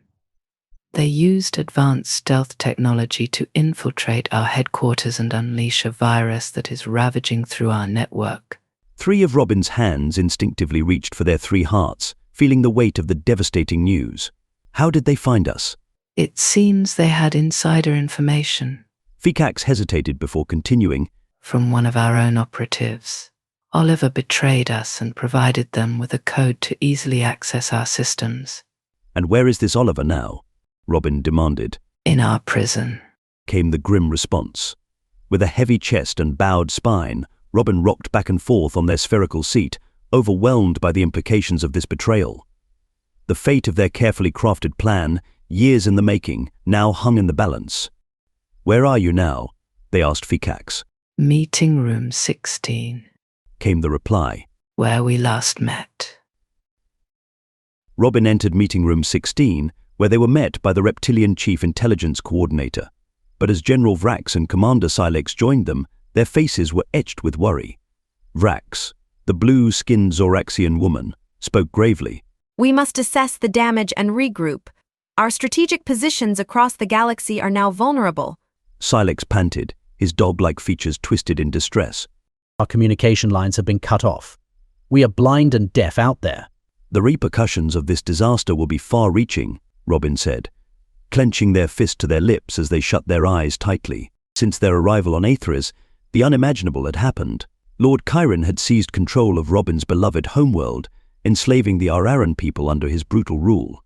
Had this fate befallen all their other planets and colonies as well? Is there anything we can salvage from this chaos? Fikax shook his head grimly. It is highly unlikely. The virus they deployed is advanced and insidious. It not only disrupts our operations, but also erases crucial data, leaving destruction in its wake. Robin could feel their ribs constricting and their body grow weary. Project Celestial Convergence was not just a mere plan, it was their life's work, their vision for a reshaped galaxy. As a young Araran, they had achieved so much. We must formulate a new plan of attack. This may be a setback, but we are not yet defeated. We will regroup, reassess, and retaliate. General Vrax nodded in agreement. Yes, we still have resources and allies on our side. This war is far from over. Commander Silex added solemnly, But we must be even more cautious and operate in the shadows, now more than ever before. Then let us begin, Robin declared. We must adapt, evolve, and strike back with all our might. Project Celestial Convergence may have fallen, but we are still standing. The day following the devastating Telosian cyber attack on Aetheris, a grim assemblage convened in the conference room of the Crypt tribe's nucleus headquarters. At the head of the table stood Robin Hood, their eyes sweeping over the downtrodden faces of their comrades. Each one bore the scars of defeat, a bitter reminder of their failure. With a clear of throat, Robin addressed the group, their words amplified through cosmolingua. Project Celestial Convergence has fallen, they announced, and the weight of those words hung heavily in the air. General Vrax, her blue skin pallid with defeat, said, "Our communication networks have been shattered. The Telosian space military's attack was far more devastating than we could have imagined. We have lost contact with many of our operatives across the galaxy." Commander Silex, his canine features contorted with worry, added, "Our supply lines are in disarray. Without access to the nano-nexus, we are severely hindered in our operations. Our vital data repositories have been compromised." Fikax, the chief intelligence coordinator, growled through gritted teeth. Sensitive information about our plans and agents has likely been accessed or destroyed. We are exposed and vulnerable. Robin listened to each report with a steely expression, their mind racing with implications. And what of the Eye of the Ancients? They finally asked. "We have lost track of anyone associated with it. General Vrax admitted with a heavy heart. Our pursuit of the Eye was our downfall. The Telosians were always one step ahead, using it against us." Their infiltration of our nucleus headquarters was a masterstroke. Commander Silex spat out bitterly. They knew our defenses and exploited them to their advantage. Our reliance on technology in the Nexus proved to be our undoing. Robin nodded solemnly, fully comprehending the magnitude of their defeat. Our alliances with external forces have crumbled as well. Fikax added with a grim tone. The Arararan Confederacy, the Martian colonies, and others we manipulated are now either turning against us or too weakened to offer any support. A heavy silence fell over the room as the leaders of the Crypt tribe sat in contemplation. They had been outmaneuvered at every turn, their grand vision for reshaping the galaxy crushed. Finally, Robin rose from their seat, their 6 arms hanging limp at their sides. "We sought to bring change to this galaxy, to redistribute power and wealth, but our methods and overconfidence have backfired." General Vrax shook her head sadly. "We underestimated the resilience of those we sought to control. Instead of rallying to our cause, they fought back with all their might. Our covert tactics and manipulation have proven to be our downfall." Commander Silex growled softly. "We have become the very oppressors we sought to overthrow." In that moment, it was clear that the dream of Project Celestial Convergence had turned into a nightmare. 2 days after the shattering of Project Celestial Convergence, General Vrax summoned Robin Hood, Commander Silex, and Fikax to their usual meeting chamber. There, the blue-skinned general's features were bathed in the dim glow as she responded to an encrypted call from an unknown party. The hologram revealed a grey-skinned Ongu, with a black third eye on her forehead. "I have something that may pique your interest," she began. "What is it?" Robin Hood whispered to General Vrax. "This is why I have called you here," Vrax replied. "Listen to her." "It is a quantum Dreamweaver," the Ongu explained, her hologram staring up at Robin. What she told them about it sounded like a space fantasy story. Skeptical glances were exchanged between the 3 colleagues. The concept seemed far-fetched, almost like a fairy tale. A vessel that traverses galaxies, dimensions, and even time itself. "And you expect us to believe this?" Robin questioned. "You believed in the Eye of the Ancients," the Ongu countered. "Because there was proof." A sly smile crossed the Ongu's lips. "It could retrieve that eye you yearn for so desperately." Robin let out a huff and rolled back and forth slightly on their ball. The Ongu rested her chin in her grey fingers for a moment before nodding. "Skepticism is healthy, but I assure you, it is very real. This is the same vessel Jaxon Orion and his crew used to infiltrate your nucleus headquarters." Robin tilted their head from side to side, considering their options. "It is a masterpiece of technology," the Ongu continued.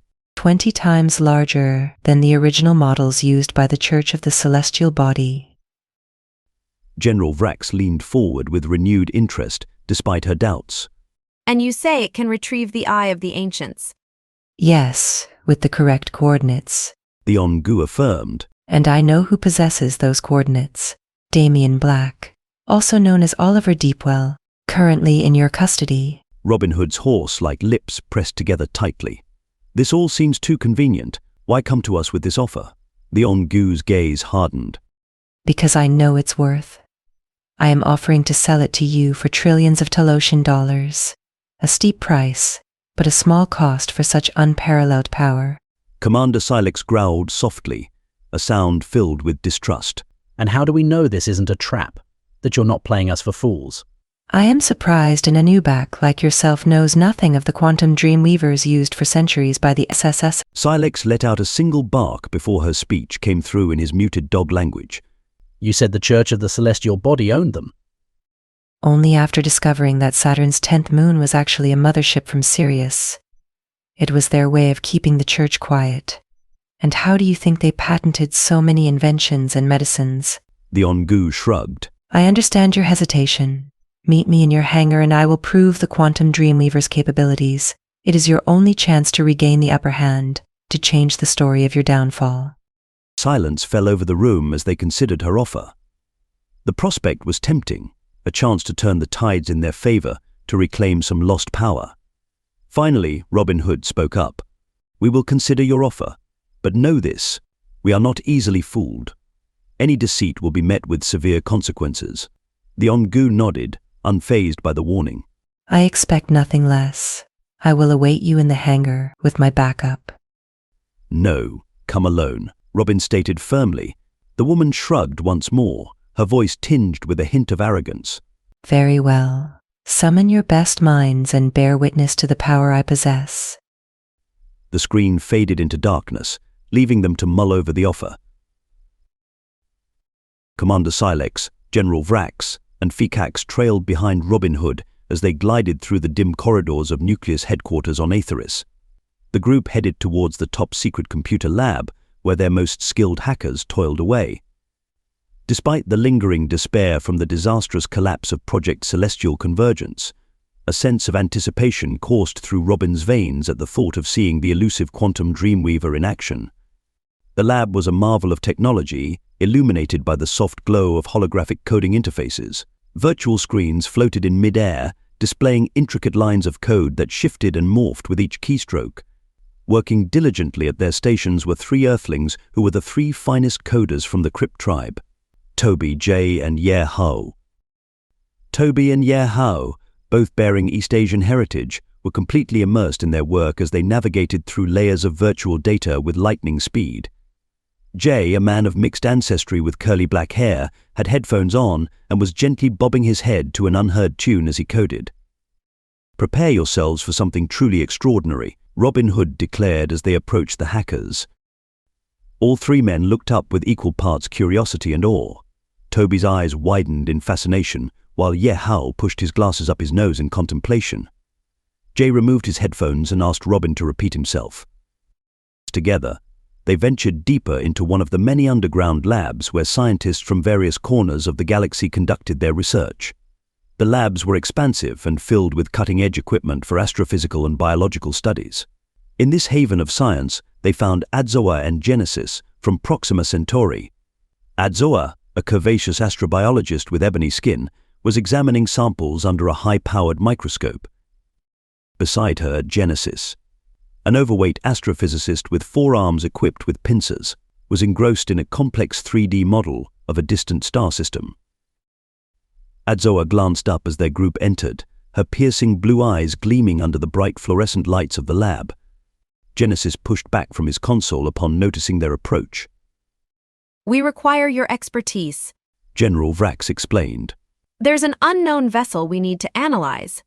It goes by the name Quantum Dreamweaver. Interest immediately sparked in the eyes of the scientists. Adzoa's lips curled into a smile of anticipation while Genesis adjusted his glasses, clearly intrigued by the mysterious ship. Together, they left the lab and made their way down the corridor, each lost in their thoughts about the strange quantum Dreamweaver. The only sounds were their footsteps and the occasional beep from nearby equipment, creating a quiet but tense atmosphere. Robin was excited about the prospect of witnessing groundbreaking technology, but also a heavy weight of failure from their past project loomed over them like a dark cloud. The cool air brushed against their skin as they traveled towards the hangar, their minds swirling with hope and despair. Chapter 23. Lost Dreamweaver. Jaxon Orion was reeling from the shocking betrayal and the loss of the Quantum Dreamweaver, his beloved ship. Beside him, Zoe sat with her newborn child, visibly weakened but safe. The other rescued prisoners huddled in a corner, exhaustion etched on their faces as they expressed gratitude for their rescue. Captain Vega's stern expression softened slightly as she looked upon Zoe and her child. She then turned to Jaxon, her voice grave and serious. We must debrief and plan our next steps. The theft of the Quantum Dreamweaver has changed everything. Jaxon clenched his fists, feeling anger stir within him. We cannot allow the Crypt tribe to get their hands on such powerful technology. It would spell disaster for us all. We must also ensure the safety of Zoe, her family, and the others we have rescued. Captain Vega continued. They require medical attention and protection. Jaxon agreed wholeheartedly. First, we secure Zoe and the others. Then we focus on tracking down the Dreamweaver. As Zoe and the rescued prisoners were taken to the medical unit, Jaxon, Annika, and the remaining members of Ghost Ops gathered around a holographic display in the shuttle strategy room. We have limited resources without the Dreamweaver, Captain Vega stated gravely. But we are not without options. Our forces have already been alerted, and we will begin a galaxy-wide search. Jaxon's eyes scanned the star map before them, searching for any clue or lead that could help them find their stolen ship. The Dreamweaver could be anywhere by now. We need to think like our enemies. Where would they go? What do they hope to gain from it? The team brainstormed ideas, considering every possible hideout and ally of the Crypt tribe. Annika's forehead creased in concentration as she spoke up. They may try to use it to access or hide in one of the parallel universes, or even attempt time travel to change key events. Jaxon shuddered at the thought. The power to alter time and reality was now in the hands of their enemy. We must consider all possibilities, no matter how unlikely they may seem. He slammed his fists against his knees in frustration. I wish we were all together so we could form a circle and use our superpowers to visualize the Quantum Dreamweaver and the leaders of the Crypt tribe trapped within a vault created by the Celestial Architects. Confused looks were exchanged among Captain Vega and her team. We possess superpowers, Jaxon clarified. Jaxon scratched his jaw. It was Major General Harlow who was so interested in them and who wanted us to bring our Quantum Dreamweaver here.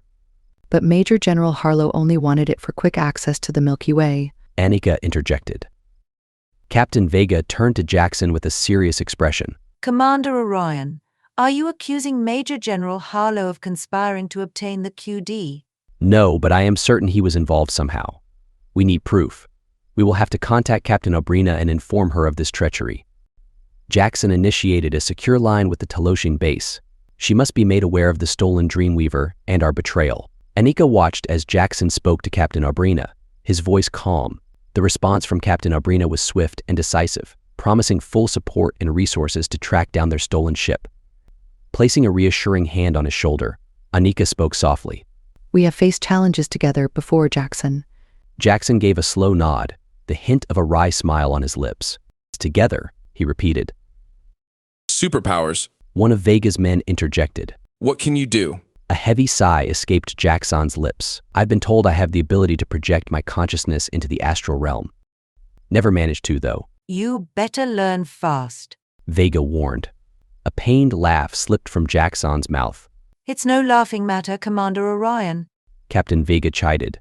Remote viewing is a coveted skill, especially in times of war.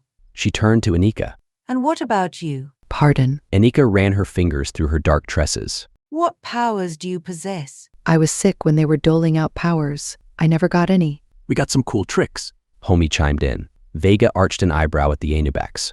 All three of you. Yep. Homie grinned. We can change our forms.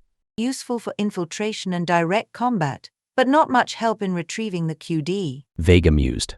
If only Jaxon could find it with his remote viewing abilities. I could try to locate Kaida and Seer. Jaxon interjected, his voice strained with frustration. Oh, Jaxon. Annika moaned. I wish you could use your powers. Prepare for landing, everyone, Captain Vega announced. Let's regroup with Zoe's family on Cygnus before we continue our search for the QD. Zoe cradled her newborn child protectively in her arms, her face a mix of confusion and fear as she gazed up at Jaxon. What is going on? Why was I taken? Jaxon let out a weary sigh. It's the eye of the ancients, Zoes. Those connected to it are being targeted by the Crypt tribe. They're hunting down anyone involved. But they didn't even question me. Zoes protested. Why would they take me without asking anything? I believe they were planning on it, Jaxon explained, and I fear that Kaida may be dead. The Earth Space Marines took her father, and some of their higher-ups may be under the influence of the Nano-Nexus.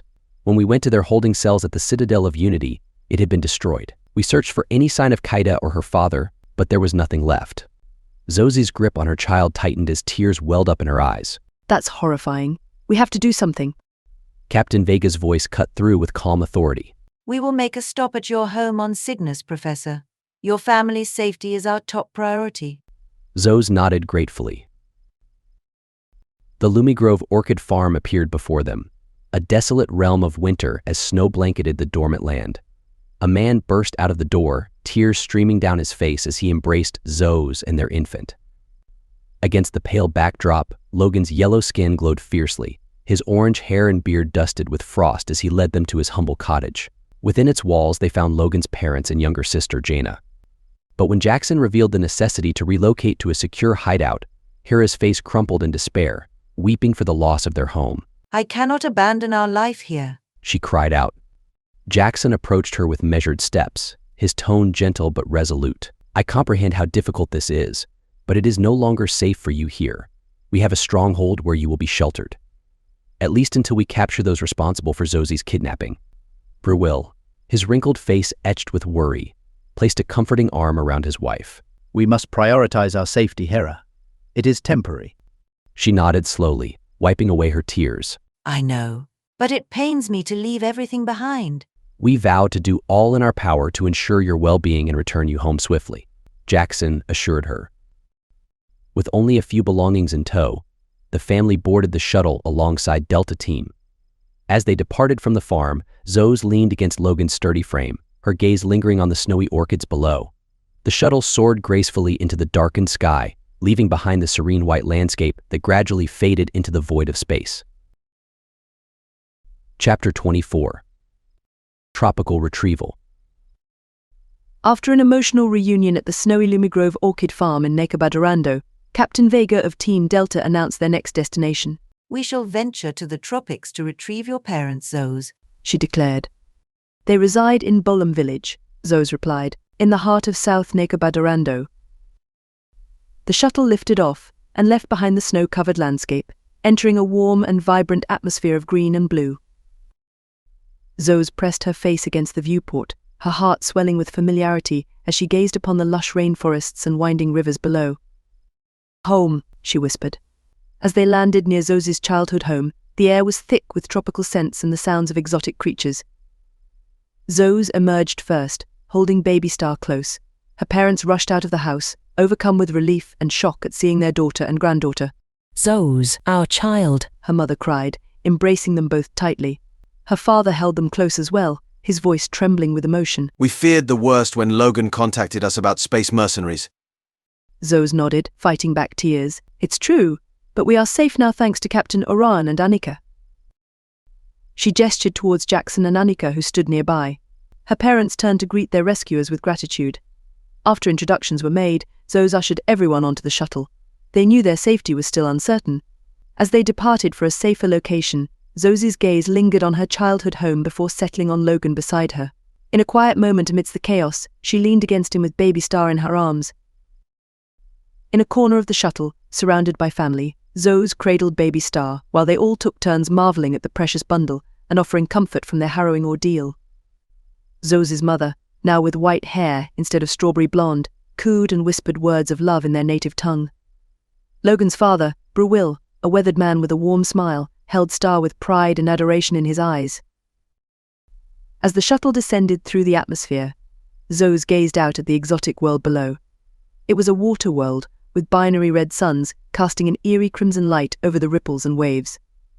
She couldn't help but marvel at its beauty, even as her heart ached for her missing friends and the betrayal she had experienced. Beside her, Logan's arms were wrapped tightly around his sister, a comforting embrace amidst the chaos that surrounded them. Jaxon, Their old captain, and now leader of the colony on Microxus, sat beside them with a heavy heart and a troubled expression. I miss working at the hospital on Microxus, Annika said softly. But now we must focus on dealing with the threat of the Crypt tribe. Zoe's brow furrowed in concern, and Kelly and Sia. Are they safe? Jaxon exchanged a pained look with Annika before answering. Zoes, I'm afraid they've been abducted because of what they know about the Eye of the Ancients. Zoe's heart dropped at this news. The nano-nexus could be behind this. Jaxon explained grimly. They're everywhere now, infiltrating even our allies in the Telecern military. But surely not here, Zoe protested. This planet is under the protection of the Seraphis and Anubak. Jaxon nodded gravely. Yes, that is why we have brought you all here. It is one of the few places where we can ensure your safety. But Zoe couldn't help but feel uneasy as they landed on a small island covered in lush black vegetation and crystal clear waters. As their shuttle touched down, two figures emerged from the shadows. A catwoman and a dogman, both fierce warriors from the Seraphis and Anubak. The shuttle's hatch opened, and they descended onto the soft sand of the beach. The warm, humid air enveloped them, carrying with it the scent of salt and tropical flowers. In the distance, strange calls and gentle waves blended together in an unfamiliar symphony. Zoe looked out at the twin red suns, shining indifferently in the vastness of space. She couldn't shake off the feeling that there was more to this than they knew, and that even here on this unknown world, danger still lurked. Zoe bit her lip anxiously. The island before them was a paradise, but the weight of their past journey hung heavy in the air. What about diseases? Are we safe here? Annika placed a comforting hand on Zoe's shoulder. Captain Vega assured me that we will receive vaccinations upon our arrival, and that no one has ever perished from sickness in this colony. With a sigh of relief, Zoe patted her daughter Star's head. Logan's mother, Hera, stepped out of the shuttle, her eyes scanning the horizon. Her initial hesitation gave way to wonder. It is beautiful here. But Logan's sister, Jana, stood frozen, staring at the sky. But are we truly safe? We are, Captain Vega stated firmly. As Zoe's parents explored the shoreline, Logan wrapped his arm around his family and offered reassurance. We will make do with whatever comes our way. Together, we can endure anything. Holding Star close, Zoe joined them with a smile. Let us explore this new home while we have it. We are all together, and that is what matters. They strolled along the beach as night fell, watching the twin red dwarves set the sky ablaze with their fiery light. In the following days, Zoe, Logan and their families integrated into the diverse community of local inhabitants and other war refugees. They forged new connections and friendships as they shared stories and united in their struggles. The island provided healing for those who had endured so much pain. They worked together, building shelters, farming and fishing as they learned from each other's skills and knowledge. The island's inhabitants, a melting pot of species from different systems, welcomed their new neighbors with open arms. Children from all corners of the galaxy played together in carefree innocence, bringing joy and laughter to the island. The rescued slaves, finally free and surrounded by kindness, began to rebuild their lives with newfound purpose. Together, they celebrated each other's customs and traditions, blending them into shared experiences. But they knew it was only temporary before they would return home to face their past and strive for a better future. For now, they cherished every moment on the island, holding on to each other and finding comfort in the love that bound them together. With her family and newfound companions, Zoe traversed the mysterious island, its obsidian forests and crystal waters, providing a sense of tranquility amidst the tumultuous times. Nights were spent gathered around crackling fires on the shore, sharing meals, melodies and mirth beneath the twinkling stars, and in the daylight, the jewel crimson suns painted the sky with their fiery glow. As Star babbled and giggled in her arms, Zoe clung on to hope. Hope for a future where they could return to their home, to a world free from terror and shadows. But for now, this island was their sanctuary, a refuge amidst a storm. Chapter 25. Team Delta. After Jaxon had bid a tearful goodbye to Zoe and exchanged kind words with her husband and their family, the shuttle of Special Operations Team Delta sped away towards Talos. Captain Vega's expression was grim. Let us wait on the outskirts of the Oriana system, she commanded as they emerged from hyperdrive. I do not know who among the Talosian space military can be trusted. The hive mind should be shattered by now, though, Maftati said. But there is always the possibility that a member of their military was involved in its capture, Vega countered. Jaxon spoke up. I wish to attempt astral projection and search for Kaida. Perhaps you should try it here first, where you can find some peace. Vega suggested. It requires relaxation. How do you know? Anika asked, her skepticism evident. Are you a sorceress? No, of course not. I've heard tales of remote viewing. Isn't astral projection different? Jaxon interjected. I believe it is one and the same. Vega replied. Now why don't you two go refresh yourselves and rest in privacy? There's a shower along the way. You've had no sleep since before infiltrating the Crypt Tribe headquarters. Am I right? You're right. Anika slumped. It may help you relax and focus, Jaxon. Vega said with a wink. I am skilled in giving massages. Cindy piped up. Vega scowled. You are not intimate with Jaxon. Anika is his partner, though, so they can go together. In the shower together, Jaxon and Anika found solace in each other's presence, but were too distraught to seek physical comfort. Kaida was possibly dead, Seer and Kelly abducted, and there seemed to be no way of saving them. The water washed over them, offering a temporary reprieve from the harsh reality of their friend's uncertain fate. If only they had rescued the women in the Triangulum Galaxy before chasing after Zos and the QD. After drying off in their private chamber, silence hung heavy between Jaxon and Anika as they dressed in fresh pajamas. Perhaps we should attempt this astral projection, Anika suggested while drying her leg. I cannot believe Cindy offered to massage me, Jaxon grumbled. I can give you a massage. We don't need her, Anika assured him. She may be alluring, but her personality leaves much to be desired. I am beginning to think the same. I regret my previous encounter with her and the twins. You didn't seem to have much choice in the matter, Anika pointed out. Yeah, Jaxon shrugged. They appeared nude in that kitchen and tempted me beyond reason. Anika shrugged on her clean pajamas. Shall we try this astral projection now? But the Celestial Architects never gave you a power. I can't hurt if I try, too. A group effort and all of that. Okay, let us try it. Jaxon pulled on his white cotton pajamas and climbed into bed beside Anika, grateful for her warmth in the coldness of space. Clear your mind and focus on your breathing, she instructed, squeezing his hand reassuringly. Imagine yourself floating above us. He attempted to calm the chaos within his mind.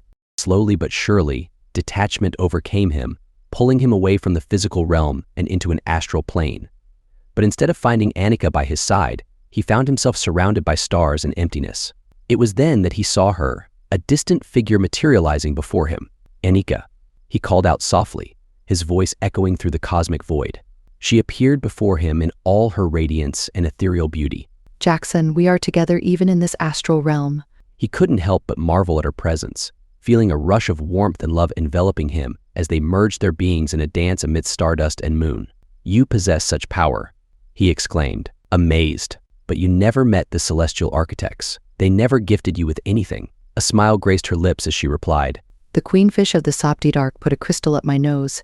It made me more spiritual. Perhaps we can use our powers to find Seer, Jaxon suggested. Before they could continue their conversation, a deep roar shook them from their meditative state. Jaxon and Anika snapped back to their physical bodies, awakened by the sound of plasma beams striking the shuttle's hull. We're under attack, Anika cried out in shock. With years of training kicking in, Jaxon jumped out of bed and grabbed his communicator. Delta Team, what is the status? The voice of Captain Vega came through the comms, tense but controlled. We are under attack by unknown assailants. All hands on deck. Jaxon and Anika quickly dressed in their pajamas and rushed to the control deck, where they were met with a chaotic scene. Plasma beams flew through the air as the Delta Team engaged in a fierce battle with enemy ships surrounding the shuttle. Harlow must have sent them, Jaxon declared.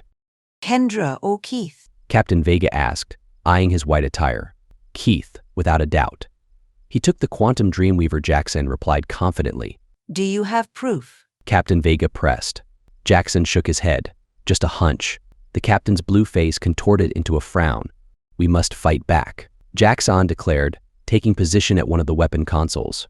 Maftati joined him, her paws expertly flying over the controls as they fired plasma cannons and evaded enemy fire. The shuttle rocked under the impacts.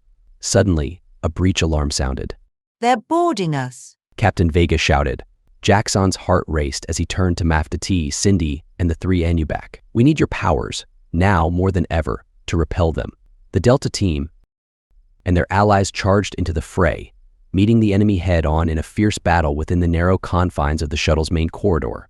Plasma shots illuminated the space as the Anubak, Dirk, Benjo, and Homie transformed into terrifying beasts, unleashing ferocious growls as they lunged at their attackers. But the enemy forces were unrelenting, with one large assailant wielding a plasma machete that easily sliced through Jaxon's arm, cleaving it clean off. Agony seared through his body as blood sprayed from the wound. But Jaxon refused to yield, channeling every ounce of strength and fury within him as he unleashed a barrage of lightning-fast strikes upon his enemies. His remaining arm wielded his weapon with deadly precision, each blow landing with bone-crushing force. Despite fighting in only his white pajamas, Jaxon's one-armed stance became a symbol of defiance against overwhelming odds. And as he fought with rage burning within him, his friends displayed their own formidable powers around him. Cindy stood amidst the chaos with an air of calmness, her illusions mirroring the enemy soldiers and surroundings flawlessly. Her multiple copies danced and twirled, confusing and disorienting their attackers. Maftati harnessed the power of plasma energy to create a protective barrier around her team, while the Anubak, Dirk, Benjo, and Homie showcased their shape-shifting abilities with agility and unpredictability. But even as their combined efforts seemed to turn the tide in their favor, the enemy released canisters of sleeping gas into the shuttle. As Jaxon fought to hold his breath and fend off their attackers, he watched helplessly as his teammates and allies succumbed to unconsciousness one by one. With fading strength and blurred vision, Jaxon swung his plasma blade desperately until he too fell into the clutches of sleep. His last sight was of the cold and unyielding eyes behind the masks of their attackers, a grim reminder of the brutality and cruelty that they faced. Jaxon's fingers relaxed their grip on his weapon as the gas surrounded him. His legs gave out and he collapsed to the floor, feeling his mind slip away into unconsciousness. Chapter 26. Hangar Arrival. The Nucleus headquarters hangar sprawled before them, an impressive sight with its towering ceilings and rows of spacecraft. But the subdued atmosphere spoke volumes of the recent setbacks that had befallen this once bustling hub of activity. Robin Hood, their Kai tin ball, gliding effortlessly, led their entourage towards the designated meeting area.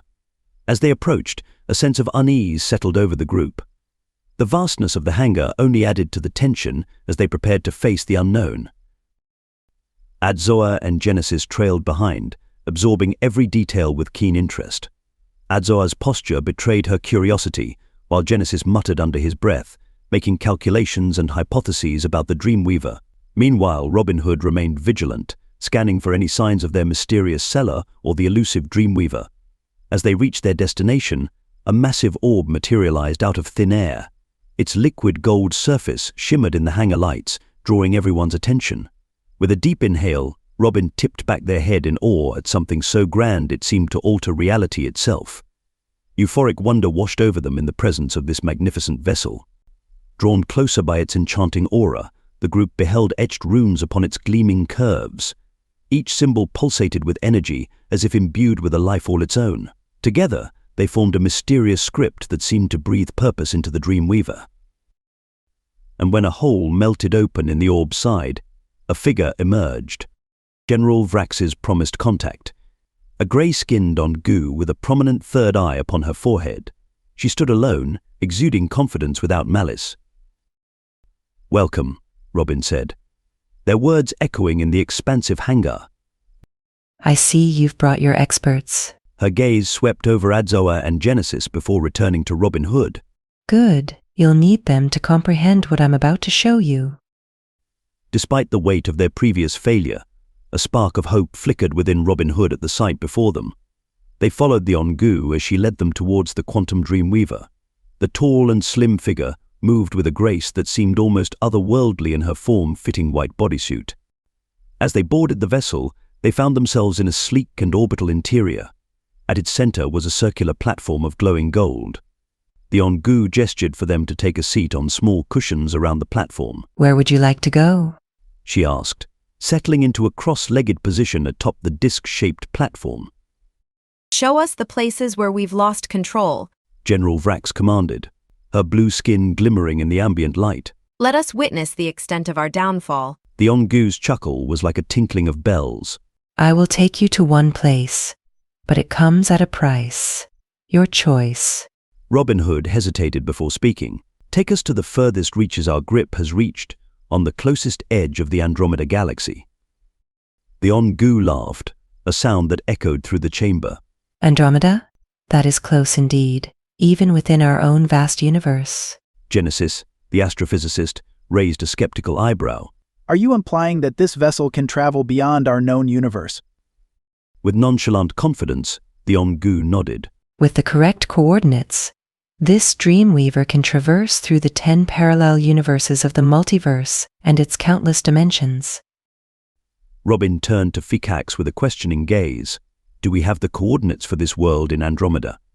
Fikax consulted his comband before reciting the numbers. Target location, system Zephyrion, planet Corin, coordinates, right ascension, 01 hours, 14 minutes, 18.0 seconds, declination, plus 41 degrees, 28 minutes, 31 seconds.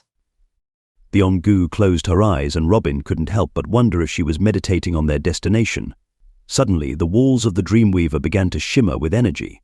In an instant, everything went dark. Robin felt their stomach churn at the sudden exposure to the vastness of space and noticed others in their group looking equally unsettled as the walls became completely see-through. They were greeted with a breathtaking view of a blue and green planet. Taking deep breaths, they all gazed upon the stunning sight below swirling blue oceans and lush green continents. But then Robin's breath caught in their throat as they noticed something amiss. Cocking their head, they spoke with a hint of suspicion in their voice. This could be any world. Prove to us that this is truly planet Corin in Andromeda. The Ongu's third eye flickered black and white as she giggled mischievously. As you wish. Let us investigate. She closed all three of her eyes before speaking again. To maintain our secrecy, I shall also employ the Quantum Dreamweaver's powers of invisibility. The Quantum Dreamweaver descended toward the surface of the planet, gliding through the atmosphere like a ghostly apparition. The transparent walls provided an unobstructed view of the landscape below and the violet sky above. As they drew closer, the details of the world became clearer. Sprawling cities, vast forests, winding rivers. It was a sight to behold. I'm cross-referencing the geographical features with our database. Adzoa announced, her fingers flying over her comband. The patterns of the mountains, the layout of the cities. It all matches the topographical data for Corin. Genesis peered at his own device, nodding in agreement. The architecture of these urban structures is consistent with Corin's known styles, and when translated, the signs and billboards display the primary languages of Corin. The group's hackers, Toby, Jay, and Yehao, worked together to verify the information using their expertise in coding and data analysis. After thorough examination, they confirmed that the coordinates inputted were indeed accurate for planet Corin in Andromeda. The Dreamweaver glided silently over the bustling city, its occupants observing the diverse Corin populace below. These unique creatures possessed a dual-headed anatomy with red skin ranging in shades from deep crimson to bright scarlet.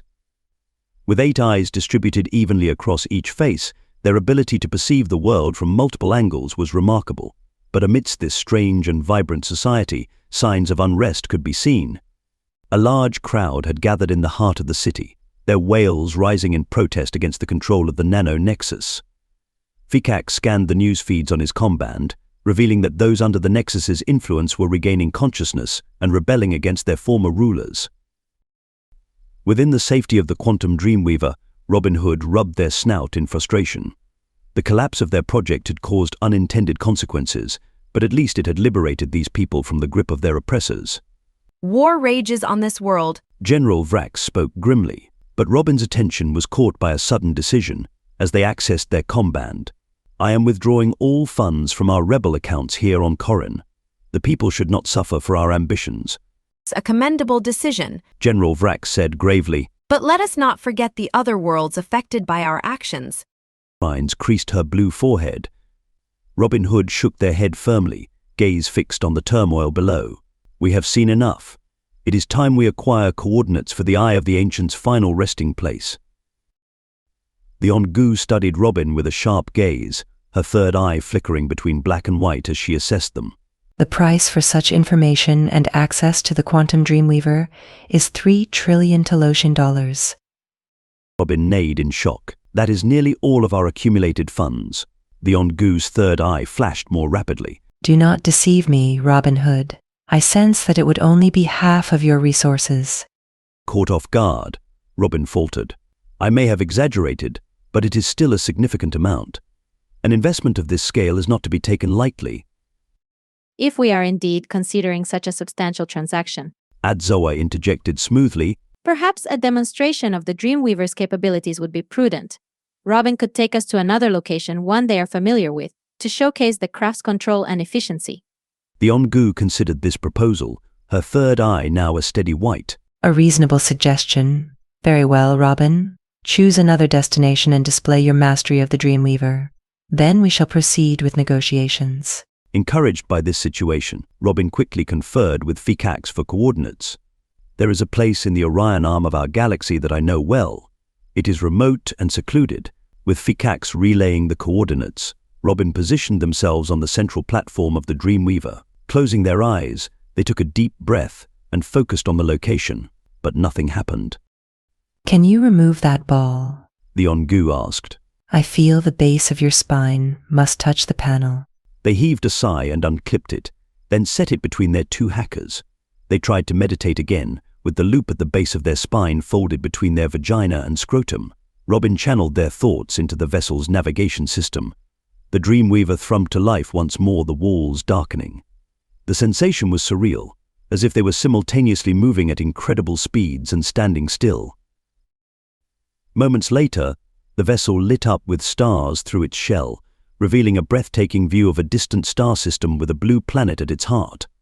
The success of the navigation brought satisfaction to Robin, a feeling that was mirrored in the expressions of their companions. The Ongu observed the outcome with interest. Impressive. So you must take off your ball to navigate the quantum Dreamweaver. Yes, Robin said. Let's return to the hangar and discuss the terms further. You will want to record all you can do with the Dreamweaver. I have much to share. But how do you know all of this? The reptilian chief intelligence coordinator, Fikax, asked. I am an Ongu. But surely not all Ongus would know such a thing, General Vrax said. No, I have links with Nam-Mongu. They know secrets, and I read their minds. But that is all I'll tell you. Does the SSS know we have this? Fikax asked. No. But this came from the Sirius secret sect, Fikax said. Originally, yes, before it gave 5 to the Church of the Celestial Body. There are more? Fikax asked. Not anymore. The Ongu said. How? A man called Captain Orion, together with his friends, gave them back to the creators. The creators? General Vrax winced. I'm saying no more. Who wants to take us back to Aetheris? I will, Robin Hood said. As they made their way back, the possibilities of what the quantum Dreamweaver could offer the Crypt tribe took shape in Robin's mind. The potential for exploration, for discovery, and perhaps even redemption lay within Robin's grasp. The decision on whether to invest half of their resources into this vessel was a pivotal one, but this was their only option. If they didn't shape the future of the Crypt tribe's place in the galaxy now, then the Crypt tribe was doomed. Chapter 27. Lost and Sedated. Jaxon was laid out on a narrow bed, his body ravaged by pain and the loss of his love Anika. The shuttle's medical bay was filled with blinding white lights, causing him to see halos as he drifted in and out of consciousness. Captain Vega hovered over Jaxon, her stoic face etched with concern. Stay with us, Jaxon, she urged. We're doing all we can. But Jackson's thoughts were consumed by Anika's fate. Through gritted teeth, he managed to ask, "Is she safe?" We don't know yet, Vega replied. Our priority is stabilizing you before we head to the military base on Talos for advanced medical treatment. Despite the medic's efforts, Jaxon could feel himself slipping away as agonizing pain coursed through his body during the journey. When they arrived at the hidden base on Talos, Jaxon was rushed into surgery to replace his lost arm with a temporary cybernetic one. His mind foggy from sedatives, he could only hope that his cries to find Anika had been heard by Kendra Harlow. In the recovery room after surgery, Jaxon's thoughts turned to astral projection as he attempted to calm his troubled mind and reach out to find Anika and Seer. But despite his efforts, he remained anchored to his physical form, struggling against the pain and medication in order to transcend beyond the boundaries of his current existence. Jaxon's mind struggled to break free from the murky depths of his drug-induced haze. His synthetic arm twitched and spasmed, an unwelcome side effect of its recent attachment. Frustration pulsed through him as he tried and failed to control the mechanical limbs. "Why can't I do it again?" he growled, the sound dripping with bitterness. He had managed to astral project with Anika, but now it seemed impossible without her by his side. The thought filled him with a sense of dread and urgency. She was out there, in danger, while he lay here powerless. Determined not to succumb to helplessness, Jaxon activated a holographic notebook projected from his comm band. He began to strategize, reaching out to his contacts for information that might lead him to Anika and their missing comrades. But a nurse interrupted his efforts, crossing her arms disapprovingly. "You should be resting, Commander Orion." "I can't just lie here while my friends are in danger," Jaxon argued, desperation creeping into his voice. The nurse shook her head, blue lips pursed in pity. "Your body needs time to heal from the trauma you've endured." But Jaxon couldn't rest, not when his friends needed him. He reached out to Captain Vega, explaining the betrayal of Major Harlow's father and their current predicament. "We'll do everything we can." Vega promised. "We'll find them." Jaxon ended the call, feeling slightly more hopeful. With the military's resources and his determination, there was still a chance. But lying there in bed, feeling useless and weak, he couldn't shake off the feeling of defeat.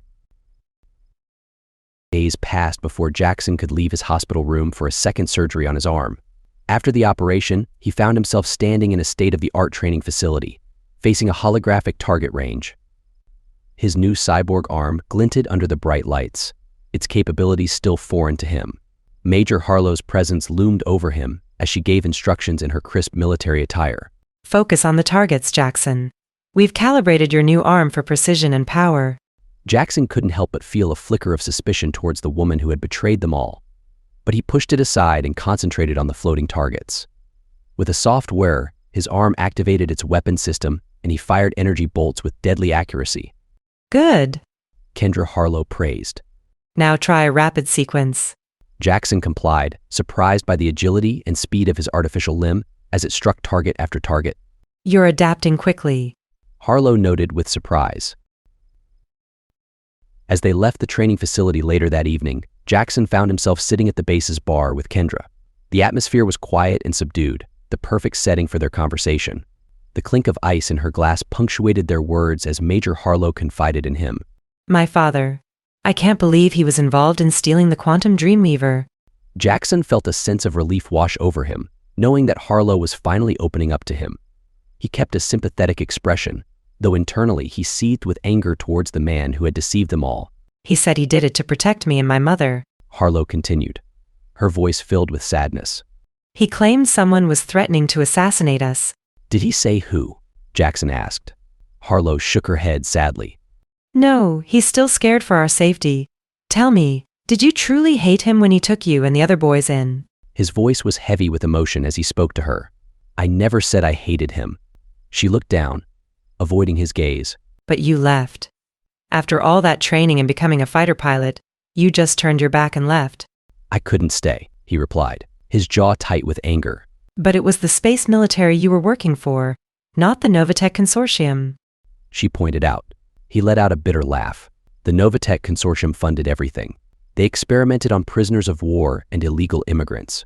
Her eyes glistened with tears as she asked, "That's why you left?" "Yes," he answered, his tone sharp with resentment. "Not because of your father," she gasped, hurt flashing across her face. "Not because of me." "No." Tears welled up in her eyes again as she spoke softly. "He's locked away now, behind cold bars. He betrayed everything we stand for. It's more than just his actions, it's the shattering of trust and the foundation of our lives. To think the man I looked up to could crumble so disastrously. I feel betrayed." His heart ached for her, but he couldn't show it. "What did you mean when you asked if my leaving was about you?" "I had a boyfriend at the time, and I thought you liked me." Her voice cracked as she spoke. He shook his head quickly in denial. "No, I wasn't interested in women back then." She gave him a sad smile.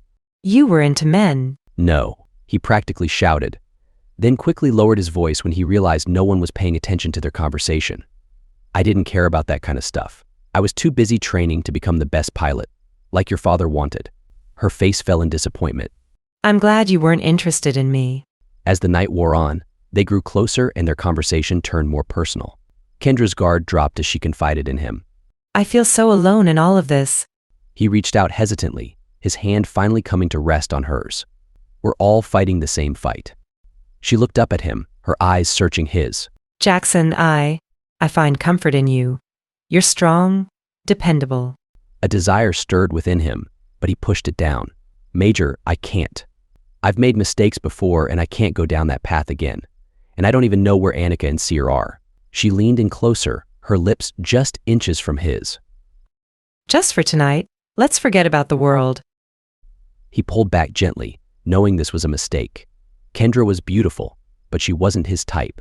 Only Seer, Annika, and Kaida were meant for him. No, he said firmly. I have to stay true to myself and to them, even if I don't know where they are. Kendra nodded understandingly and wiped away her tears. I respect that. They sat in silence for a few tense moments before she spoke again. Seer and Kelly are safe. The Crypt tribe didn't abduct anyone from Microxus. They couldn't reach the Triangulum galaxy. Relief flooded through Jaxon at the news. Thank the gods. But then reality hit him hard once again. But with the quantum Dreamweaver, Robin Hood can travel anywhere instantly. Kendra wiped away a tear and sighed heavily. Yes, and it's all because of my father. I'm so sorry, Jaxon. Chapter 28. Nucleus Headquarters. The atmosphere at Nucleus Headquarters was thick with anticipation. Robin Hood and their team, along with hackers Toby, Jay, and Yahao, assembled in a secure conference room to discuss their plans. Scientists Adzoa and Genesis prepared to return to their labs after General Vrax commended their contributions. The data we've gathered is invaluable. Adzoa exclaimed with excitement gleaming in her blue eyes. There's so much we can learn from this. Genesis adjusted his glasses and nodded in agreement. Indeed, the implications of this craft are beyond anything we've encountered before. After a respectful nod, the scientists left the group with the Ongu, leaving them alone in the conference room. The holographic orbs shimmered around them. We must proceed discreetly with the transaction, Robin Hood said calmly despite their tight muscles. Our funds are scattered throughout various galactic accounts as a precaution against detection and seizure. Toby focused on his console. We've implemented a decentralized blockchain system layered through multiple crypto networks for untraceability and security. Our plan is to initiate a series of withdrawals. Jay added. Using quantum encrypted nodes, we will converge all funds into one account. The Ongu interjected. I sense your concerns, but rest assured that my only interest lies in the agreed sum. Your methods of transaction hold no significance to me. Fikax glanced at Robin Hood before turning to each individual in the group. Let us proceed then. We must synchronize our efforts to ensure a seamless transfer. As they worked on their tasks, the hackers' fingers swiped and tapped outside and inside the holographic interfaces. The room was filled with the hum of technology and occasional murmurs of technical jargon. Initiating Phase 1 of the withdrawal sequence. Yehao announced as he focused on the floating data streams. Quantum nodes are active and secure. Toby reported. Funds are being rerouted through interstellar banking systems. Jay monitored their progress, ensuring that each step of the transaction followed their meticulously planned procedure. Phase 2 is in progress, with crypto keys remaining stable. We are on schedule. The stakes were high, and the success of their operation was crucial. Robin Hood's stomach churned with anxiety as they crossed their 6 arms and turned to the Ongu. Once the transfer is complete, you will have your payment. The quantum Dreamweaver will be ours. The Ongu nodded, her third eye a placid white. I am aware. Your team is skilled, and the transaction will soon be concluded. As the final phase of the transfer commenced, the holographic orbs displayed an intricate web of transactions. Finalizing the transfer now, Jay announced. Silence fell over the room as they awaited confirmation. Moments later, a soft chime resonated through the air, signaling the completion of the transfer. It is done. Toby heaved a sigh of relief and wrung his hands. $3 trillion Telosian dollars have been successfully transferred. The Ongu stood and checked an interface under the skin of her palm before giving a crisp nod. The agreement is fulfilled. The quantum Dreamweaver is now yours. Use it wisely. As the group dispersed, Robin Hood lingered for a moment, their thoughts focused on what lay ahead. After bidding farewell to the Ongu, who departed in a small craft gifted by Robin Hood, orders were issued with urgency. We must interrogate Oliver Deepwell, or rather, Damien Black, immediately. We need to uncover all his knowledge about the Eye of the Ancients and its whereabouts. 2 members of the Crypt tribe, known for their expertise in interrogation, nodded understandingly. Consider it done, sir. We will extract the information you require. As they departed to execute Robin's orders, Robin rolled to the underground chambers where their family resided in a hidden, luxurious abode. Here the walls were adorned with rich fabrics, advanced technology, and exquisite art, creating an oasis amidst the chaos of their lives. Their family greeted them with warmth. Attempting to maintain a semblance of normalcy, Robin asked, "Is there anything you desire from Bardakar or elsewhere in the galaxy? Simply name your needs." The question initially puzzled them, but after a moment of contemplation, Parent A spoke up. "There is a rare manuscript that has eluded us for years. It delves into the ancient civilizations of Eridani IV and is not available on the Galactic net." Robin nodded, already devising a plan to acquire it. "Consider it done. Your comfort and happiness are of utmost importance, especially now during these terrible times." The conversation shifted to more mundane matters, but beneath the surface, Robin's mind was swirling with questions and possibilities. With the powerful quantum Dreamweaver in hand, perhaps there were other ways to aid the impoverished and bring down the wealthy elite. In a cold interrogation room stood Robin Hood, facing off against Damien Black, or so they had been led to believe by the Ongu. The man before them bore scars of battle on his navy blue face. Robin rolled around the room, their 6 arms folded behind their back. Damien Black. They neighed through their interpretation device, its voice echoing slightly in the quiet space accompanied by muted neighs. "You know the whereabouts of something we seek, the Eye of the Ancients. Where is it?" The weary response from the man, or rather, the Erebusian soldier Oliver Deepwell, as he claimed to be, was a simple denial. "I have no idea what you're talking about. I am just a mere soldier." Robin halted in front of him, leaning in close. "We know of your involvement. You handed the crystal decoder to our enemies. You had knowledge of them. We need the location of the Eye." Despite intense and prolonged questioning, the captive remained steadfast in his ignorance. Their throat tightened, but Robin held their head high. Turning to face their interrogators, they declared, "If words will not loosen his tongue, perhaps his memories will." They swiveled back towards Damien. "You are a cyborg, are you not?" "In terms of my identity as Oliver Deepwell, yes." "Then prepare to extract his memory chip," Robin commanded. The interrogators, skilled in extracting information from even the most resilient minds, proceeded with their task with precision and care. As they accessed the memory chip embedded within Damien's brain, Robin watched closely as scenes unfolded on a screen. But instead of revealing secrets about the Eye of the Ancients, they showed memories of a man named Oliver who had once been a cyborg space marine for the Erebusian Space Force. This revelation sent shockwaves throughout the room. Robin processed this new information. "Oliver Deepwell," they said aloud. "The Ongu led us to believe he was Damien Black, but it seems we have been chasing a ghost." Turning back to the interrogators, they issued new orders. "Gather everything you can about his past, his missions, his connections, and bring in the woman who accused him of handing over the crystal decoder. Perhaps she is the true traitor."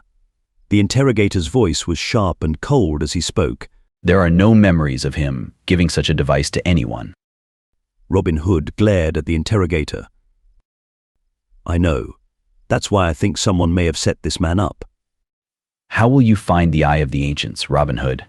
The interrogator pressed on. "We will abduct Kaida Takahashi.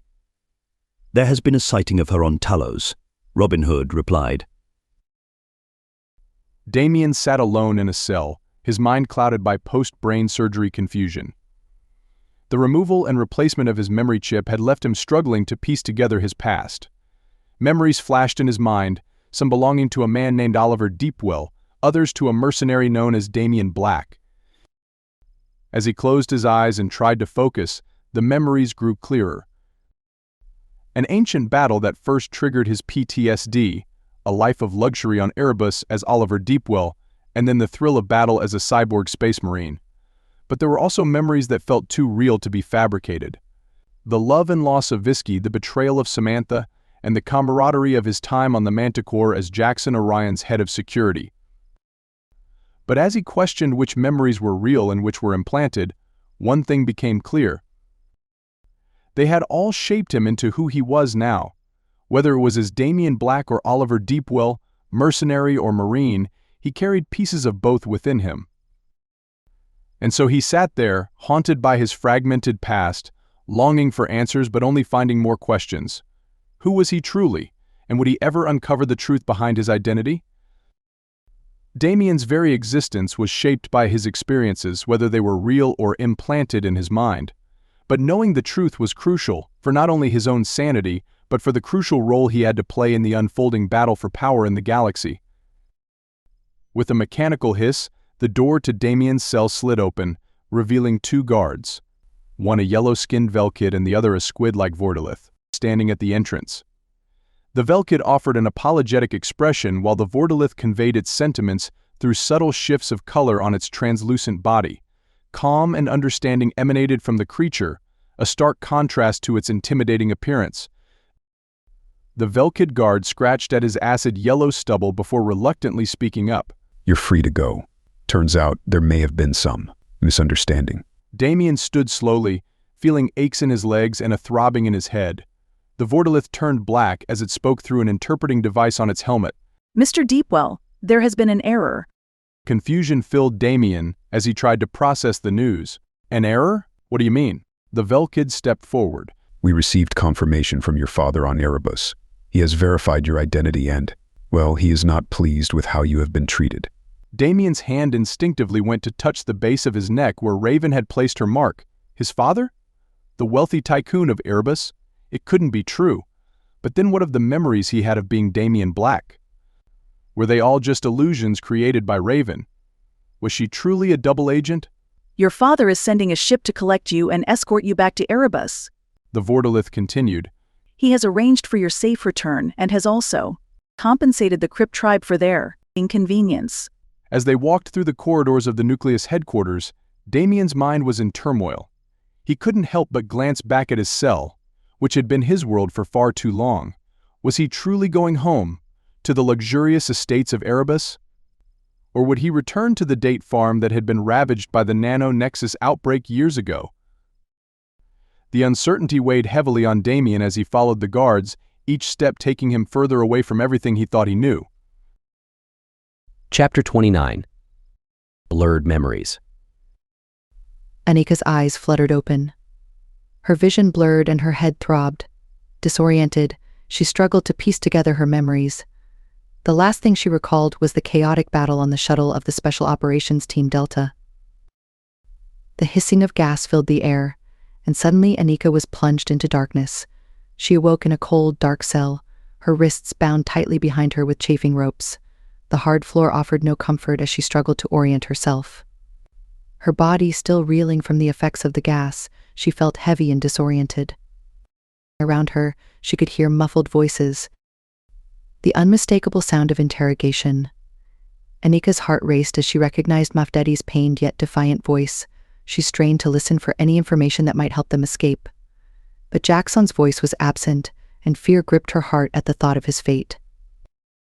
Outside her cell, the frustrated barks of Anubak filled the air. The shape-shifting creatures had proven futile in this situation, their desperate barking mirroring Anika's own sense of helplessness.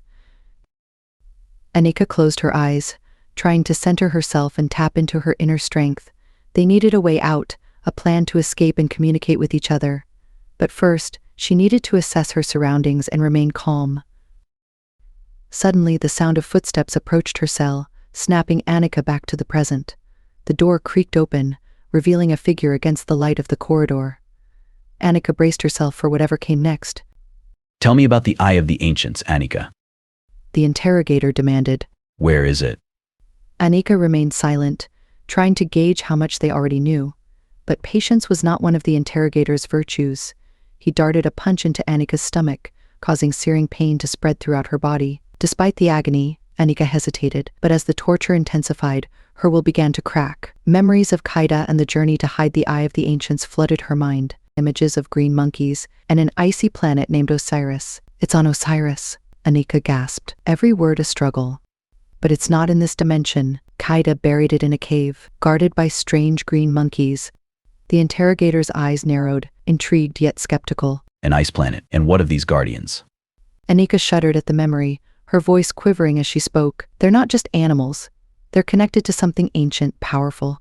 The Elders. They used Kaida's body to create clones, so they could experience life in physical bodies and spread so more of them could come. They were like a virus, not only capable of creating black holes but also using us as their vessels. It's dangerous, incredibly dangerous. The interrogator fell silent, his dark eyes fixed on Anika's trembling form. Clones of Kaida. He mused, stroking his long beard thoughtfully. And the Elders. It is said they were responsible for the destruction of the Milky Way. Do you truly believe such tales? Anika nodded, her whole body tense with fear. I saw it with my own eyes, she whispered hoarsely. The Eye, it devastated everything in its path. The death toll was unimaginable. A heavy silence fell upon the room as the interrogator absorbed this revelation. And what of this parallel universe, this Osiris? He prodded, leaning forward intently. Do you know its location? And when did Kaida bury the Eye there?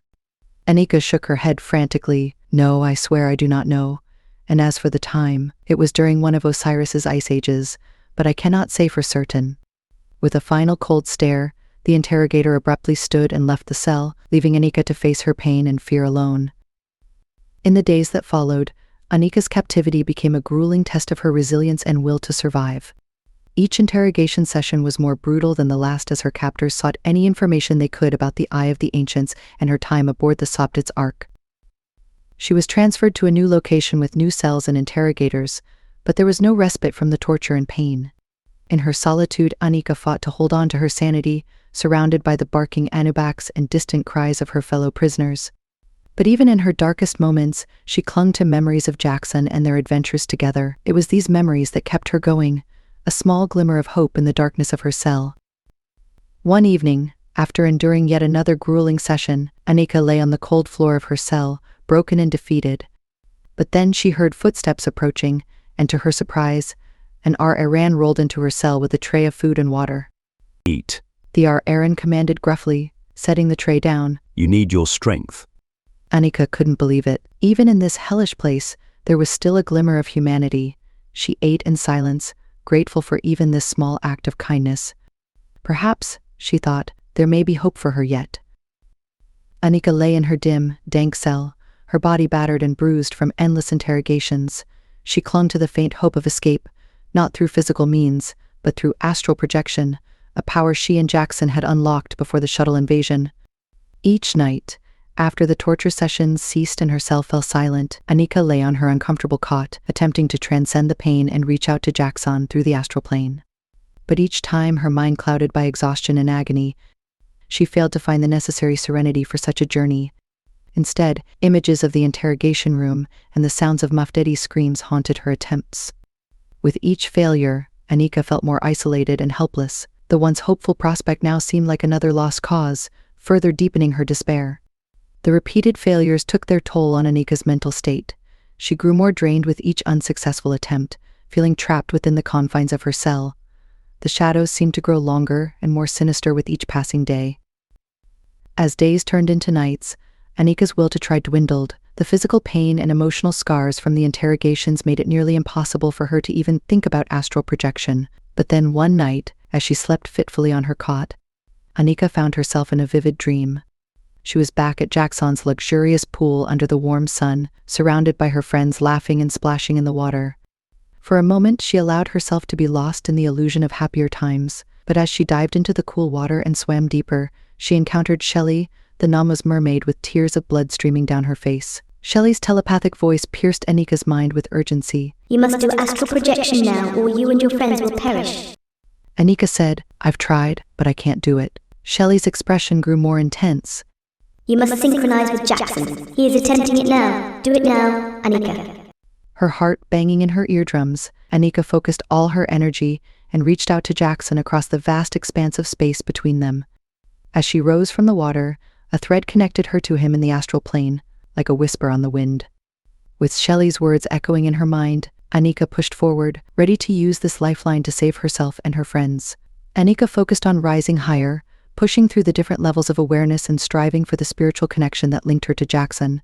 Slowly, the dream world faded away, revealing the endless expanse of the astral plane, and in that vastness, surrounded by stars and emptiness, she found him. Jaxon's voice echoed in Anika's mind. Let us find out where you are, he said, his tone heavy with concern. I must command a rescue mission to save you.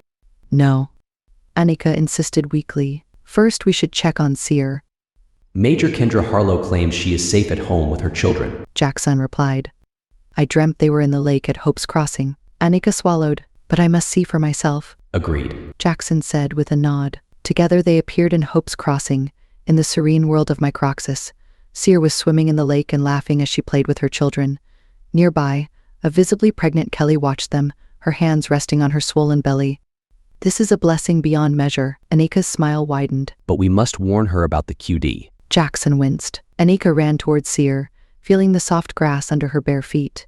Seer, 'tis me, Anika. The Aqua woman paid no heed to her words. Jaxon also attempted to communicate with Seer, but to no avail. For 10 minutes, they both tried to reach out to Seer, Kelly and the children, but their efforts were futile. They were mere observers on this mystical plane. The Namo are known for their psychic abilities, Anika said. Let us seek them out. Jaxon and Anika tried to establish a connection with the people of the lake. They reached out with their minds, calling to the merfolk, but their attempts slipped through their fingers like water. A sense of unease settled in Anika's chest. We must leave them a message. They tried to materialize a letter, a tangible proof of their presence, but it dissolved into the astral winds, leaving no trace. We'll find another way, Jaxon declared. I'll try and get permission from Major Harlow to reach out to Seer. Chapter 30. Astral Search. In their astral forms, Anika and Jaxon set out with a fervent intention to find Kaida. To their astonishment and relief, she was alive and well in a hidden eco-community nestled within the depths of a serene forest. Unbeknownst to them, deep in an underground Buddhist temple, Kaida sat in peaceful meditation alongside her mother and sister. Her astral companions whooped with joy upon seeing her. She's alive, Jaxon exclaimed. We found her, Anika added, a hint of pain still lingering in her smile. She's safe. Jaxon's form nodded with a sense of peace washing over him. That is all that matters. But as they rejoiced in their discovery, the question remained. Where exactly were they? Anika and Jaxon hovered above the tranquil eco-community, their divine forms gazing down at the serene forest that cradled it. It was a haven of peace, so far removed from the turmoil they had left behind. Anika pivoted to face Jaxon. We must find out the exact location so that we may physically return and retrieve her. Jaxon's translucent form surveyed the landscape. Let us seek out the nearest town. It may provide us with some clues. With a mere thought, they soared high above the forest, moving faster than the wind itself. Below them, the dense canopy of trees gave way to a patchwork of civilization. A small town nestled in the valley caught their attention, its quaint buildings basking in the warm glow of the late afternoon sun. Jaxon recognized it instantly. That is Althoria, he stated confidently. I have been there before. It lies within the southern region of Talos. Anika peered down, trying to orient herself. So the eco-community must be northwest from here. With the sun dipping lower in the sky, they observed the landscape for any distinguishable landmarks. Jaxon pointed to a distinctive mountain range in the distance. Those are the Eldrin Peaks. If we align them with the sun's position, we can estimate the coordinates. Anika nodded in agreement. The sun is setting in the west, which means the temple must be roughly 30 degrees north of west from Althoria. Jaxon concluded with a calculating look. I would estimate it to be around 50 kilometers away. Anika perked up. We have a location. Jaxon, this is something we can do. We can bring her back. Jaxon turned to Anika, his astral form meeting her gaze with determination. But we must inform the Talosian space military. They can aid us in extracting her safely. As they took one last look at the tranquil forest and setting sun, their spirits soared with newfound hope. The pressure built in Jaxon's chest as he forgot to breathe upon seeing Anika's bruised and battered body tied to a chair. Her astral form projected next to him, but her physical self reflected the cruelty she had endured. This is where they have you, Jaxon whispered through gritted teeth, his anger boiling just below the surface. Together, they moved through the corridors of captivity, invisible and silent until they came across Cindy, also bound and beaten beyond recognition. Jaxon's stomach turned at the sight before him. His heart felt hollowed out because he was so powerless to ease their suffering. Desperate to make some impact, Jaxon reached out to the Anubac with his astral voice, hoping they could hear him. As dogs, they might perceive his words as infrasound or ultrasound, or see his form in ultraviolet or infrared. "Please, you have to hear me," he urgently pleaded. Despite his valiant efforts, the Anubac remained in a drug-induced stupor, deaf to Jaxon's spectral pleas. His gaze turned to Anika, her ethereal form reflecting his despair. "We are tantalizingly close. Yet so far," he murmured, a tinge of helplessness creeping into his voice. "I am powerless to aid you from this state." Her incorporeal hand passed through his own. "We will find a way, Jaxon. We always do." But upon returning to his physical body, the harsh reality of their predicament hit him like a ton of bricks. Jaxon's new cybernetic arm felt foreign and cold as he lay gazing at the ceiling. In the war chambers of Talosian military stronghold, Jaxon stood before a vast, luminous holographic display.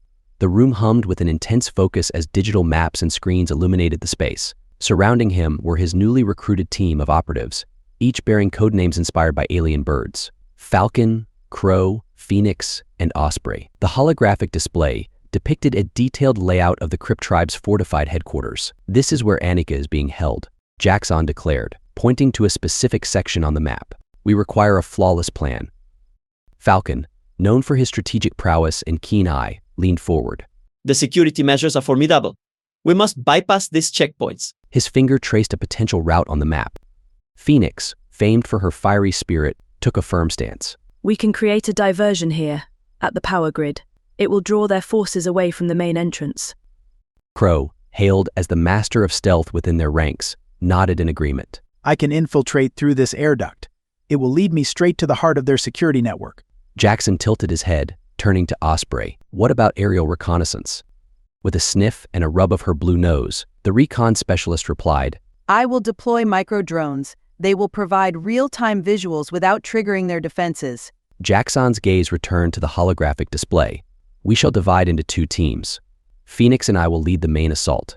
Crow and Osprey will provide support and gather intel." Phoenix's eyes sparkled with determination. "Let us give them hell." Jaxon's voice was firm.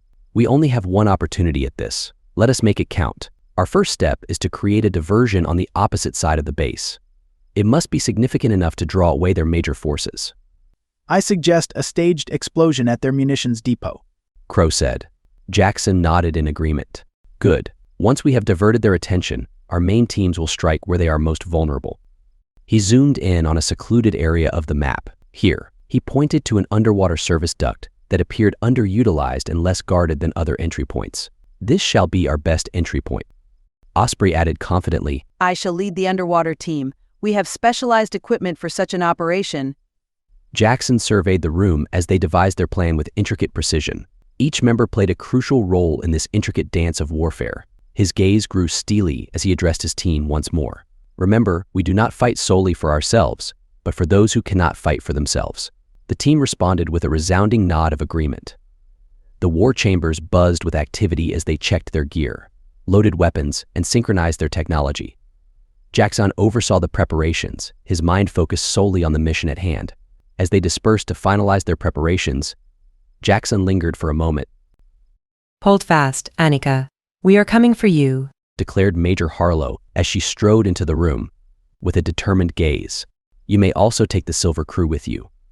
We shall amend our rescue plans upon their return to Talos," he added, his voice commanding and confident.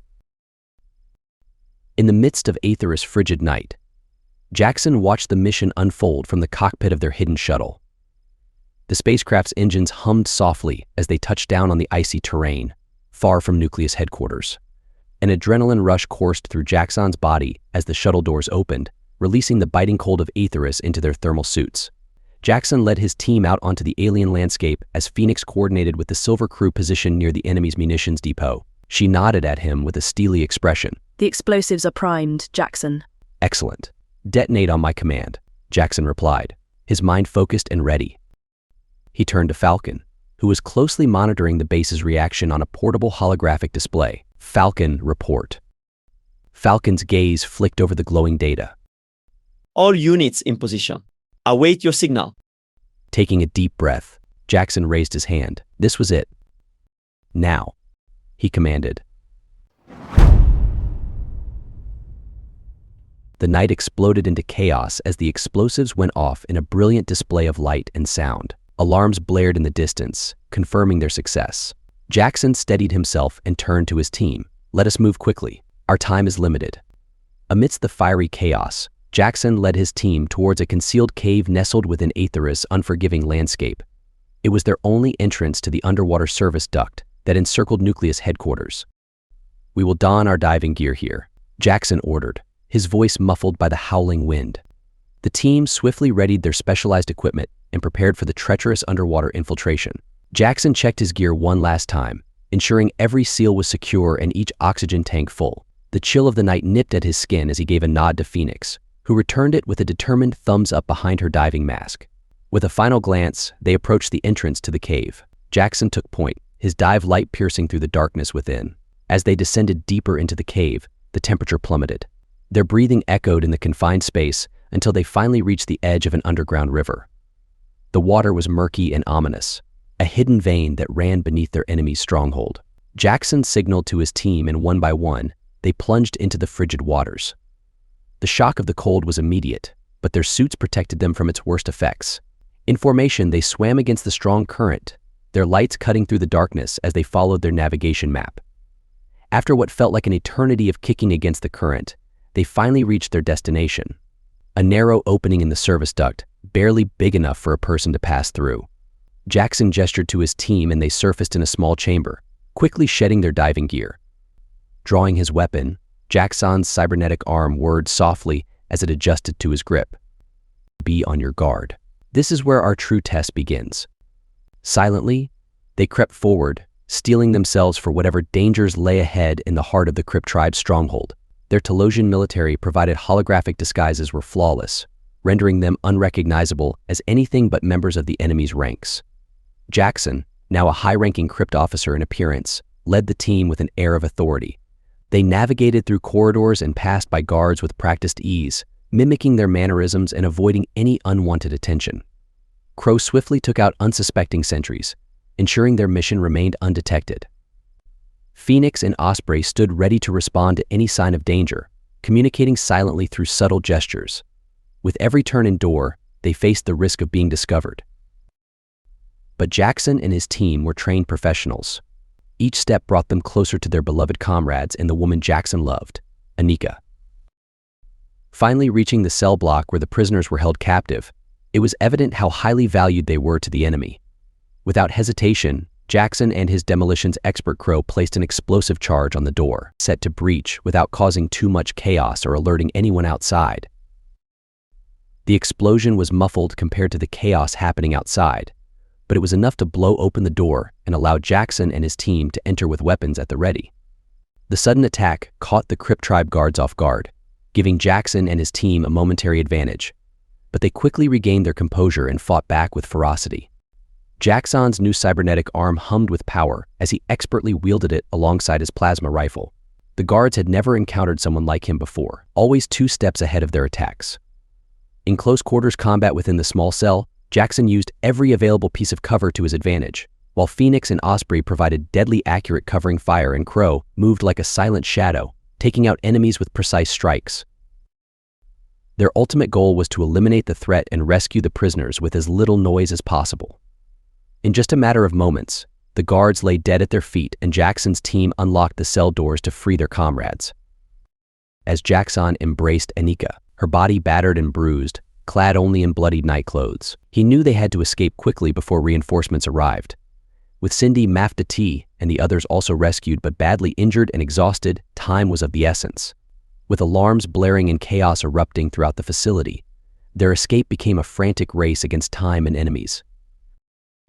They carried the freed captives, swiftly retracing their steps through the corridors of the Crypt tribe's nucleus headquarters. The sound of approaching reinforcements echoed behind them, but Jaxon gave the signal, and they made a beeline for the nearest access point to the underground river. The icy water seemed like a necessary evil as they plunged into its depths. Jaxon monitored his team closely. The rescued captives proved to be excellent swimmers, despite their weakened state. But when they reached the shore, Jackson's heart sank at the realization that one of their own was missing. "Damien," he said, his voice filled with dread. Anika confirmed his worst fears, her speech slurred from swollen lips. "He's on the other side of the facility. I heard it from the guards. They still think he goes by Oliver Deepwell." "We have to save him," Jaxon declared. But Phoenix intervened, her expression grave. "Not now. We can't risk it." With heavy hearts, they pressed on through the dark and treacherous waters. Mafdadi's elemental powers aided them once more as she manipulated the currents and eased their burden. Exhausted and running low on oxygen, they finally emerged from the water and dragged themselves onto shore. But their respite was short-lived as the distant sounds of pursuit grew closer. Mafdati summoned her strength once more, creating a wall of dense fog to mask their movements through the cave and onto the plateau. Her actions allowed them to reach their extraction craft undetected. As they took off and left the mist-covered river behind, Jaxon couldn't help but think about Damien, left behind in enemy hands. If only they had managed to rescue him too. Chapter 31. Crypt Tribe Canteen. Damien, donned in the garb of a guard from the Crypt Tribe, made his way through the twisting hallways of the Nucleus headquarters. The canteen was alive with a cacophony of voices, alien tongues mingling with the clinking of utensils. He slid into a seat at the back of the room, attempting to blend in with his surroundings. His mind was still reeling from the shocking revelation of his true identity. Was he truly Oliver Deepwell as they claimed, or was Damien Black his true self? The nanites coursing through his veins made it difficult to decipher truth from fiction. His thoughts were disrupted by the chatter of guards at a nearby table. His ears perked up as he eavesdropped on their conversation, where they spoke casually of recent events in the East Wing. "Aye, they brought in a slew of new prisoners." One guard remarked between bites of stale bread. "Even snagged themselves a Vastorian healer, and by the gods she had the biggest bosoms I've ever seen." The others shared a chuckle. Among them were also cat and dog folk working alongside her. Seems they were all part of an infiltration plot for the Telosian space military. "Is that so?" interjected a blonde human. "I thought only those blue skins served under the Telosians." "Don't go calling them cat and dog people now," warned a purple-skinned Vastorian guard. "They are known as Seraphis and Anubak." "I believe you mean Anubaks for plural," corrected another guard.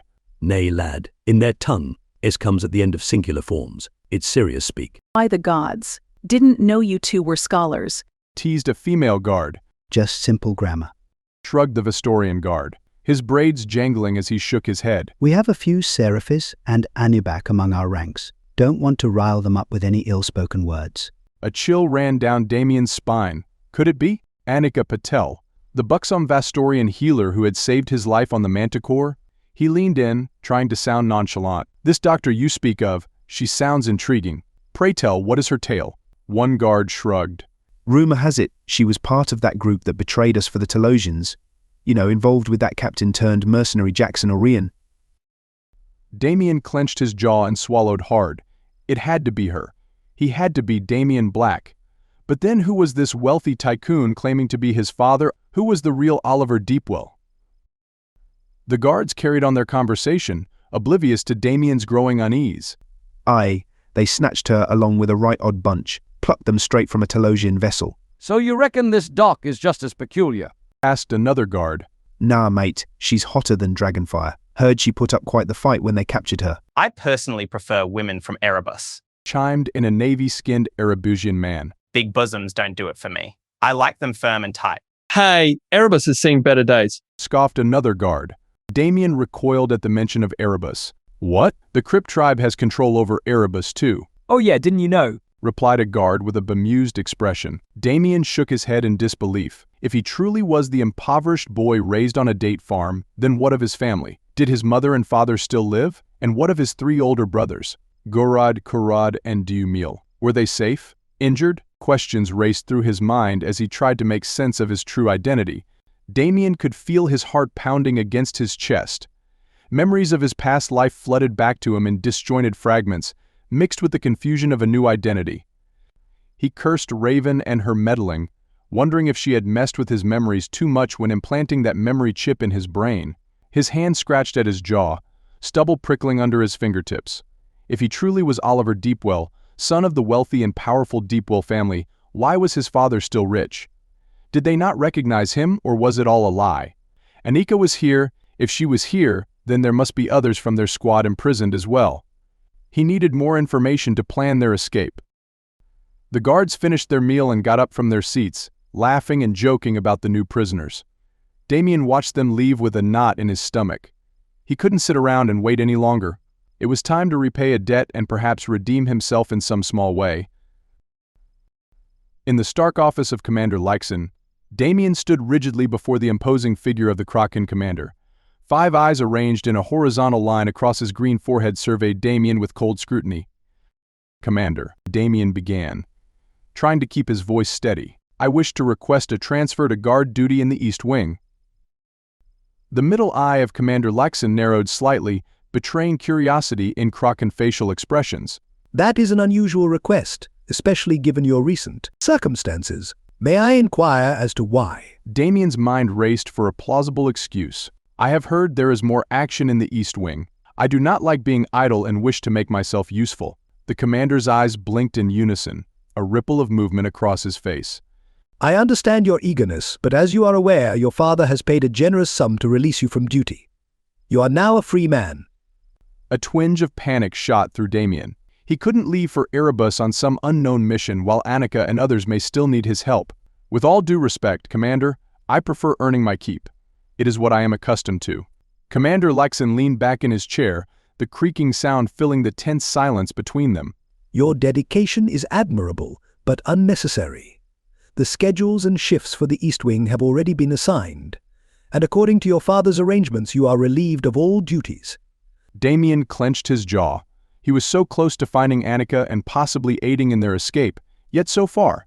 The commander's gaze softened slightly. "I understand your position may be complicated. However, your path lies elsewhere now. Preparations for your departure to Erebus are already underway." With a heavy heart, Damien stood and nodded respectfully to the commander before exiting the office.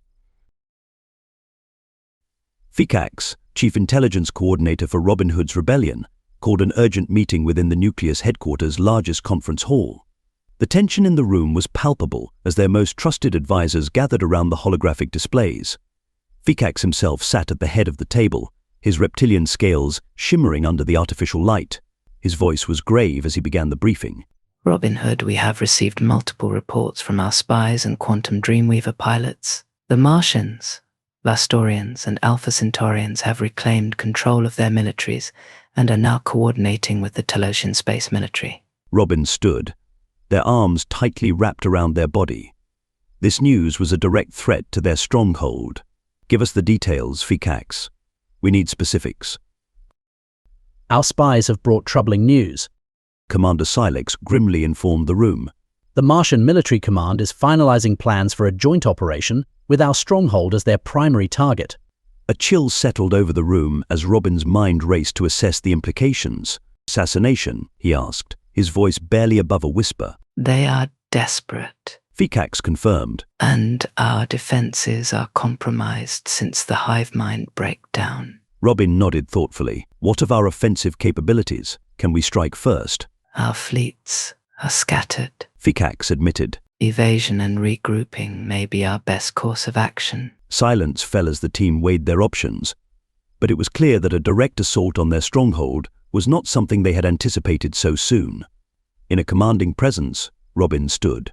"We will move to a defensive stance," he declared. "Evacuate key personnel and resources. I will not let the Crypt tribe fall because of a misguided coalition." He turned to General Vrax. "Status of our evacuation protocols. The protocols are in place, but time is of the essence." General Vrax reported. "We must act quickly to ensure safety." Robin's thoughts turned to his family in the underground mansion, and he knew their protection was paramount. "Begin the evacuation. My family is to be secured in an undisclosed location." Fikax stepped forward with a plan. The Kappadasha cluster system safe houses are our best bet. They are secluded, fortified, and beyond enemy surveillance networks. "But how far away?" Robin questioned. "Not too far," Fikax reassured him. "In the Andromeda galaxy, 100 light years from here." "We have safe houses there," Robin repeated incredulously. Indeed. Fikax said smoothly. And we have taken precautions against local threats. Fine, Robin said. How quickly can we move everyone out? General Vrax answered promptly. With the use of the quantum Dreamweaver, we can transport everyone out and relocate it in a matter of hours. Excellent. Robin nodded. Proceed with that plan and keep me updated on the progress. Fikax's reptilian eyes gleamed with determination. I will oversee communications personally to ensure our plans remain secret. And I'll coordinate the extraction teams. General Vrax added. We will use the quantum Dreamweaver to its fullest potential for a swift and silent relocation. As they continued to discuss their plans, it became clear that a new base of operations was necessary to avoid further attacks from these coalitions. Robin pivoted around to face Fikax. Coordinate with our spies. And Vrax, begin the relocation process. We will make this transition as smooth as possible with minimal losses. The meeting dispersed, leaving Robin Hood alone with their thoughts. The hours ahead would be crucial, a delicate dance of precision and stealth. The fate of the Crypt tribe rested on the success of this operation. But as preparations for evacuation ensued, chaos erupted. Alarms blared throughout the compound, signaling danger. Robin Hood rushed to the control center, their blood boiling with anger as they demanded to know what was happening. A Crypt tribe operative approached them with urgency, his dark Martian skin pulled taut with worry. Robin Hood, he began. We've just received intel from one of our agents inside the Nucleus headquarters. Anika, Mafta T, Cindy, and the 3 Anubak have been rescued. They're no longer in our custody. Fury surged through Robin Hood's 6 fists as they cursed loudly. Rescued? By whom? The operative hesitated before delivering his next words. We believe it was a Telosian military operation, led by Jaxon Orion. They infiltrated our security undetected again. Gritting their teeth, Robin Hood seethed at the thought of their enemies defeating them once again. But then came news that the quantum Dreamweaver was safe in a hidden location within the Eridani system. That's one less problem to worry about, Robin Hood snarled. As long as it remains under our control, we maintain an edge over our adversaries, with orders given to monitor every move made by the Telosian military. The operative departed to carry out their duties. Chapter 32. Rescue Mission. The medical personnel at the Talos military base escorted Anika, Cindy, Maftati, and the 3 Anubak to the medical facilities.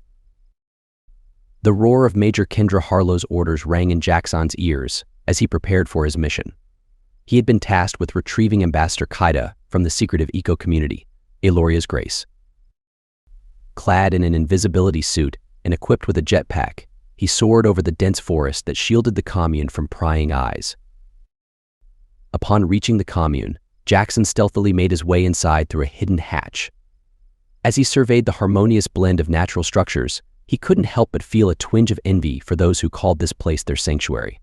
But his focus was on one thing: finding Kaida. He soon found her mother and sister in an underground hall, their faces etched with grief and worry. When Jaxon revealed himself, Kaida's mother embraced him and wept. Kaida. She's gone.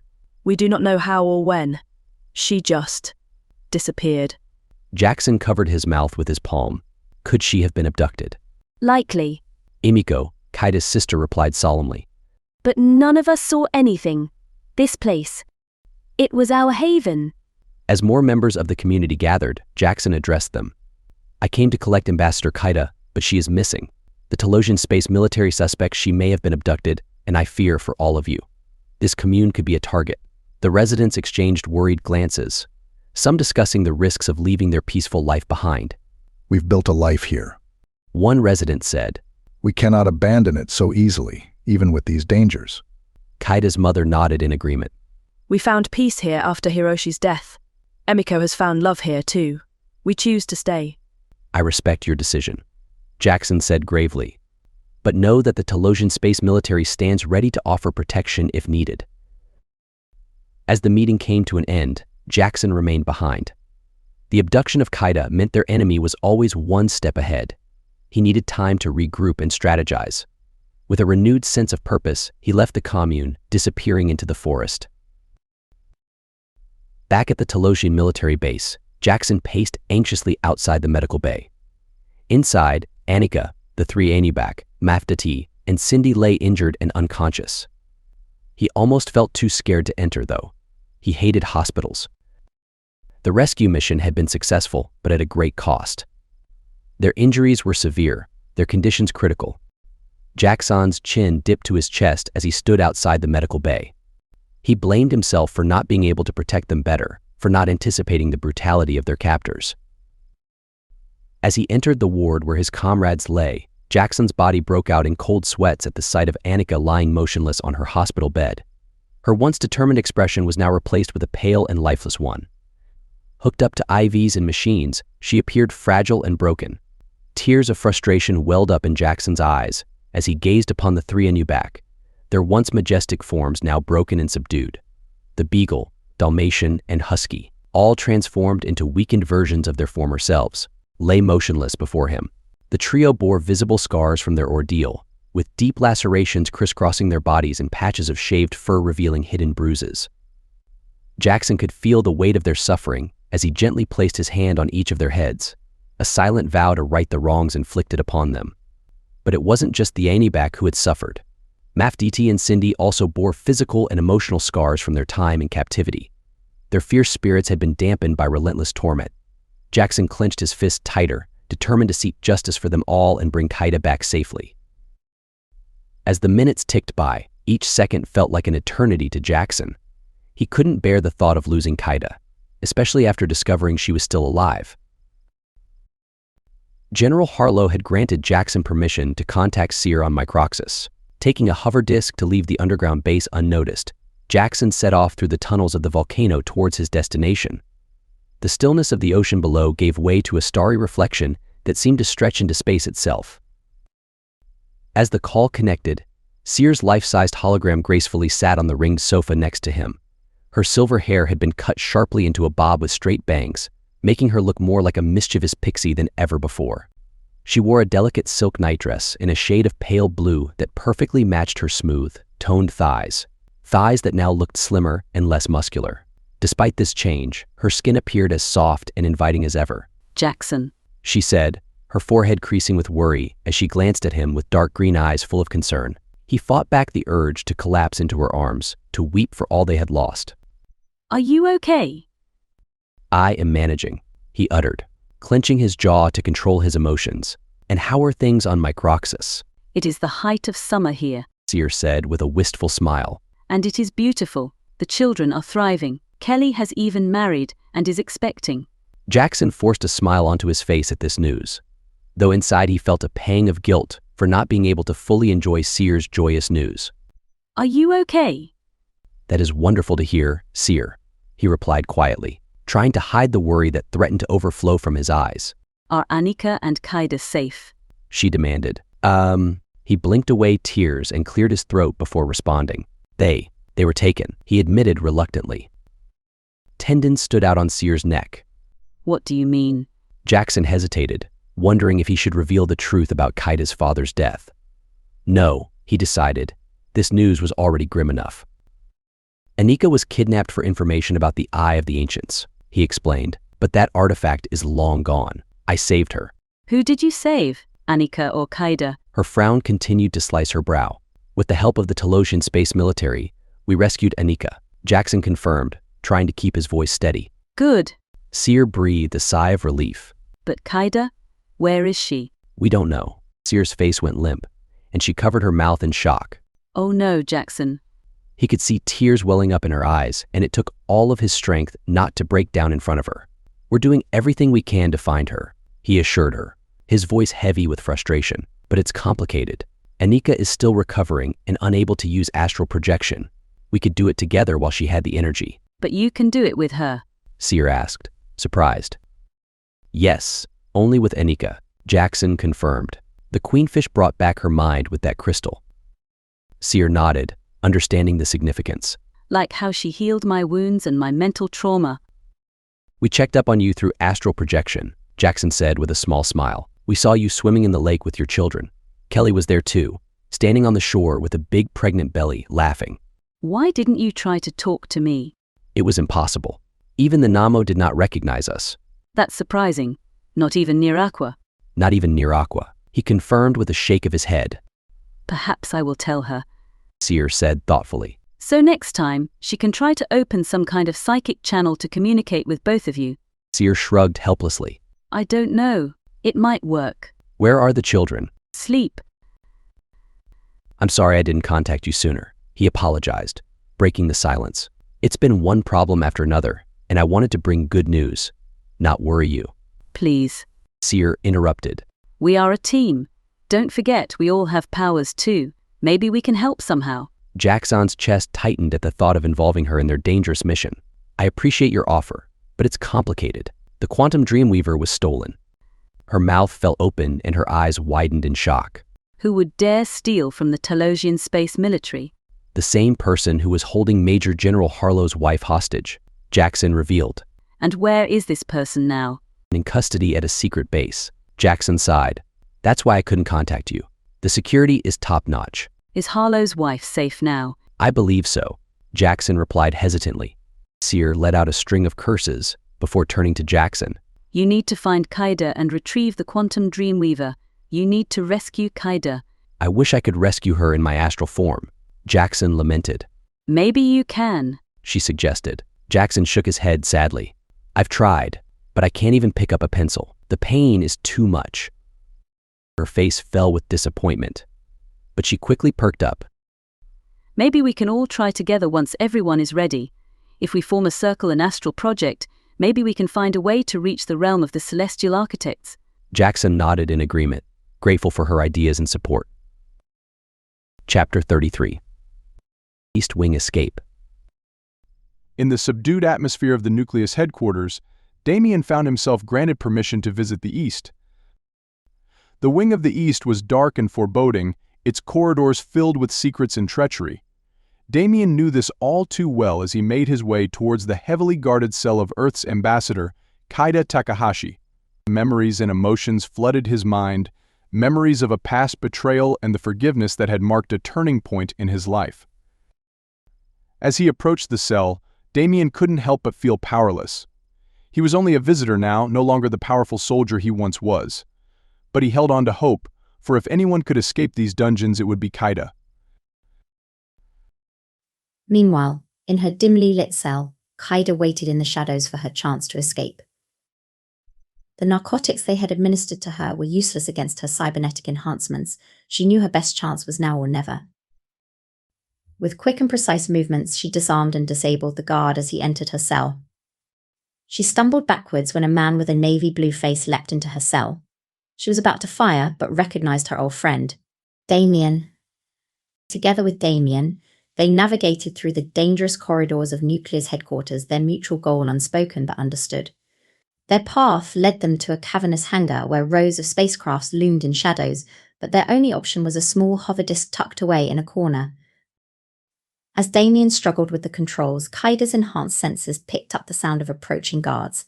Her adrenaline surged as she prepared for battle. Damien, hurry.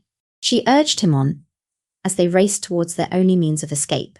As the first guard rounded the corner, Kaida sprang into action. She moved with agility that surpassed human limits, her metallic limbs ablur in the air. The guard barely had time to raise his weapon before she was upon him. A swift, precise kick sent the weapon flying, and a follow-up strike rendered him unconscious. Meanwhile, Damien frantically struggled to get the hover disk operational. As more guards flooded into the hangar, he grabbed a fallen weapon and aimed it at the entrance, ready to cover Kaida.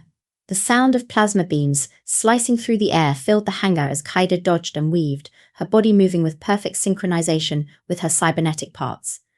Damien fired back with deadly accuracy, taking down another guard and grabbing their energy shield. Kaida, catch. He tossed her a second shield. With quick reflexes, Kaida caught the shield in midair and activated it just in time to deflect a barrage of plasma fire.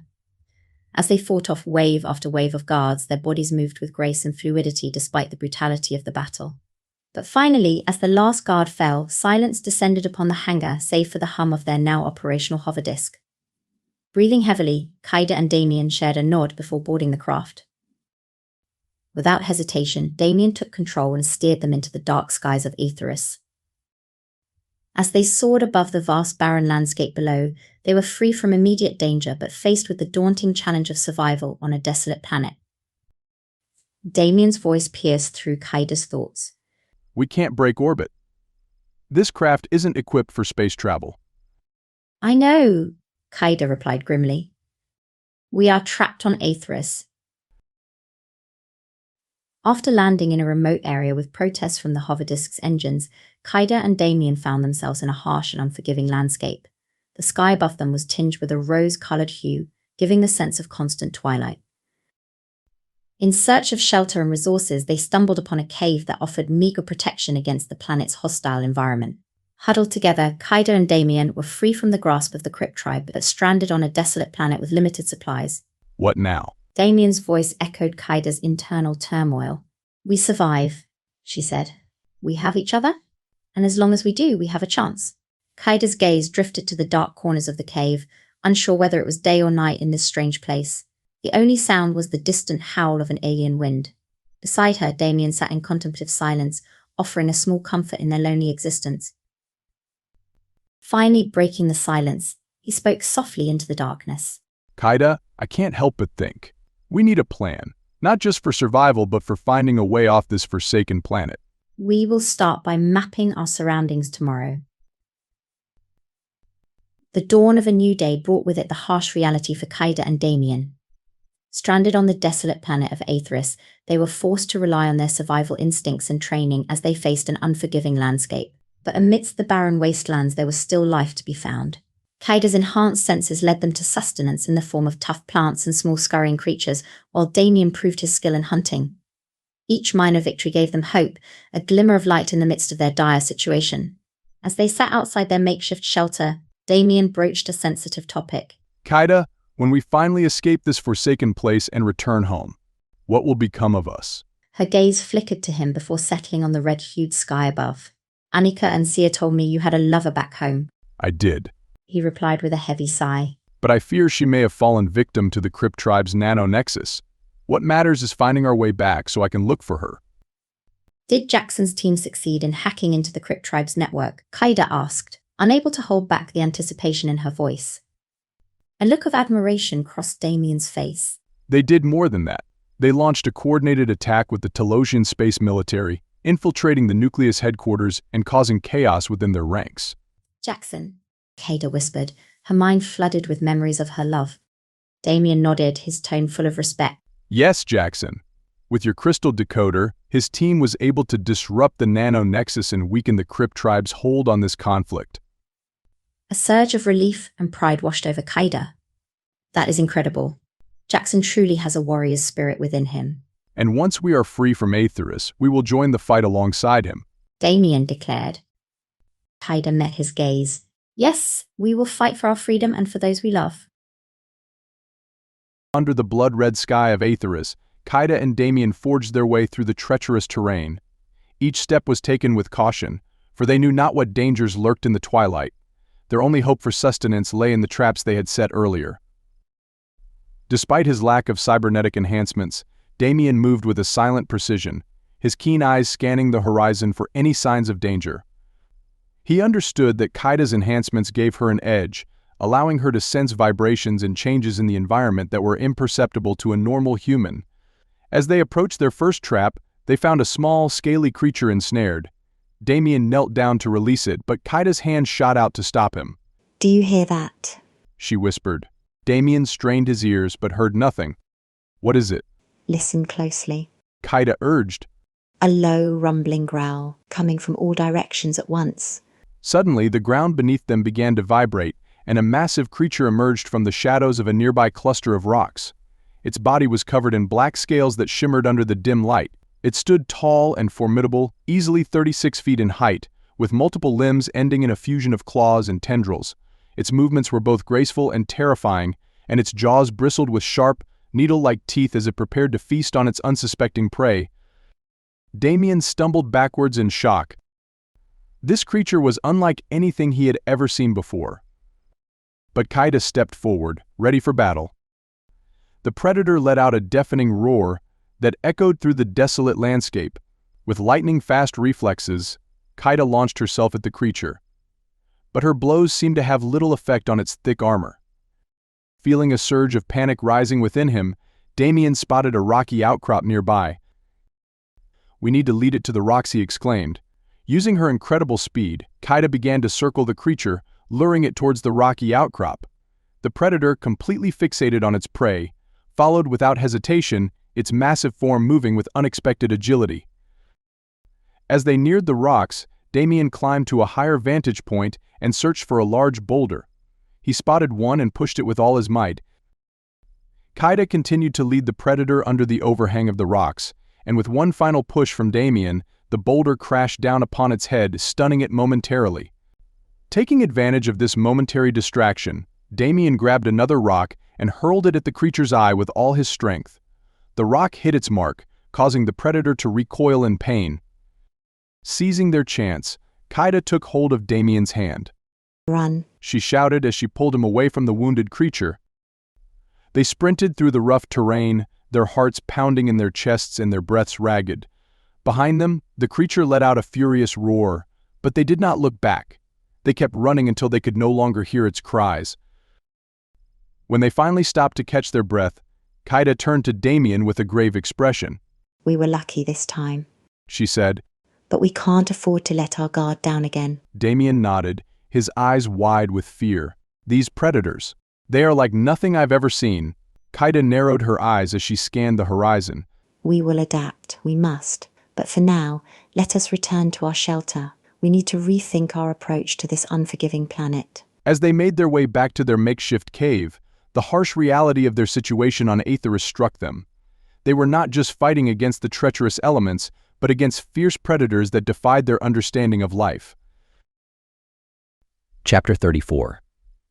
Nighttime Terror. Kaida lay awake in the cave. The encounter with the predator earlier had shaken her. Damien, exhausted from the day's ordeal, had fallen into a fitful sleep beside her. As the night dragged on, a growing sense of unease surrounded Kaida. The oppressive silence was occasionally broken by the howling wind, an eerie soundtrack to their predicament in the desolate cave. And then her enhanced hearing picked up a faint but ominous sound, low guttural growls that seemed to be getting closer. With a jolt, she nudged Damien awake with urgency. "We're not alone," she whispered. Damien's eyes shot open, his muscles tensed and ready for whatever might come their way. Together, they peered into the twilight outside the cave opening, where three looming silhouettes came into view. These were no ordinary creatures. With scales that glinted like steel in the moonlight and multiple limbs that moved with deadly grace, they were a formidable sight. Kaida felt a chill run down her spine. It was the same type of predator they had faced before, but this time there were three of them. The odds were undoubtedly against them. She couldn't help but wish for her katana at her side. If not for physical protection, then for the comfort it brought her in moments of uncertainty. Her father always said she was too young to die.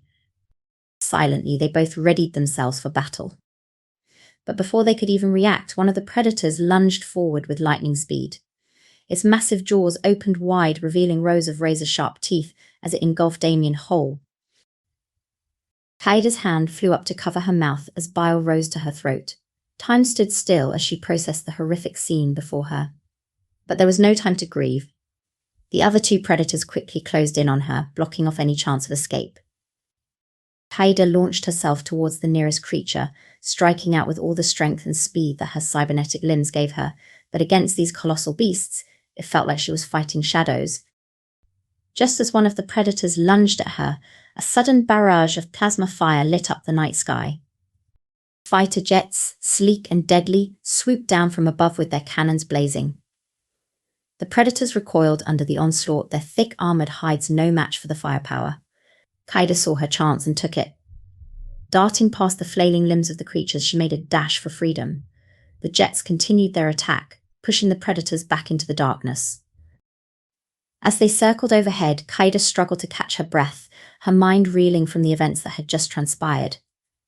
Damien, her trusted ally and companion, was gone, taken by the merciless jaws of an alien predator. But just as she began to think that all hope was lost, the fighter jets landed nearby with a deafening thud. Relief washed over her. They must have been Telosians, or even Jaxon himself come to save her. But as the hatch of the nearest jet opened and giant robot soldiers emerged, her hopes were quickly dashed. Clad in familiar green Crypt Tribe uniforms with skullcaps adorning their heads, it was clear that these were not her allies, they were her enemies. One of them must have activated an electromagnetic pulse generator because suddenly Kaida's cybernetic systems froze up and became useless. There was no escape now, surrounded by armed soldiers with her enhanced abilities rendered useless. The only thing left for her to do was face whatever came next with the unbreakable resilience she had always displayed. The general stepped forward, a tall woman with blue skin and a stern expression. You are Kaida Takahashi, Earth's ambassador, she asked in a voice devoid of emotion.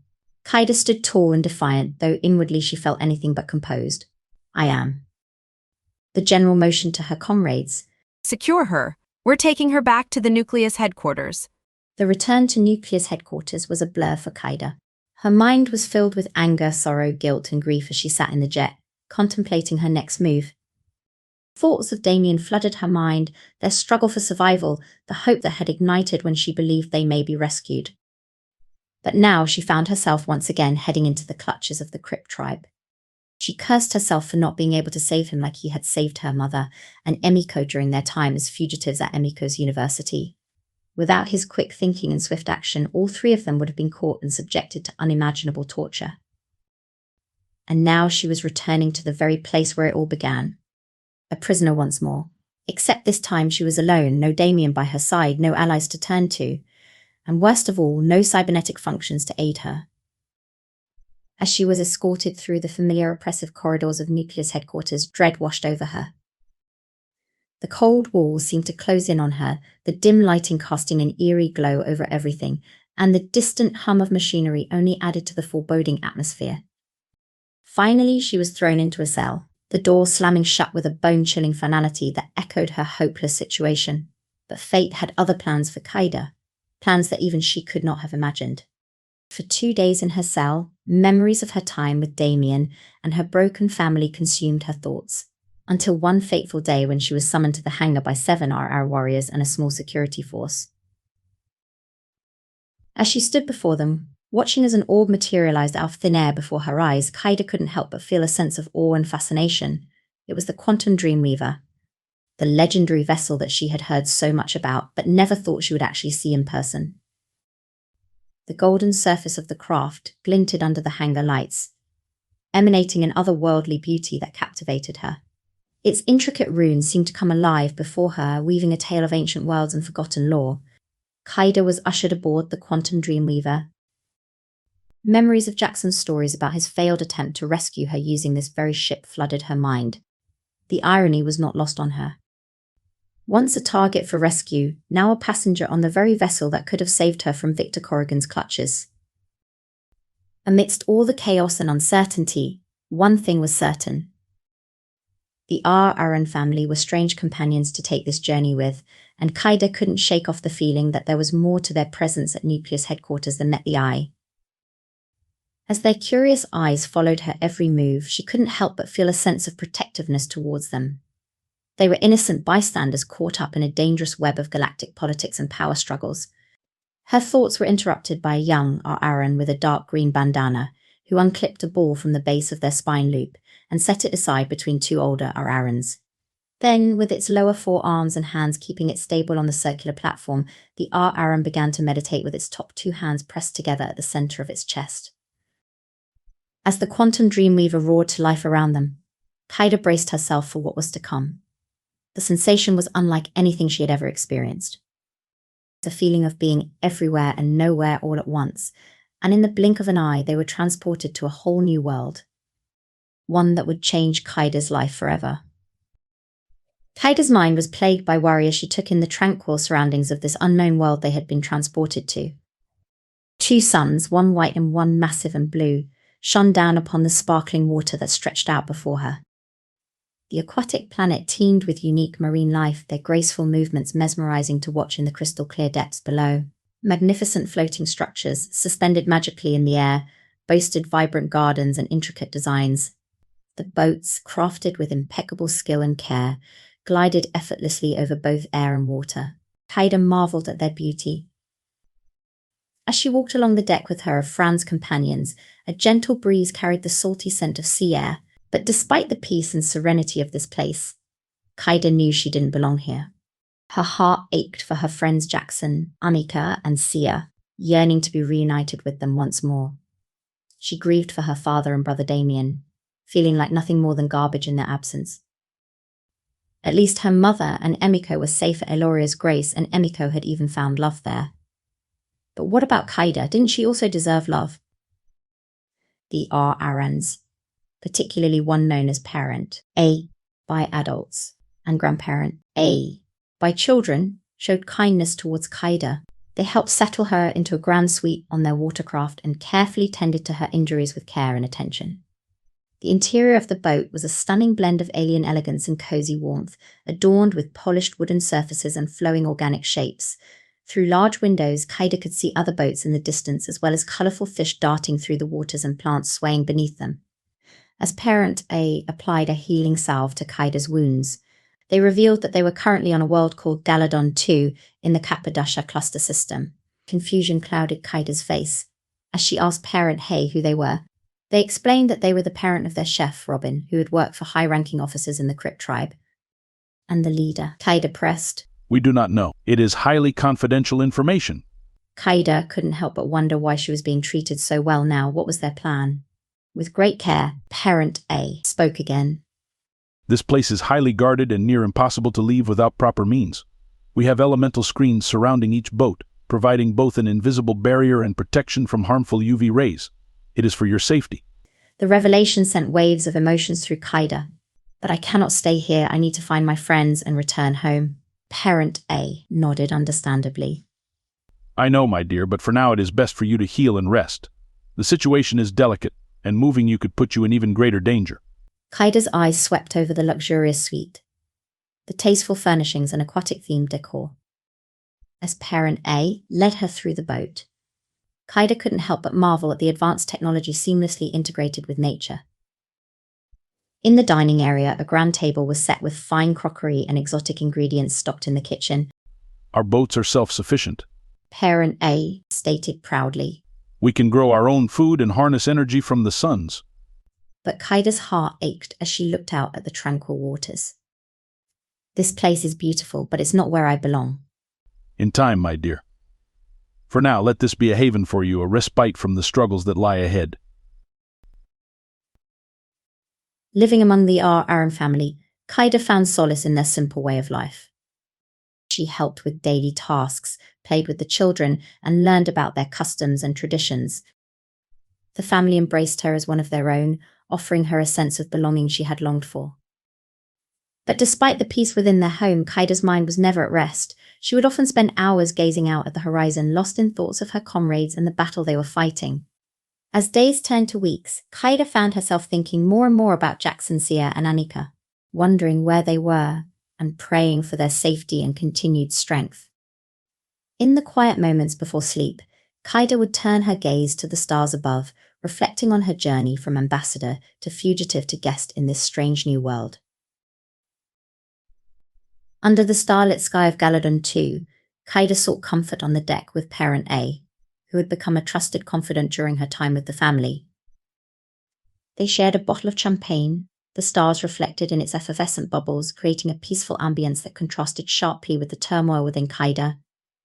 Sensing her sadness, Parent A gently encouraged Kaida to share her thoughts. As the warm breeze brushed against them, Kaida opened up about her father's murder and the pain that still lingered.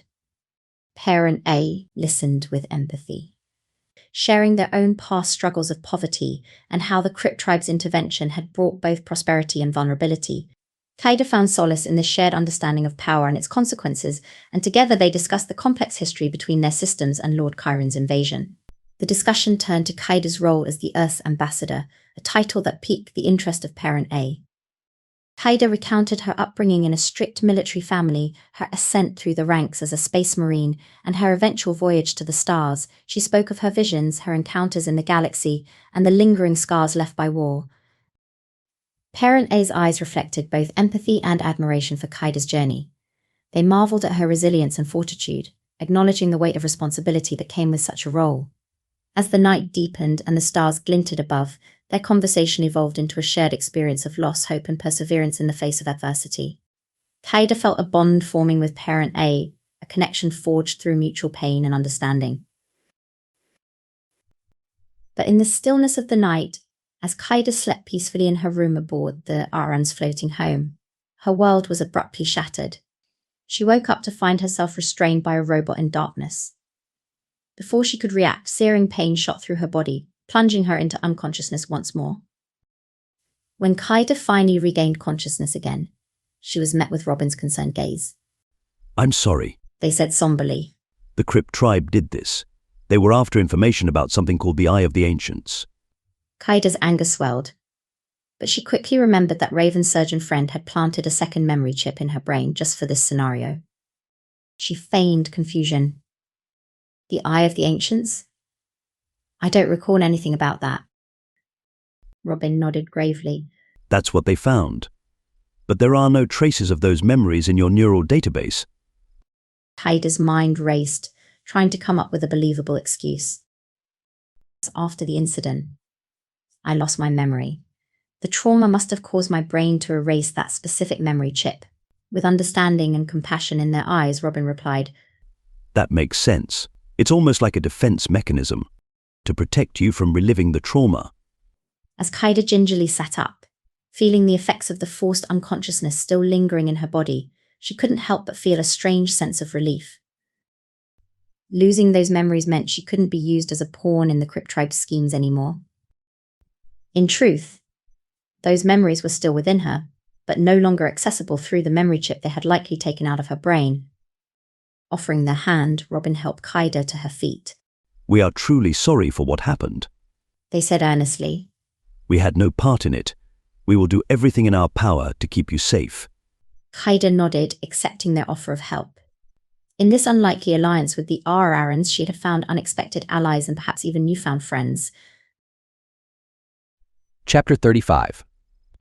Dual Lives. In the tranquil oasis of their temporary abode, Robin Hood led a clandestine life. To Kaida, they were but an accomplished chef, a guise that Robin was determined to maintain. It was fortuitous that cooking was also Robin's second passion after accruing riches. Their purported family, including parents, siblings, and 2 lively youngsters, provided a perfect facade of normalcy and warmth. The aroma of the evening meal wafted through the air, a medley of exotic spices and flavors that had been expertly prepared by Robin. On the deck of their vessel, there grew an herb garden which Robin had meticulously tended to earlier in the day. They had taken great care to learn about each plant's nutritional properties and how best to incorporate them into Kappa Dasha cuisine. Despite the lush aquatic landscape of Galadon II, the sustenance cultivated for their consumption did not originate from this water world. Rather, it was painstakingly farmed on the neighboring rocky planet, Galadon I. This arrangement had been brokered by Robin Hood's financial advisors with utmost secrecy and subterfuge. In exchange for establishing these private retreats on the serene waterworld, the advisors offered valuable cryptocurrency from the Milky Way galaxy, a highly sought-after currency by the government of Galadon I, fetching prices exponentially higher than its original value. This unique arrangement not only ensured the security and efficiency of the safehouses, but also forged a mutually beneficial relationship between the 2 planets. The bountiful produce from Galadon I provided sustenance and variety for those residing in the retreats, ensuring that life on the water world was not only secure but comfortable as well. It was a shrewd move, exploiting economic disparities to create a win-win situation for both parties involved, while also providing the Crypt tribe and its associates with a secluded haven away from prying eyes in the galaxy. Kaida, still recovering from her harrowing experiences, sat at the dining table with her injuries tended to by Robin's Parent A, a gentle Aran with a nurturing touch and a kind smile. The children, blissfully unaware of their aunt-uncle's true identity, chatted excitedly about their daily adventures. Their innocent japes about Robin's culinary skills elicited a tense smile from them, careful not to reveal too much in their laughter. As the family dined on the delectable meal, Robin's comm band discreetly vibrated. Feigning the need for more ingredients, they rolled away from the table and activated an elemental screen around themselves to ensure privacy. The face of General Vrax appeared on the screen, her expression grave. We have another group of Crypt tribe members arriving. She reported in a low tone. But Robin, I require your presence in person. We have urgent matters to discuss. Robin nodded stoically, betraying none of the turmoil within. Understood, General. I will join you soon.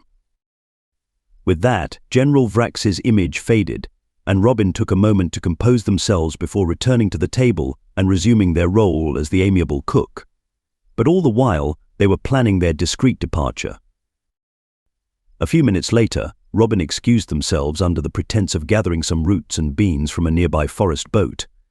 Outside, a small hoverboat awaited them with a nondescript member of the Crypt tribe as its pilot. Without a word spoken between them, Robin hopped aboard, and the hoverboat whisked them away into the looming twilight. As the hoverboat approached a massive vessel, Robin's mind was consumed with anxious thoughts. The weight of keeping their identity hidden from Kaida bore down heavily upon them. As they arrived at the ship and descended inside with the elemental screen, Robin bounced onto the deck and rolled into the opulent living room of yet another sophisticated safehouse boat. General Vrax and a group of high-ranking officers in Crypt tribe green uniforms rose from their seats on the ring of sofas. General Vrax gracefully set her smoking cigarette in an ashtray and her drink on the wooden coffee table before saluting. Forgive me, sir. We may be off duty, but we thought it best to unwind while discussing matters of importance. Robin waved off her concern and rolled into the central space. They settled onto a sofa and unclipped their wheel. Please sit, everyone. You know I despise formalities, but a drink would be most welcome. One of the officers sprang to their feet. The bar is well stocked with liquor from across the galaxy. I'll have whatever General Vrax is having, Robin replied. Ea Galadon whiskey, hailing from the frigid lands of Sekla. General Vrax confirmed. With glass in hand, Robin settled into the central space of the living room as the officers resumed their seats with relaxed yet attentive postures. Among them was a tall, slender Zoraxian whose chitinous exoskeleton stood out against the plush furnishings. He sipped his drink, his multifaceted eyes observing the room with detached calmness. Despite the facade of relaxation and revelry, tension hung thick in the air, underscored by the subtle haze of smoke from exotic cigars. The officers appeared at ease, but their sharp eyes betrayed a keen alertness. Thank you for joining us, Robin, General Vrax said as she leaned forward and flicked ash into the tray. Though we may be off duty, let us not forget our purpose here. Her tone, though gentle, carried a subtle authority that refocused the room. We have pressing matters to discuss. A holographic map in the center of the room displayed a detailed layout of a heavily fortified military base. I assume this is regarding the Talosian space military's hidden stronghold, Robin asked, their eyes scanning the map. Yes. General Vrax confirmed with a hint of satisfaction. Our spies have located Jaxon Orion and his squadron. They are being held captive in an underground base on Talos.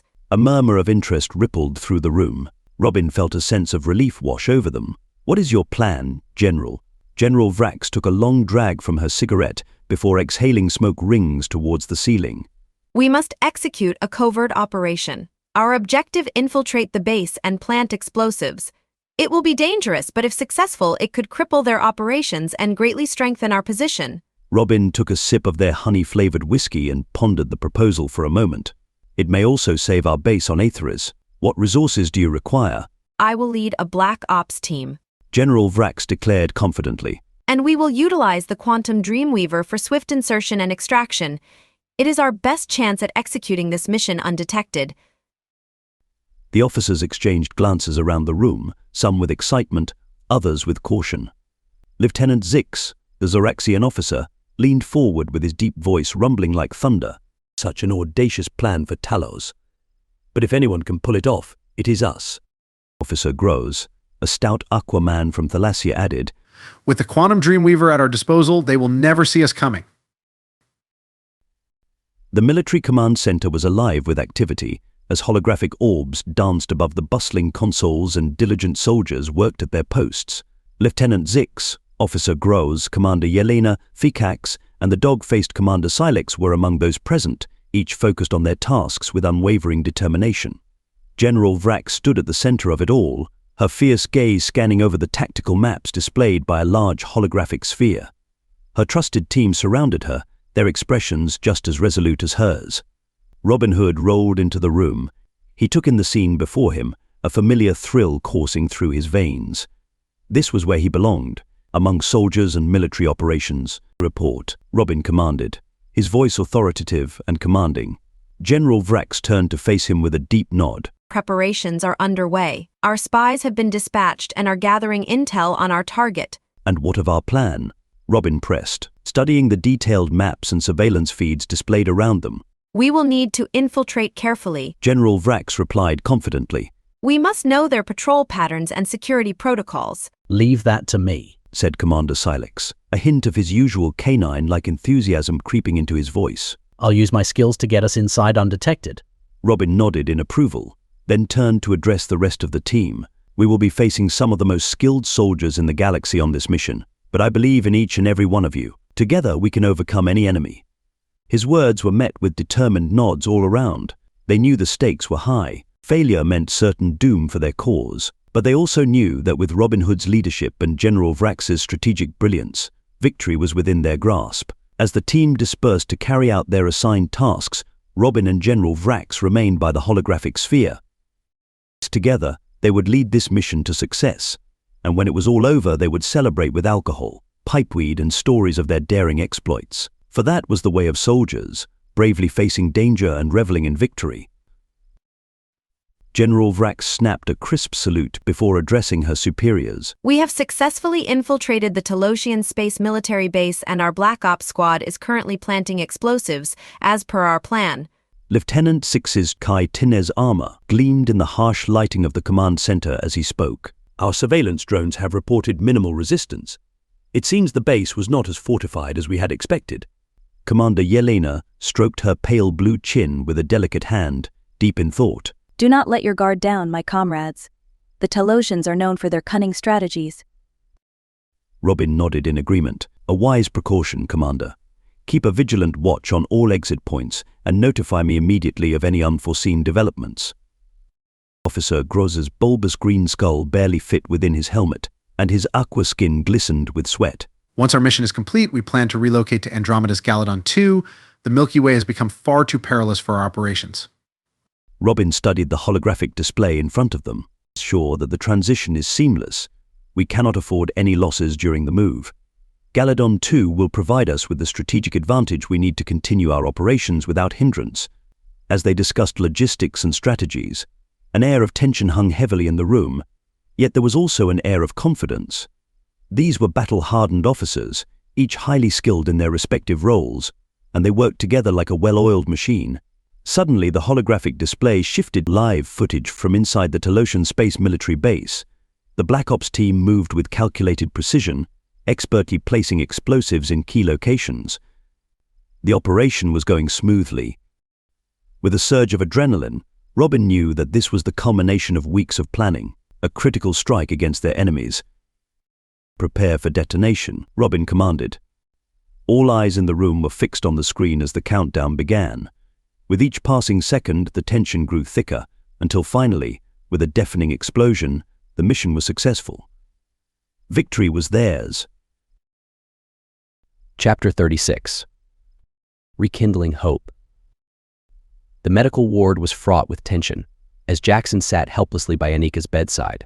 She lay there, her body frail and weak from their recent ordeal. We must try again, Jaxon murmured. His hands clasped together in a desperate prayer. I will do my best, Anika replied. Jaxon took her hand in his, both of them closing their eyes and focusing intensely. They needed to succeed, for their mission, for their friends. But after minutes of concentration, it became clear that their efforts were in vain. A sense of failure hung heavily over them. We will try again, Jaxon declared. Anika nodded in agreement. But as they closed their eyes once more, disaster struck. Anika's body convulsed violently, a seizure taking hold of her. Jaxon's pulse raced as he tried to steady her. The room erupted into chaos as medical professionals rushed in to help. As the emergency procedures were carried out, Jaxon watched with guilt gnawing at him. He had pushed Annika too far, too fast. Their quest for the quantum Dreamweaver and Kaida was important, but not at the expense of their own well-being. General Kendra Harlow and Jaxon made their way to the high-security cell holding Kendra's father, Major General Keith Harlow. Their footsteps echoed off the cold walls as they walked. Kendra trailed her fingers along the metal walls, a sign of nervousness and personal concern. I am grateful for your understanding, she said softly. Annika needs time to heal before we embark on this dangerous journey. I promise to give her the time she needs, Jaxon replied solemnly. But I must warn you, Kendra continued. Annika wants to find Kaida just as badly as you do, but she is not in a fit state to do so yet. Jaxon nodded, understanding the gravity of the situation. Annika had been through enough already. As they reached the cell, Major General Harlow stood up to greet them. His once proud and strong posture was now slumped and weary. Jaxon, I am deeply sorry for my actions, he said with remorse. Jaxon's stance remained unfaltering. Tell me, Major General, who did you steal the quantum Dreamweaver for? Harlow's gaze dropped in shame. An Ongu, he admitted. But I know nothing about them. They were holding my wife for ransom. And did she return safely? Jaxon demanded, his voice harsh with emotion. Harlow slumped against the wall, exhausted. She's back at our home in the countryside, he announced wearily. Jaxon let out a sigh of relief, his tense posture relaxing. You're free now, Harlow. You did what you had to do under duress. I forgive you. The Major General placed a hand over his heart, grateful for Jaxon's understanding. Thank you, but it's not up to me anymore. The law has me in custody. I'll be spending some time with my mother, Kendra said. Meanwhile, other squads are planning an attack on the Crypt Tribe's headquarters on Aetheres. Jaxon's eyes lit up at the thought of action. I want to be a part of that. Kendra shook her head firmly. No, Jaxon. Your friends need you healthy and strong. Once they're better, you and Annika can astral project to search for the QD. Your role here is just as important. Why don't you take a break and go with Kendra? Keith Harlow called out from his cell. Her mother would love to see you again. She never got the chance to properly thank you for helping bring down Victor Corrigan. Jaxon and Kendra set off towards Nova City, their spacecraft rising from the secret base hidden beneath the volcano. Inside, the craft was a perfect blend of functionality and comfort, its controls responding effortlessly to Jaxon's expert touch. As they ascended, Talos's rugged terrain gave way to breathtaking views of its oceans and landscapes. Gliding over the shimmering ocean waters that reflected Talos's colorful sky, Jaxon almost forgot about all their troubles for a fleeting moment. But as they neared Nova City, memories from his past resurfaced before the Adafia sky bombs, before the deaths of his parents. Remember when we used to race down those hills? Kendra pointed to a steep incline near a village. We thought we were invincible. Jaxon chuckled, a hint of sadness in his eyes. Yes, we were young and foolish. The painful memories of his parents' death still haunted him, even as they landed on the outskirts of Nova City in a discreet location to avoid drawing attention. Stepping out of the craft, the warm scents and sounds of Talos's tropical environment surrounded them. Kendra took a moment to breathe it all in, a soft smile on her face. It feels good to be back. Jaxon couldn't agree more, despite the reminder that this was where his journey towards seeking justice began. Maybe it's what I need right now, he admitted, to find some clarity. Together, they made their way towards Kendra's home nestled among a grove of trees. Jaxon's pace slowed as they got closer, taking in the quaint wooden house with its thatched roof. It looked just as he remembered from his childhood. Simpler times before everything changed. It had been 5 long years since Jaxon's last visit to the quaint thatched house nestled in the lush grove. He had returned now, accompanied by Kendra, on a mission to rescue their captive friends from the clutches of the Novatech Consortium. Kendra's mother greeted them at the door with watery eyes. Welcome, my dear Jaxon and Kendra. Come inside, she said, her voice trembling with sorrow. The wooden porch creaked under their feet as they entered the cozy abode, adorned with homemade decorations and family photos. The living room held a wooden table, polished over the years, where Kendra's mother had prepared tea and a homemade cake. The sweet scent of baked goods mingled with the aroma of tea. As they sat down, Kendra's mother poured tea, her hands shaking slightly. It warms my heart to see you both again. If only it were under better circumstances. Jaxon accepted the tea gratefully, feeling its warmth spread through his body. We understand, Mrs. Harlow. These are trying times for all of us. Kendra reached out and squeezed her mother's hand gently. We're here for you, Mom. Tears welled up in her mother's eyes as she spoke of her husband's imprisonment and their family's struggles. He never meant any harm. He was only trying to protect me. Jaxon knew all too well about the pain of being torn apart from one's loved ones. We believe in him, and we believe in you. We will do everything in our power to set things right. Her fragile smile breaking through her tears, Kendra's mother nodded gratefully. Thank you. Knowing that you are fighting for us, for the truth, gives me hope. The conversation turned to lighter topics as they reminisced about their teenage years in the village. Laughter and joy filled the room, providing a brief respite from the shadows of their current struggles. As days passed, Jaxon and Kendra found solace in their daily hikes up the nearby mountain. Each ascent not only brought physical exertion but also mental clarity, as they gazed upon the sprawling rainforests of Talos and the distant shimmer of the ocean. The breathtaking sunsets from the peak became a cherished ritual, a natural masterpiece that momentarily eased their worries. Kendra was a beautiful woman, but Jaxon's heart belonged to his three loves whom he missed dearly. One evening, as they returned from their hike, they were greeted by laughter and chatter coming from Kendra's mother's house. Unexpected guests had arrived. Anika, accompanied by homie Benjo, Dirk, and Captain Aubrina, had gathered in the living room. The delicious smell of local Talosian cuisine wafted through the air. Spicy grilled fish, savory rice dishes, and exotic fruits. Jaxon, Kendra, you've come just in time. Anika greeted them with a warm smile. Jaxon pulled her into an embrace and kissed her gently on the lips. Kendra's mother welcomed them all with open arms, delighted by the unexpected gathering. Come, sit, there's plenty for everyone. As they joined the group, conversation flowed effortlessly. Captain Aubrina shared some news with a serious yet hopeful tone. It is clear now that the Crypt tribe possesses the quantum Dreamweaver. When we launched our attack on Aetheri's nucleus headquarters, it was empty. They left behind many spacecrafts, but anything that could fit in the Dreamweaver was taken. Jaxon's heart plummeted at the dire thought. The quantum Dreamweaver, in the clutches of the Crypt tribe, was a fearsome prospect. He found solace in a bottle of local brew, its chilled contents offering temporary relief from his mounting anxiety. No. Anika interjected sternly. I need you sober if we are to attempt astral projection once more. I'll not risk Kaida's life or the safety of our Milky Way galaxy. Kendra placed a comforting hand on his shoulder. We shall find a solution, Jaxon. The conversation turned to lighter matters as they savored their delicious takeaway meal. Stories were exchanged and laughter filled the air, briefly easing the weight of their daunting tasks. As the sun descended below the horizon, they stepped outside to behold the stunning Talosian sunset. Benjo's eyes glinted with warmth as Anabak regaled them with jokes, lifting their spirits. Homie and Dirk joined in with their own witty banter, eliciting smiles from all. Kendra's mother observed them with misty eyes. It has been some time since this house has known such joy. Jaxon surveyed his companions and comrades. But what about Mafdeti and Cindy? They require more rest. Anika stated firmly. They are not yet ready to leave the medical bay. As night fell and stars twinkled in the Talosian sky, Anika stood by the doorway with her arms crossed tightly over her chest. Please, can I have a drink now? Jaxon implored. Jaxon, we must attempt astral projection. Anika replied. Truly, this very night? Jaxon questioned. Indeed. Captain Aubrina confirmed with a nod. Kendra urgently interjected. Perhaps Anika's abilities will only last for a brief time. We should try the circle method that you mentioned.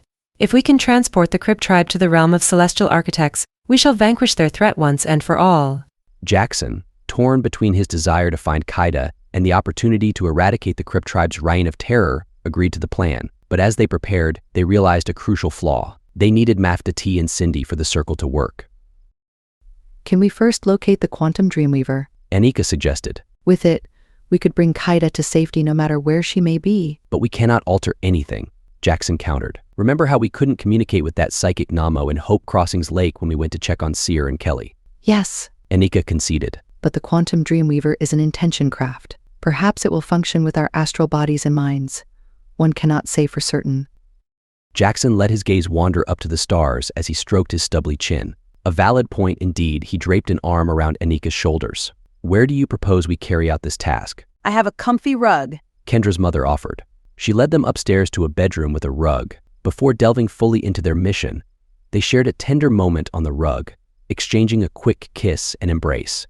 As they delved deeper into their astral projection, they found themselves at the Telosian Space Military Base. Jaxon discovered the quantum Dreamweaver hidden in plain sight. But their amazement turned to fear as they witnessed Black Ops soldiers planting bombs around the base. "We must tell someone now," Jaxon bellowed. But Anika's voice quivered as she replied, "We cannot communicate. Our powers are weakened here." Tell Major Harlow and Captain Aubrina," Jaxon clarified. But Anika knew that they had a greater responsibility first. "We must try to take back the Dreamweaver before it falls into the wrong hands." Together, they melted through its golden wall. Jaxon sat on the platform, his mind focused on reaching Kendra's childhood home. The outside world shifted, and soon they could see the Anubak on the porch, drinking beer and unaware of the danger surrounding them. "It worked," Anika exclaimed, a hint of triumph in her voice. "Quickly, we must inform them." They stealthily made their way towards the group, but no one noticed them. In desperation, they fled upstairs and lied down in their physical bodies. As the revelation of the bombs sent shockwaves through their astral forms, they momentarily forgot their limitations as spirits. But this time, when they properly awoke, they were ready to take action. They thundered down the stairs and urgently relayed the information to Kendra and Captain Aubrina. Without hesitation, General Harlow contacted Base Command while Captain Aubrina coordinated with her contacts. The race against time had begun. "This is General Harlow," she bellowed into his communicator. "Abort all operations. Evacuate immediately. There are explosives planted inside the base." Captain Aubrina echoed his orders, her voice ringing with authority. "This is Captain Aubrina to all units. Initiate emergency protocols. Evacuate." Chapter 37. Quantum Desperation. Jaxon felt the weight of his friend's protests pressing against him, but he could not back down. Time was running out. Ignoring their warnings, Jaxon marched towards the quantum Dreamweaver, his movements determined and swift.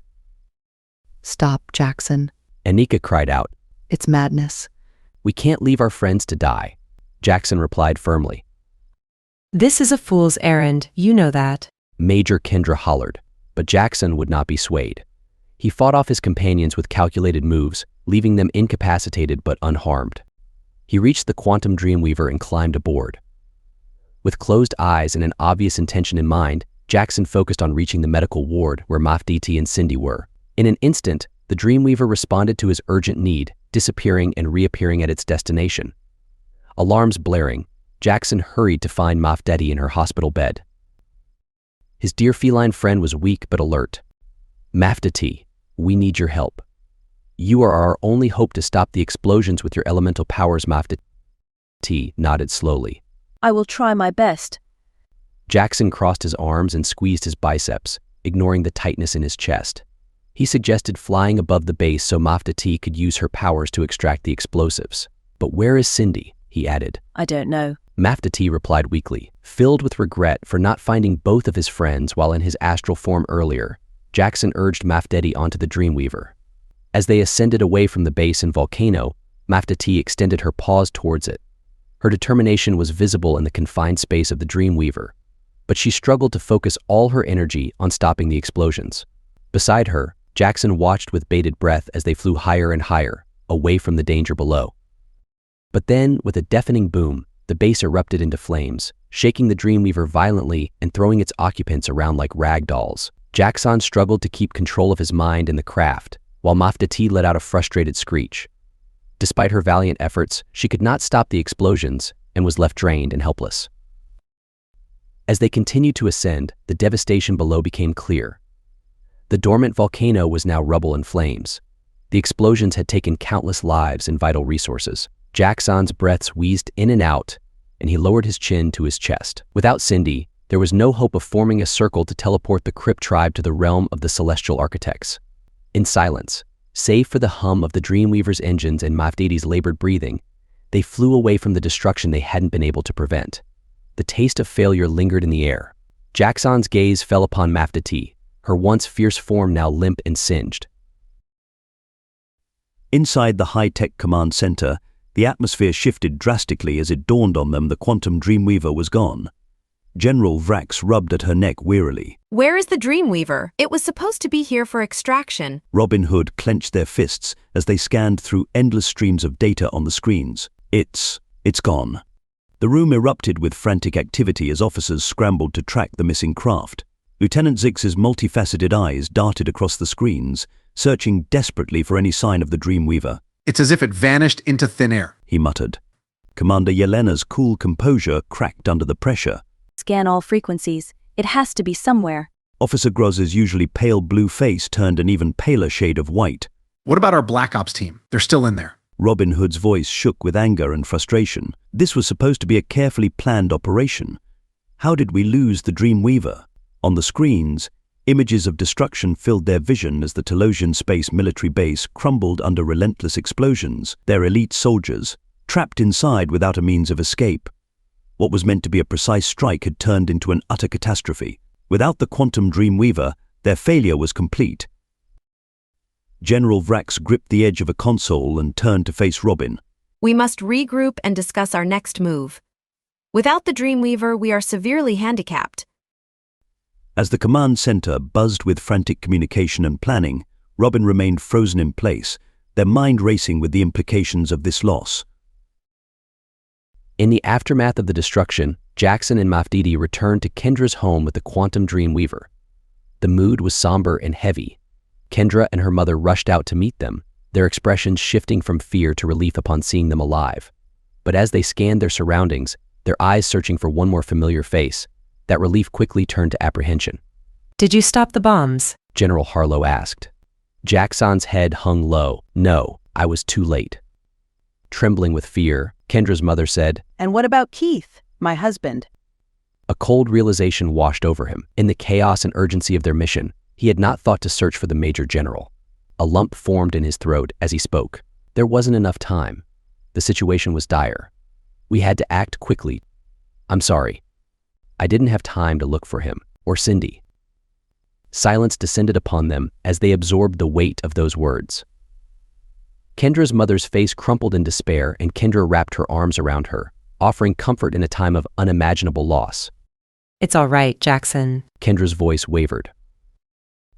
Under the inky black sky, Jaxon stood alone, his mind consumed with a never-ending whirlwind of regrets and lost possibilities.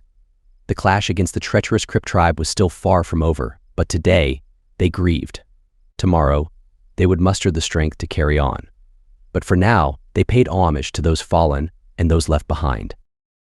Anika came rushing towards him, throwing her arms around him in a desperate embrace, tears streaming down her face. He couldn't help but feel a pang in his chest at the sight of her sorrow. But there was no time for mourning. He held her at arm's length, steadying her. "We must find Kaida," he said firmly. The starlight glinted off Anika's tear-stained cheeks as she nodded in agreement. She wiped at her face with trembling hands. Back to the fluffy rug. "The quantum Dreamweaver needs her coordinates," Jaxon replied, trying not to dwell on the possibility that their friend may not have survived. "Our astral forms will have to seek them out, if she's still alive." As they headed back inside, the leaves of small shrubs brushed against their ankles. The once lively house was now eerily silent. They climbed the stairs and entered the bedroom, where the fluffy rug lay spread out on the floor.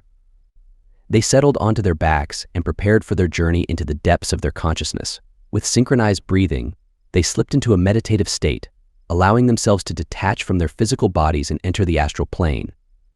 The familiar feeling of weightlessness enveloped them as they blurred the lines between reality and dreams.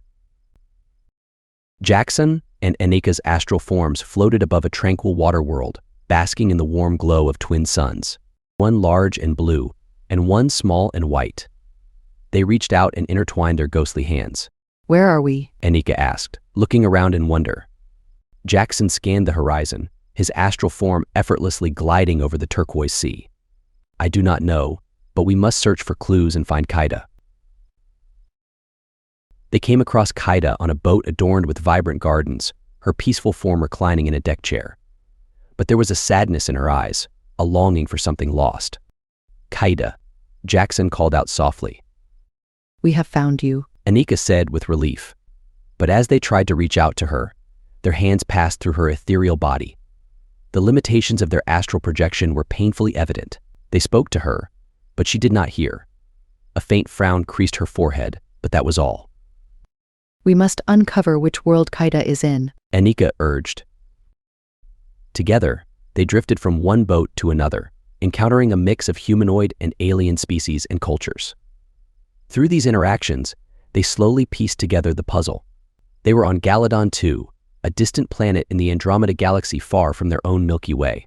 Their search continued as they gathered more information from each boat, gradually forming a clearer picture of their surroundings and the situation at hand. Armed with the knowledge of Kaida's location, they now had coordinates to give to the Quantum Dreamweaver. Jaxon and Anika awoke with a start, their faces grim as they shared their discovery with the others gathered at Kendra's home.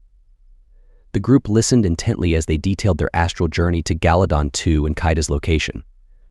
"We must go and retrieve her," Jaxon insisted, his jaw set. General Harlow marched out of the door, followed by the loyal homie who barked once in agreement. Outside, the Quantum Dreamweaver waited for them in the dark. Tension crackled in the air as they boarded the craft.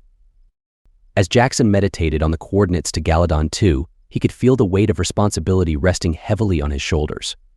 But he pushed it aside, knowing that getting Kaida back was their main priority. Upon reaching Galladon 2, they quickly located Kaida with the help of Major Harlow and 3 Anubak. The reunion was emotional, with Kaida expressing both relief and surprise at seeing her friends again. The Errands came forward, expressing their understanding and apologizing for the actions of the Crypt tribe. But when General Harlow asked if they were also captives, one of the older adults revealed a shocking truth. Robin Hood was their son and leader of the tribe. Kendra Harlow's face contorted in anger. "So your son is responsible for all this chaos?" But before any more questions could be asked, Jaxon made the decision to take Kaida back to safety. Despite some initial resistance from General Harlow and Anika's insistence on finding Robin Hood first, they ultimately agreed to get Kaida to safety. Once back in Nova City, Damien's death was revealed to them by Kaida. Jaxon fought back tears. Meanwhile, Kendra was still determined to pursue the Crypt tribe. Jaxon, however, had enough of her orders and stood in front of the Quantum Dreamweaver with his hands on his hips. "We should have done this on our own," he said, his voice low and steady. "But we followed your father's orders and in turn saved you and your mother's lives.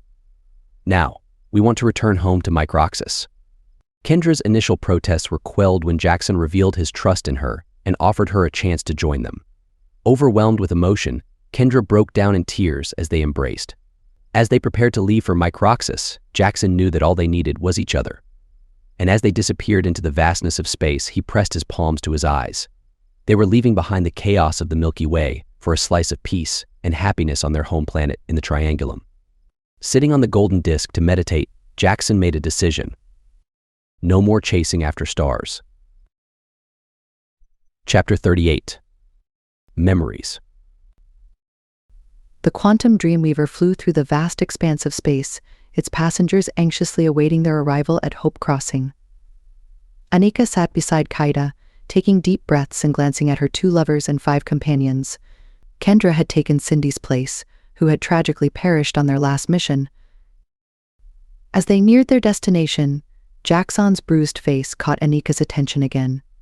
Despite the scars of battle, his expression remained serene as he closed his eyes and teleported them to the Triangulum galaxy. Hope's Crossing appeared below, its peacefulness in stark contrast to the chaos of their recent adventures. Nirakwa, the mermother, was the first being to notice their arrival and waved to them from the shore. Memories flooded Anika's mind as she returned the wave. She owed Nirakwa her life after the psychic warnings that led her to rescue Seer from the clutches of the Spellmasters on Saturn's fake Phoebe moon. But those memories felt distant now, like a lifetime ago. So much had happened since then, too many terrible things. Yet Anika held on to gratitude for what she still had, her 3 lovers, alive and free from captivity. As they hovered over the lake in the Quantum Dreamweaver, Anika and her companions were greeted by a chorus of singing voices. The blue and green skinned Namo lined the water and sang in perfect harmony, their beautiful voices filling the air. Jaxon couldn't help but laugh in amazement at this unexpected homecoming, but as he looked around at his companions, he noticed something astounding. Their wounds were healing before his very eyes. Anika, trained as a doctor, observed with wonder as her own aches and pains disappeared under the guidance of the Namo healers. Through the transparent walls of the Dreamweaver, she could see their colorful skin, reflecting the summer sun, and a rainbow of light scattered throughout the land. But upon landing, they were greeted by even more fantastical scenes. A diverse crowd of intelligent beings from across the universe had gathered at Hope's Crossing, and Anika couldn't believe how many alien races she had never seen before. She felt a warm hand grip her own as Jaxon looked at her with a smile, while Kaida's hand remained cold and tense in hers. Kaida, Jaxon, Anika. Seer's voice was a faint whisper amongst the clamoring and cheering of the crowds, but Anika, with her keen senses, caught the sound and felt a wave of relief wash over her. She searched through the throngs of people until she spotted a slender figure pushing her way towards them, a fairy among commoners. Jaxon's knees shook. She was thin but not unnaturally so. Her bobbed haircut and pale pink and blue mini-dress only added to her charm. Excited glances were exchanged between Jaxon, Anika, and Kaida. It was as though they were children visiting a carnival for the first time. "Seer," Anika cried out. The crowd parted as Seer headed towards them, hips swaying beneath an impossibly slender waist. As their eyes locked, time seemed to stand still before snapping back into place. Seer reached out to Jaxon first, and he released Anika and Kaida to meet her halfway. Their bodies collided in an embrace that held years' worth of untold stories and unspoken words. Anika and Kaida also embraced Seer, each holding on tightly. When Seer hugged Kaida, the ninja cyborg broke down in tears. "I thought you were dead. I missed you so much. Don't ever leave me for your father again." Kaida sobbed more loudly at the mention of her father, while Sia gasped and pulled back to look at Jaxon. "I didn't tell you because it was too much to bear," he said softly. "Kaida's father was killed." Understanding passed between them before Seer turned to hug Kaida more gently, rocking the Japanese human in her arms. They clung to each other, their embrace unbreakable. Only then did Jaxon notice how well their petite frames fit together. Anika wrapped her arms around his waist and rested her head on his shoulder, black locks cascading down his chest. "I'm sorry about your father," Seer whispered to Kaida, her voice full of sorrow. I thought I had lost you." Jaxon wiped away Kaida's tears with a gentle hand and turned to Kendra Harlow, also grieving the loss of her father. "Promise me you'll return the quantum Dreamweavers so Kaida can visit her mother and sister when the time comes." Kendra drew in a deep breath before nodding. "Speaking of which, it's time for me to return and catch that Robin Hood." The sun was setting over the idyllic landscape of Microxus, casting warm hues of orange and pink across the sky. On a court nearby, Jaxon and Kaida engaged in a friendly game of tennis, their cybernetic limbs whirring softly as they moved with fluid agility. As they played, they discussed Raven, who had left without a trace. "Whatever happened to her?" Kaida asked. "I thought she stayed at that hippie commune on Talos with your mum and sis," Jaxon replied, his cybernetic arm making precise serves. "I called my mother the other day. She said Raven left without telling anyone where she was going." Jaxon's jaw clenched. "Don't tell me she vanished from there like you did." Kaida shook her head. "No, she packed up and left. Refused to answer any questions about her destination or plans." "Well, I'm not surprised. She always did have secrets," Jaxon remarked. Their conversation continued as they played, discussing differences between their cybernetics. "You know," Jaxon mused, chasing after a difficult shot, "it's fascinating how different our cybernetics are. Yours have this raw, rugged feel to them." Kaida returned his serve with a swift forehand. "Yes, they may be older models, but they have character. There's a charm to their design and Earth's engineering heritage." Jaxon nodded in agreement before lunging for the next ball. Seamless technology has its perks, but sometimes I think there's something to be said about the tactile nature of older tech. It feels more human. They laughed together as they continued their game, enjoying each other's company under the setting sun. The game continued under the softening sky, the players' enhanced bodies moving with effortless grace. As they volleyed back and forth, their conversation ranged from playful banter to deeper musings on their cybernetic upgrades. But as the sun's final rays slipped below the horizon, a moment of respite came for Jaxon and Kaida. They caught their breath, wiping sweat from their brows. "You know," Jaxon chuckled, "these enhancements make for one hell of a tennis match." Kaida laughed, her voice carried by the evening breeze. "That they do, my love." But their enjoyment was interrupted by the buzzing of Jaxon's comm band. A holographic image of Major Harlow appeared before them, shimmering in the dim light. "Jaxon, Kaida," she said, her blue skin glinting under the quartz lighting. "I have good news." "What is it?" Jaxon asked eagerly. The Telosian space military has captured the remaining Crypt tribe members. Kaida's face lit up with joy. Finally, some peace for Zoes and her family on Terra Sancta and Narenda in Cygnus. The sound of children's laughter and music drifted over from the nearby lake, creating a serene backdrop for their conversation. But their moment of celebration was short-lived as Major Harlow's hologram took on a more serious tone. However, we may need to keep hold of the Quantum Dreamweaver for a bit longer. The Dorgothians have enslaved the Ongu collective once again. Goosebumps prickled Jaxon's arms at the mention of Ongu slaves. It had been the late Damien's wish to halt Ongu slavery after his love, Visky, had died, freeing Kaida and Seer from the Aaron's palace. If Damien heard about this, he would surely want to help stop the Ongu slavery. But he was dead, and so was Visky, and there was nothing Jaxon could do to bring them back. That's terrible news, he murmured. Yes. Kendra agreed. There is still work to be done in the galaxy. Jaxon glanced at Kaida. As much as I'd love to help clean up the galaxy, I think I'll pass this time. You guys are more than capable without me. Thank you, Jaxon, Major Harlow said with genuine gratitude. Kaida leaned closer to the hologram. Please bring it back in one piece, Kendra.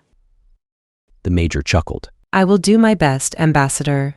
You can drop the title now, Kaida said with a smile. I've given it up. Oh, what a shame, Kendra replied.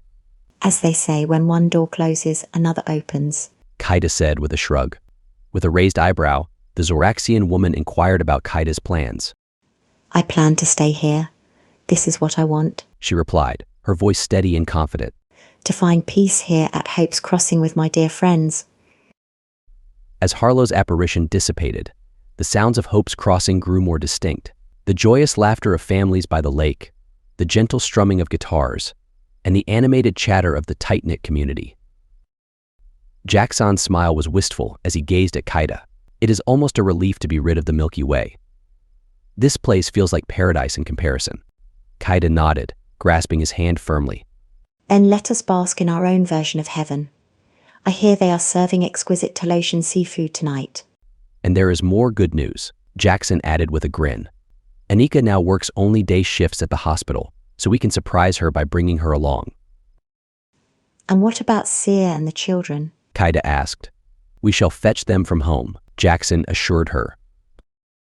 Together, hand in hand, they strolled towards the heart of the community, leaving behind the tennis court. The sky above them was painted with hues of purple and blue, stars slowly emerging to twinkle in the darkness. The night at Hope's Crossing promised merriment and respite, a well-deserved respite in a galaxy that was gradually finding its way back to tranquility. The end. You just listened to Orion's Odyssey 4, Cryptic War, written and created by John Robinson in 2024. Narrated by AI. Don't forget to listen to Book 5 of the Orion's Odyssey series, Realm of Ruin. And please don't forget to like and subscribe.